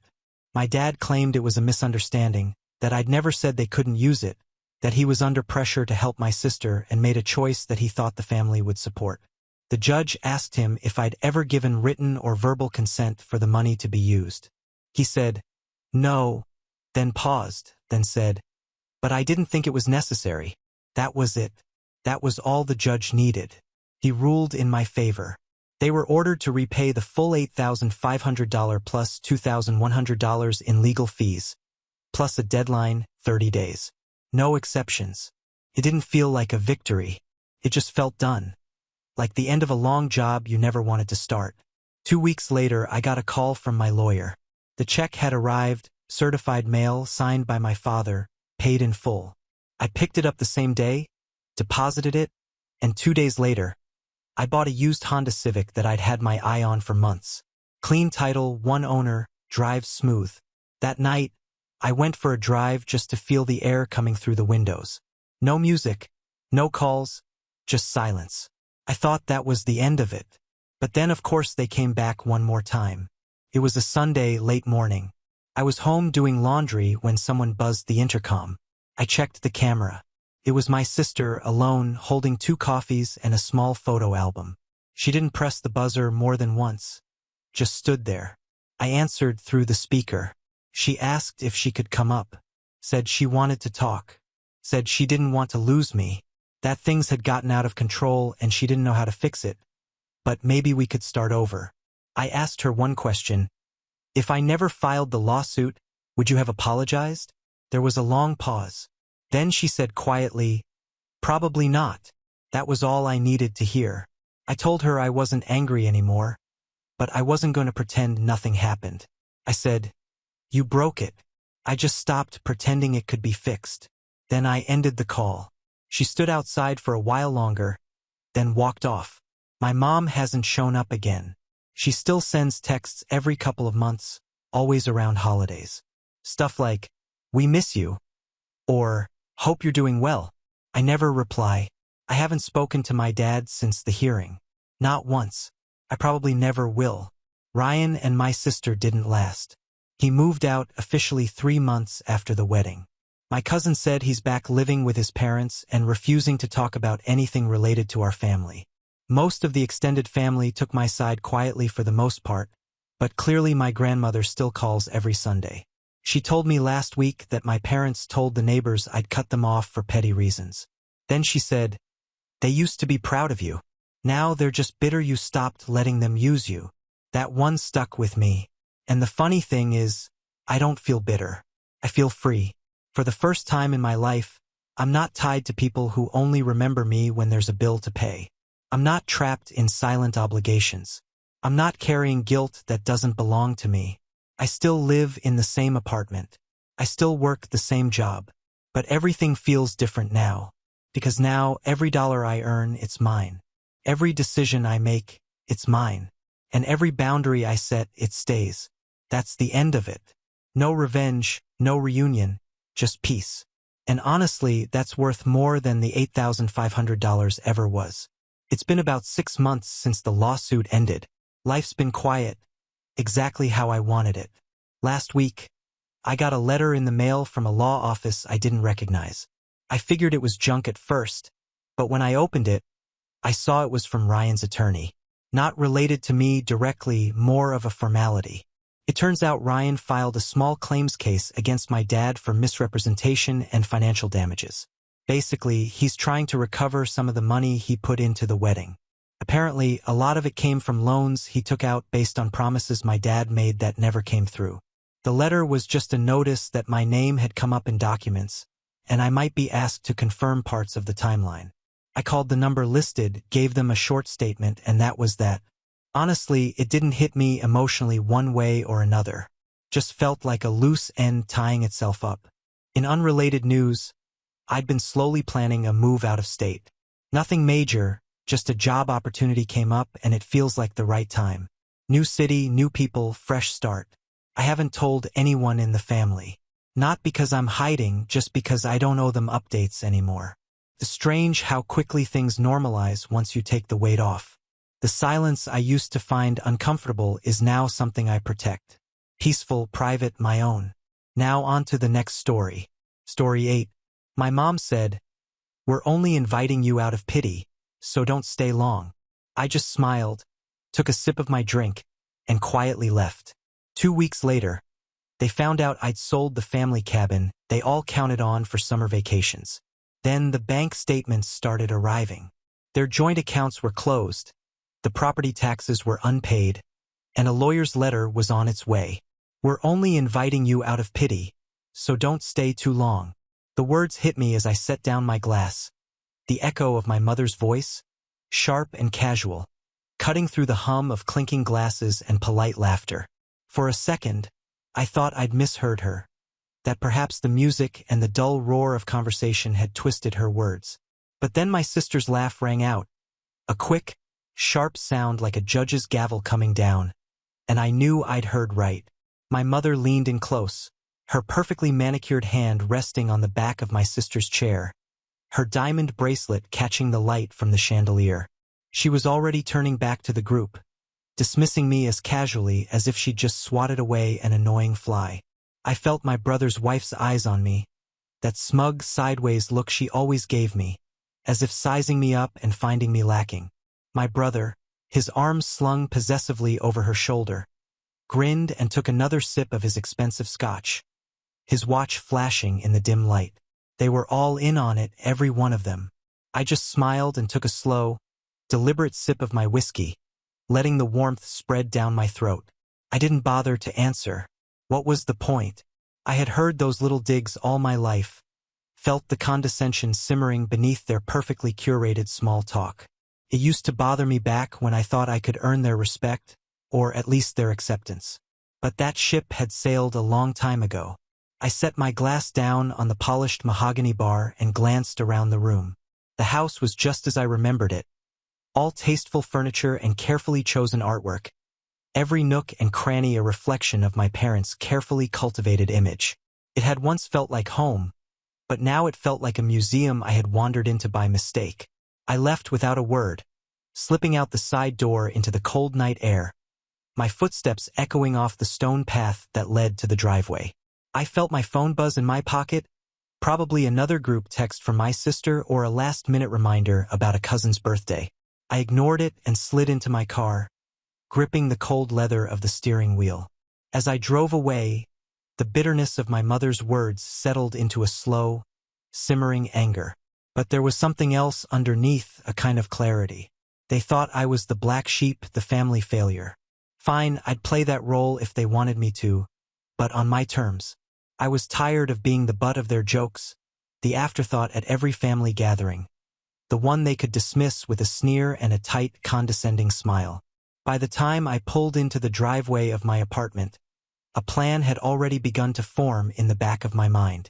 Something slow and meticulous, the kind of long game that would unravel their perfectly planned lives one thread at a time. The next morning I called Dan, my attorney. It was early, but he owed me a favor. We closed a tricky real estate deal a few years back, and I knew he'd be up for the kind of quiet, ruthless work I had in mind. When he answered, his voice groggy and slightly annoyed, I just smiled. "Hey, Dan. Remember that family dacha my parents put in my name years ago? I think it's time to make some changes." I didn't waste any time. The morning after the party, I woke up with a headache, but it wasn't from the whiskey. It was the echo of my mother's words, the smug laughter of my siblings, the tight, condescending smiles they threw my way, as if they had me all figured out. Pity. That's how they felt about me. Like I was some family charity case they were dragging around to make themselves feel better. I got out of bed, splashed some cold water on my face, and sat down at my kitchen table. Its small, scratched surface covered with a mixture of yesterday's junk mail and an old coffee ring I'd never bothered to wipe off. I grabbed a notebook and a pen, the same one I used to scribble notes on freelance projects, and started making a list. Not a rant. No childish revenge fantasy. I was past that. This was a plan. Cold, calculated, and long overdue. The first item I wrote down in big, sharp letters. Sell the dacha. I had almost forgotten about it. The family dacha, a cozy 2-story cabin on a lake about 2 hours outside of town, left to me by my grandparents. It had been a special place when I was a kid, full of summer memories, fishing trips with my grandfather, and campfires that crackled late into the night with the sweet, smoky taste of charred marshmallows. But my parents had quietly taken control of it years ago, treating it like their personal summer retreat, a place for family barbecues and long weekends with friends. While I was rarely even invited, they used it without a second thought, just as they used me as the punchline to their family jokes. But the title was in my name, a fact I had mostly ignored out of a misplaced sense of family loyalty. I found my lawyer Dan's number and hit call.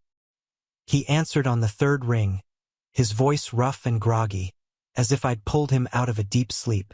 "Tom, what's going on? It's not even 8 a.m. I leaned back in my chair, staring at the gray light filtering through my thin apartment blinds. "I want to sell the dacha, the one my grandparents left me." There was a pause, and I could practically hear him frowning on the other end. "The family place, the one out on Lake Marlowe? I thought your parents used it." I felt a small, bitter smile creep across my face. They are, but the title is in my name, and I'm done letting them treat it like their personal vacation spot. I want it sold quickly. Dan hesitated, probably weighing whether to push back. He knew my family. He had been to some of our gatherings back when I was still trying to keep up appearances. He understood the dynamics, the subtle jabs, the power plays. "All right," he said finally, his tone changing to something more professional, more focused. "I can make it happen. We need to do this quietly if you don't want them to get wind of it before it's too late." "That's the plan," I replied, already pulling open the old metal filing cabinet next to my desk. I dug through the folders, flipping through old tax returns and utility bills until I found what I was looking for. The original deed, the yellowed, slightly crumpled paper still carrying the faint, comforting smell of cedar from my grandparents' old chest. I spent the rest of the morning scanning documents, double-checking paperwork, and signing everything Dan sent my way. I wanted this done before my family had a chance to blink. I imagined them pulling up to the dacha in midsummer with their SUVs full of coolers and lawn chairs, only to find a new family on the porch, waving politely as they unloaded their own belongings. In the afternoon, Dan texted me, "Got everything. I'll list it tomorrow. Sure you're ready for the fallout?" I grinned, staring at the words on my cracked phone screen. Ready for the fallout? They had no idea what I was planning. I put the phone down, leaned back in my creaking chair, and let the satisfaction of this first step wash over me. This wasn't just about the money, although that would be a nice bonus. This was about shaking the foundation of their perfectly polished world, making them realize they couldn't keep writing me off like some family joke. I picked up my pen and scribbled the next item on my list, the one that would really send a shock wave through their tightly woven lives. Joint accounts. This was only the beginning. Selling the dacha was the first crack, but I wanted to make sure the whole structure came crashing down. I had spent too many years as the quiet, overlooked outsider, the one they barely tolerated out of a twisted sense of familial obligation. It was time to stop being their punchline. After sending off the dacha paperwork, I sat down to tackle the next piece of my plan. The joint accounts. My parents had been using my name for years, slipping me into various financial arrangements without a second thought, treating me like a convenient extra signature when it suited them. It had started while I was still in college, a co-signed car loan here, a shared utility bill there. Little things they'd insisted were just for convenience. Of course, they'd never mentioned that some of those accounts still existed, but I remembered every phone call I'd gotten from the bank over the years, every piece of mail they'd accidentally forwarded to my tiny apartment. And if there was one thing I had learned from my family, it was that money was their true love language. I spent a good hour digging through old emails and bank statements, piecing together a rough picture of my parents' financial habits. It didn't take long to figure out that some of their joint accounts still had my name on them. And more than that, some of the accounts tied to the dacha's utilities and property taxes were also in my name. It was all the leverage I needed. I called Dan again. "Hey, it's me," I said when he picked up. "I need you to dig a little deeper. I want to know exactly which accounts still have my name on them, and I want them closed. All of them." Dan let out a low whistle. "You're really going for the jugular, huh? All right, I can pull the records. This could get messy." "Messy is fine," I replied, leaning back in my chair and tapping my thumb on the edge of my desk in a slow, contented rhythm. "Just make sure it hits them where it hurts." Over the next week, I watched the wheels begin to turn. Bank notifications began to trickle in little digital pings that marked the slow, methodical unraveling of their financial web. First came the joint checking account my mother had quietly kept open in both of our names, a holdover from a forgotten car purchase years ago. I closed it without a second thought, transferring the balance to my personal account. It wasn't much, maybe a few hundred, but it was a start. Then came the property taxes on the dacha. Without my signature on the account, the automatic withdrawals bounced, triggering a series of increasingly frantic emails from my parents, which I dutifully ignored. 2 days later, my brother texted me, his message short and dripping with the thinly disguised superiority he always exuded. "Hey, Mom and Dad say some of the accounts aren't working. Did you do something? Call them." I left it on read. I pictured them sitting around their spotless dining room table, the carefully arranged family photos looking down on them like silent, judgmental witnesses. I imagined my mother, her perfectly manicured fingers tapping impatiently on her phone. My father leaning back in his leather chair, his face tightening as he realized how much control he had lost. I leaned back in my own chair, a thin smile stretching across my face as I wrote the next line on my growing list. Call a lawyer about the will. They had started this war, but I intended to finish it. After the accounts were closed and the dacha paperwork was signed, I felt the tide begin to turn. I imagined my parents sitting in their immaculate living room, my mother clutching her phone, my father's jaw tightening with each bounced payment notice. I knew them well enough to imagine the scene. The way they'd whisper sharply to each other, my mother's voice rising, my father trying to maintain control, his temper simmering just below the surface. But I wasn't done yet. I had one more card to play, one they wouldn't see coming. The will. I had never given it much thought. I figured whatever they had would be divided among us kids, with my brother getting the lion's share as the golden boy of the family. But after the party, after the dacha and the accounts, I realized I had a chance to level the playing field a bit. Maybe even tilt it in my favor. I dug through my emails and found the contact information for the family's estate lawyer, a gray-haired shark of a man named Harris. He had been my father's lawyer for years, a fixture at every family event, quietly nodding along as my parents bragged about their investments and my brother's latest career triumphs. I had always found him slightly intimidating with his perfectly tailored suits and thin, disapproving stare. But I knew he had a keen sense of self-preservation, the kind of lawyer who would drop a client in a heartbeat if it meant avoiding trouble. I called him the next morning, my coffee still steaming on the counter.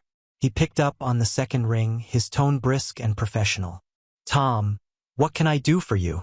I leaned against the kitchen counter, watching a couple of pigeons pecking at crumbs on the fire escape outside my window. "I want to talk about the will, the family estate. I want to make sure everything is in order."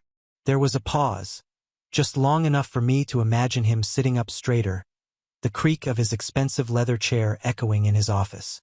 "Is there a particular concern you have, Tom?" he asked carefully, his tone shifting slightly as if trying to figure out if this was just a routine check or the beginning of a legal minefield. "I just want to make sure my interests are protected," I said, keeping my voice calm, almost bored.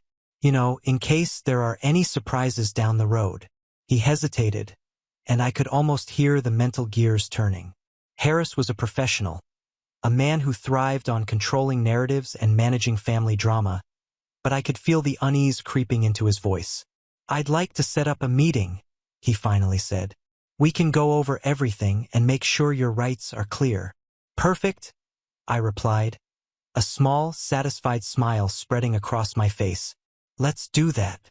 I hung up, feeling a strange, electric thrill run through me. I was no longer the passive, overlooked son, the afterthought of the family. I was turning their carefully constructed world upside down, one calculated move at a time. That night, I got a text from my sister. "Mom's freaking out. What's wrong with the dacha? Call me." I left it on read, my smile growing as I poured myself a drink. I pictured them, the tight circle of my family, frantically trying to piece together what was happening. Their carefully laid plans were unraveling faster than they could patch them together.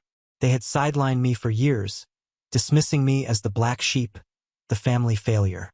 But now they were finally beginning to understand what happens when you corner someone and push them too far. I sat back and let the sharp, bitter taste of whiskey linger on my tongue. This was only the beginning. I didn't have to wait long for the fallout to begin. 2 days after my call with Harris, I received a series of frantic voicemails from my mother. Her voice strained, each message a little more desperate than the last. The first was carefully controlled, her words clipped and sharp. "Tom, this is your mother. We need to talk about the dacha. Call me as soon as you get this." The second, a few hours later, had a slight tremor. "Tom, I don't know what you think you're doing, but this is getting out of hand. You can't just sell the dacha without talking to us. Call me back, please." By the third message, Her composure had completely broken down. Tom, this is ridiculous. You have to call me. This isn't just your decision. We're family. I let her sit, the red notification bubble on my phone growing with each passing hour, each ignored call adding fuel to the fire. Then my brother tried. He called 3 times before finally sending a blunt, angry text. What the hell are you doing, Tom? You're screwing everything up. Call Mom now. I leaned back in my chair and sipped my coffee as I read his message again. It felt good to see the cracks begin to form, to know that my carefully placed pressure points were beginning to hit home. Later that afternoon, Dan sent me a quick text update. Offer came in on the dacha. Strong cash buyer. I'm moving forward. I responded with a simple, do it. As the day wore on, I could almost feel the chaos building across town. My family struggling to regain control of a situation they didn't realize they were losing until it was too late. Late that night, as the sun dipped behind the city skyline and shadows crept across the walls of my apartment, my door buzzer went off, a harsh, angry sound echoing through the quiet hallway.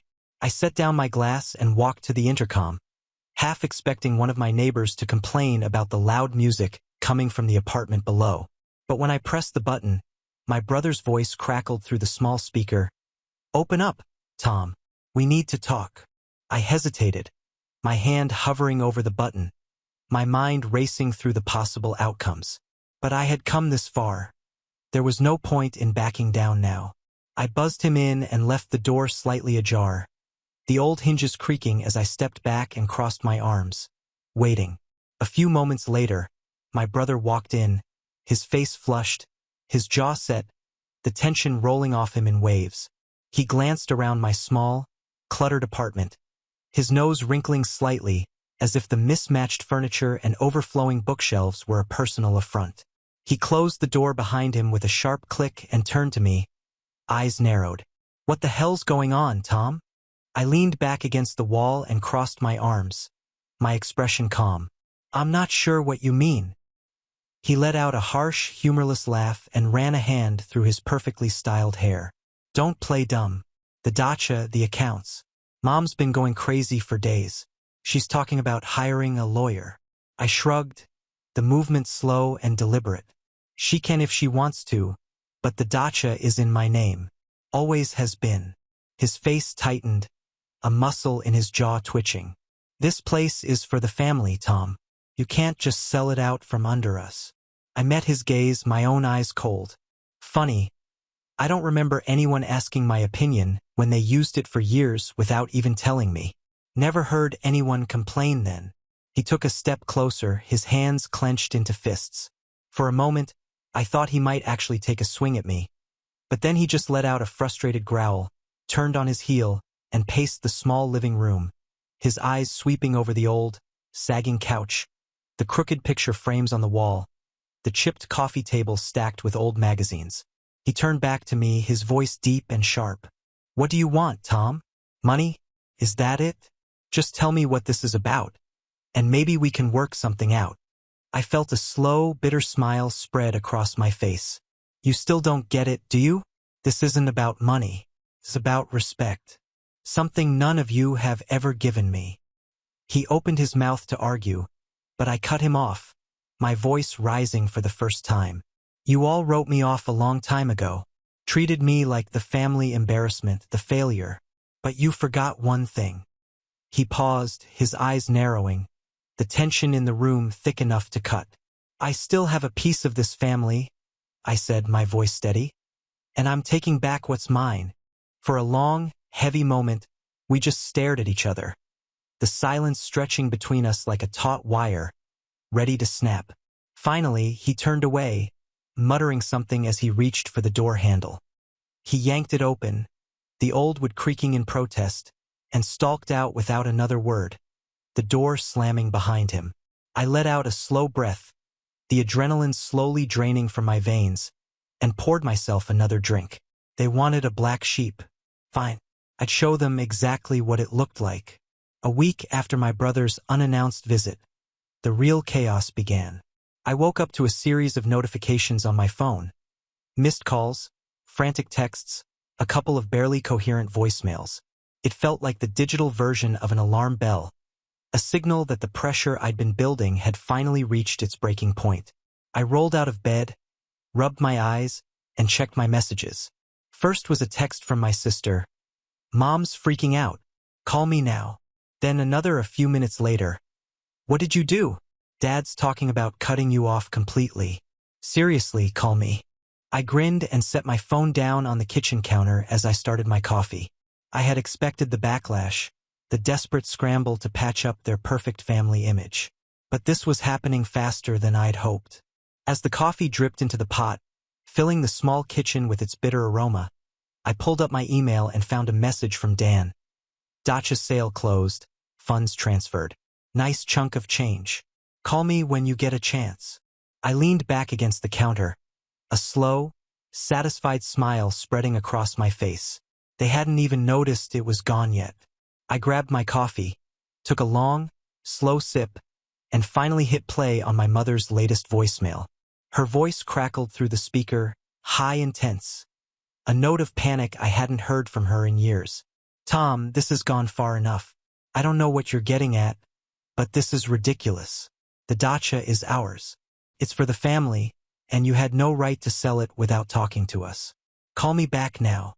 I hung up the phone, the voicemail still ringing in my ears. She sounded scared, genuinely panicked, a crack in her usually unflappable facade.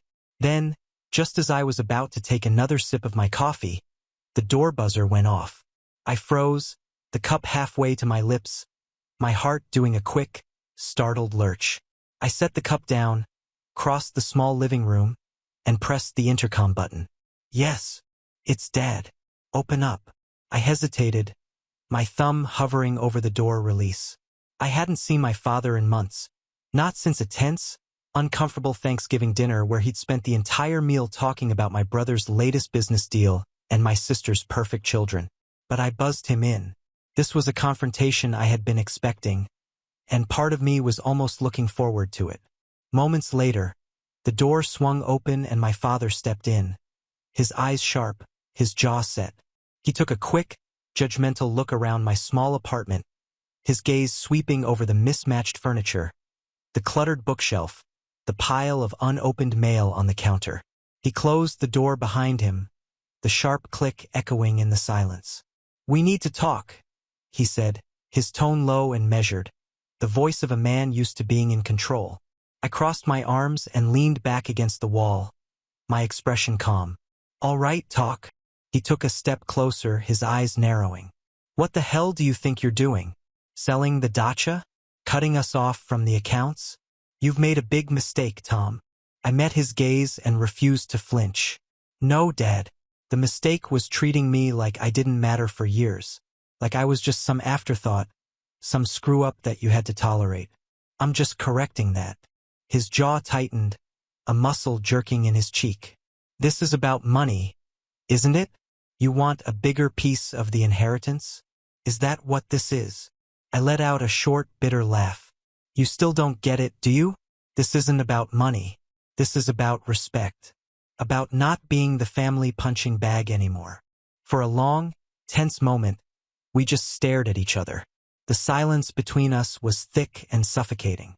Finally, he broke eye contact, his shoulders slumping slightly, the fire in his eyes dying as if he had finally realized how badly he had miscalculated. "All right," he said quietly, his voice tinged with a bitterness I hadn't heard before. "You've made your point." I straightened, my pulse quickening. "No, I'm just getting started."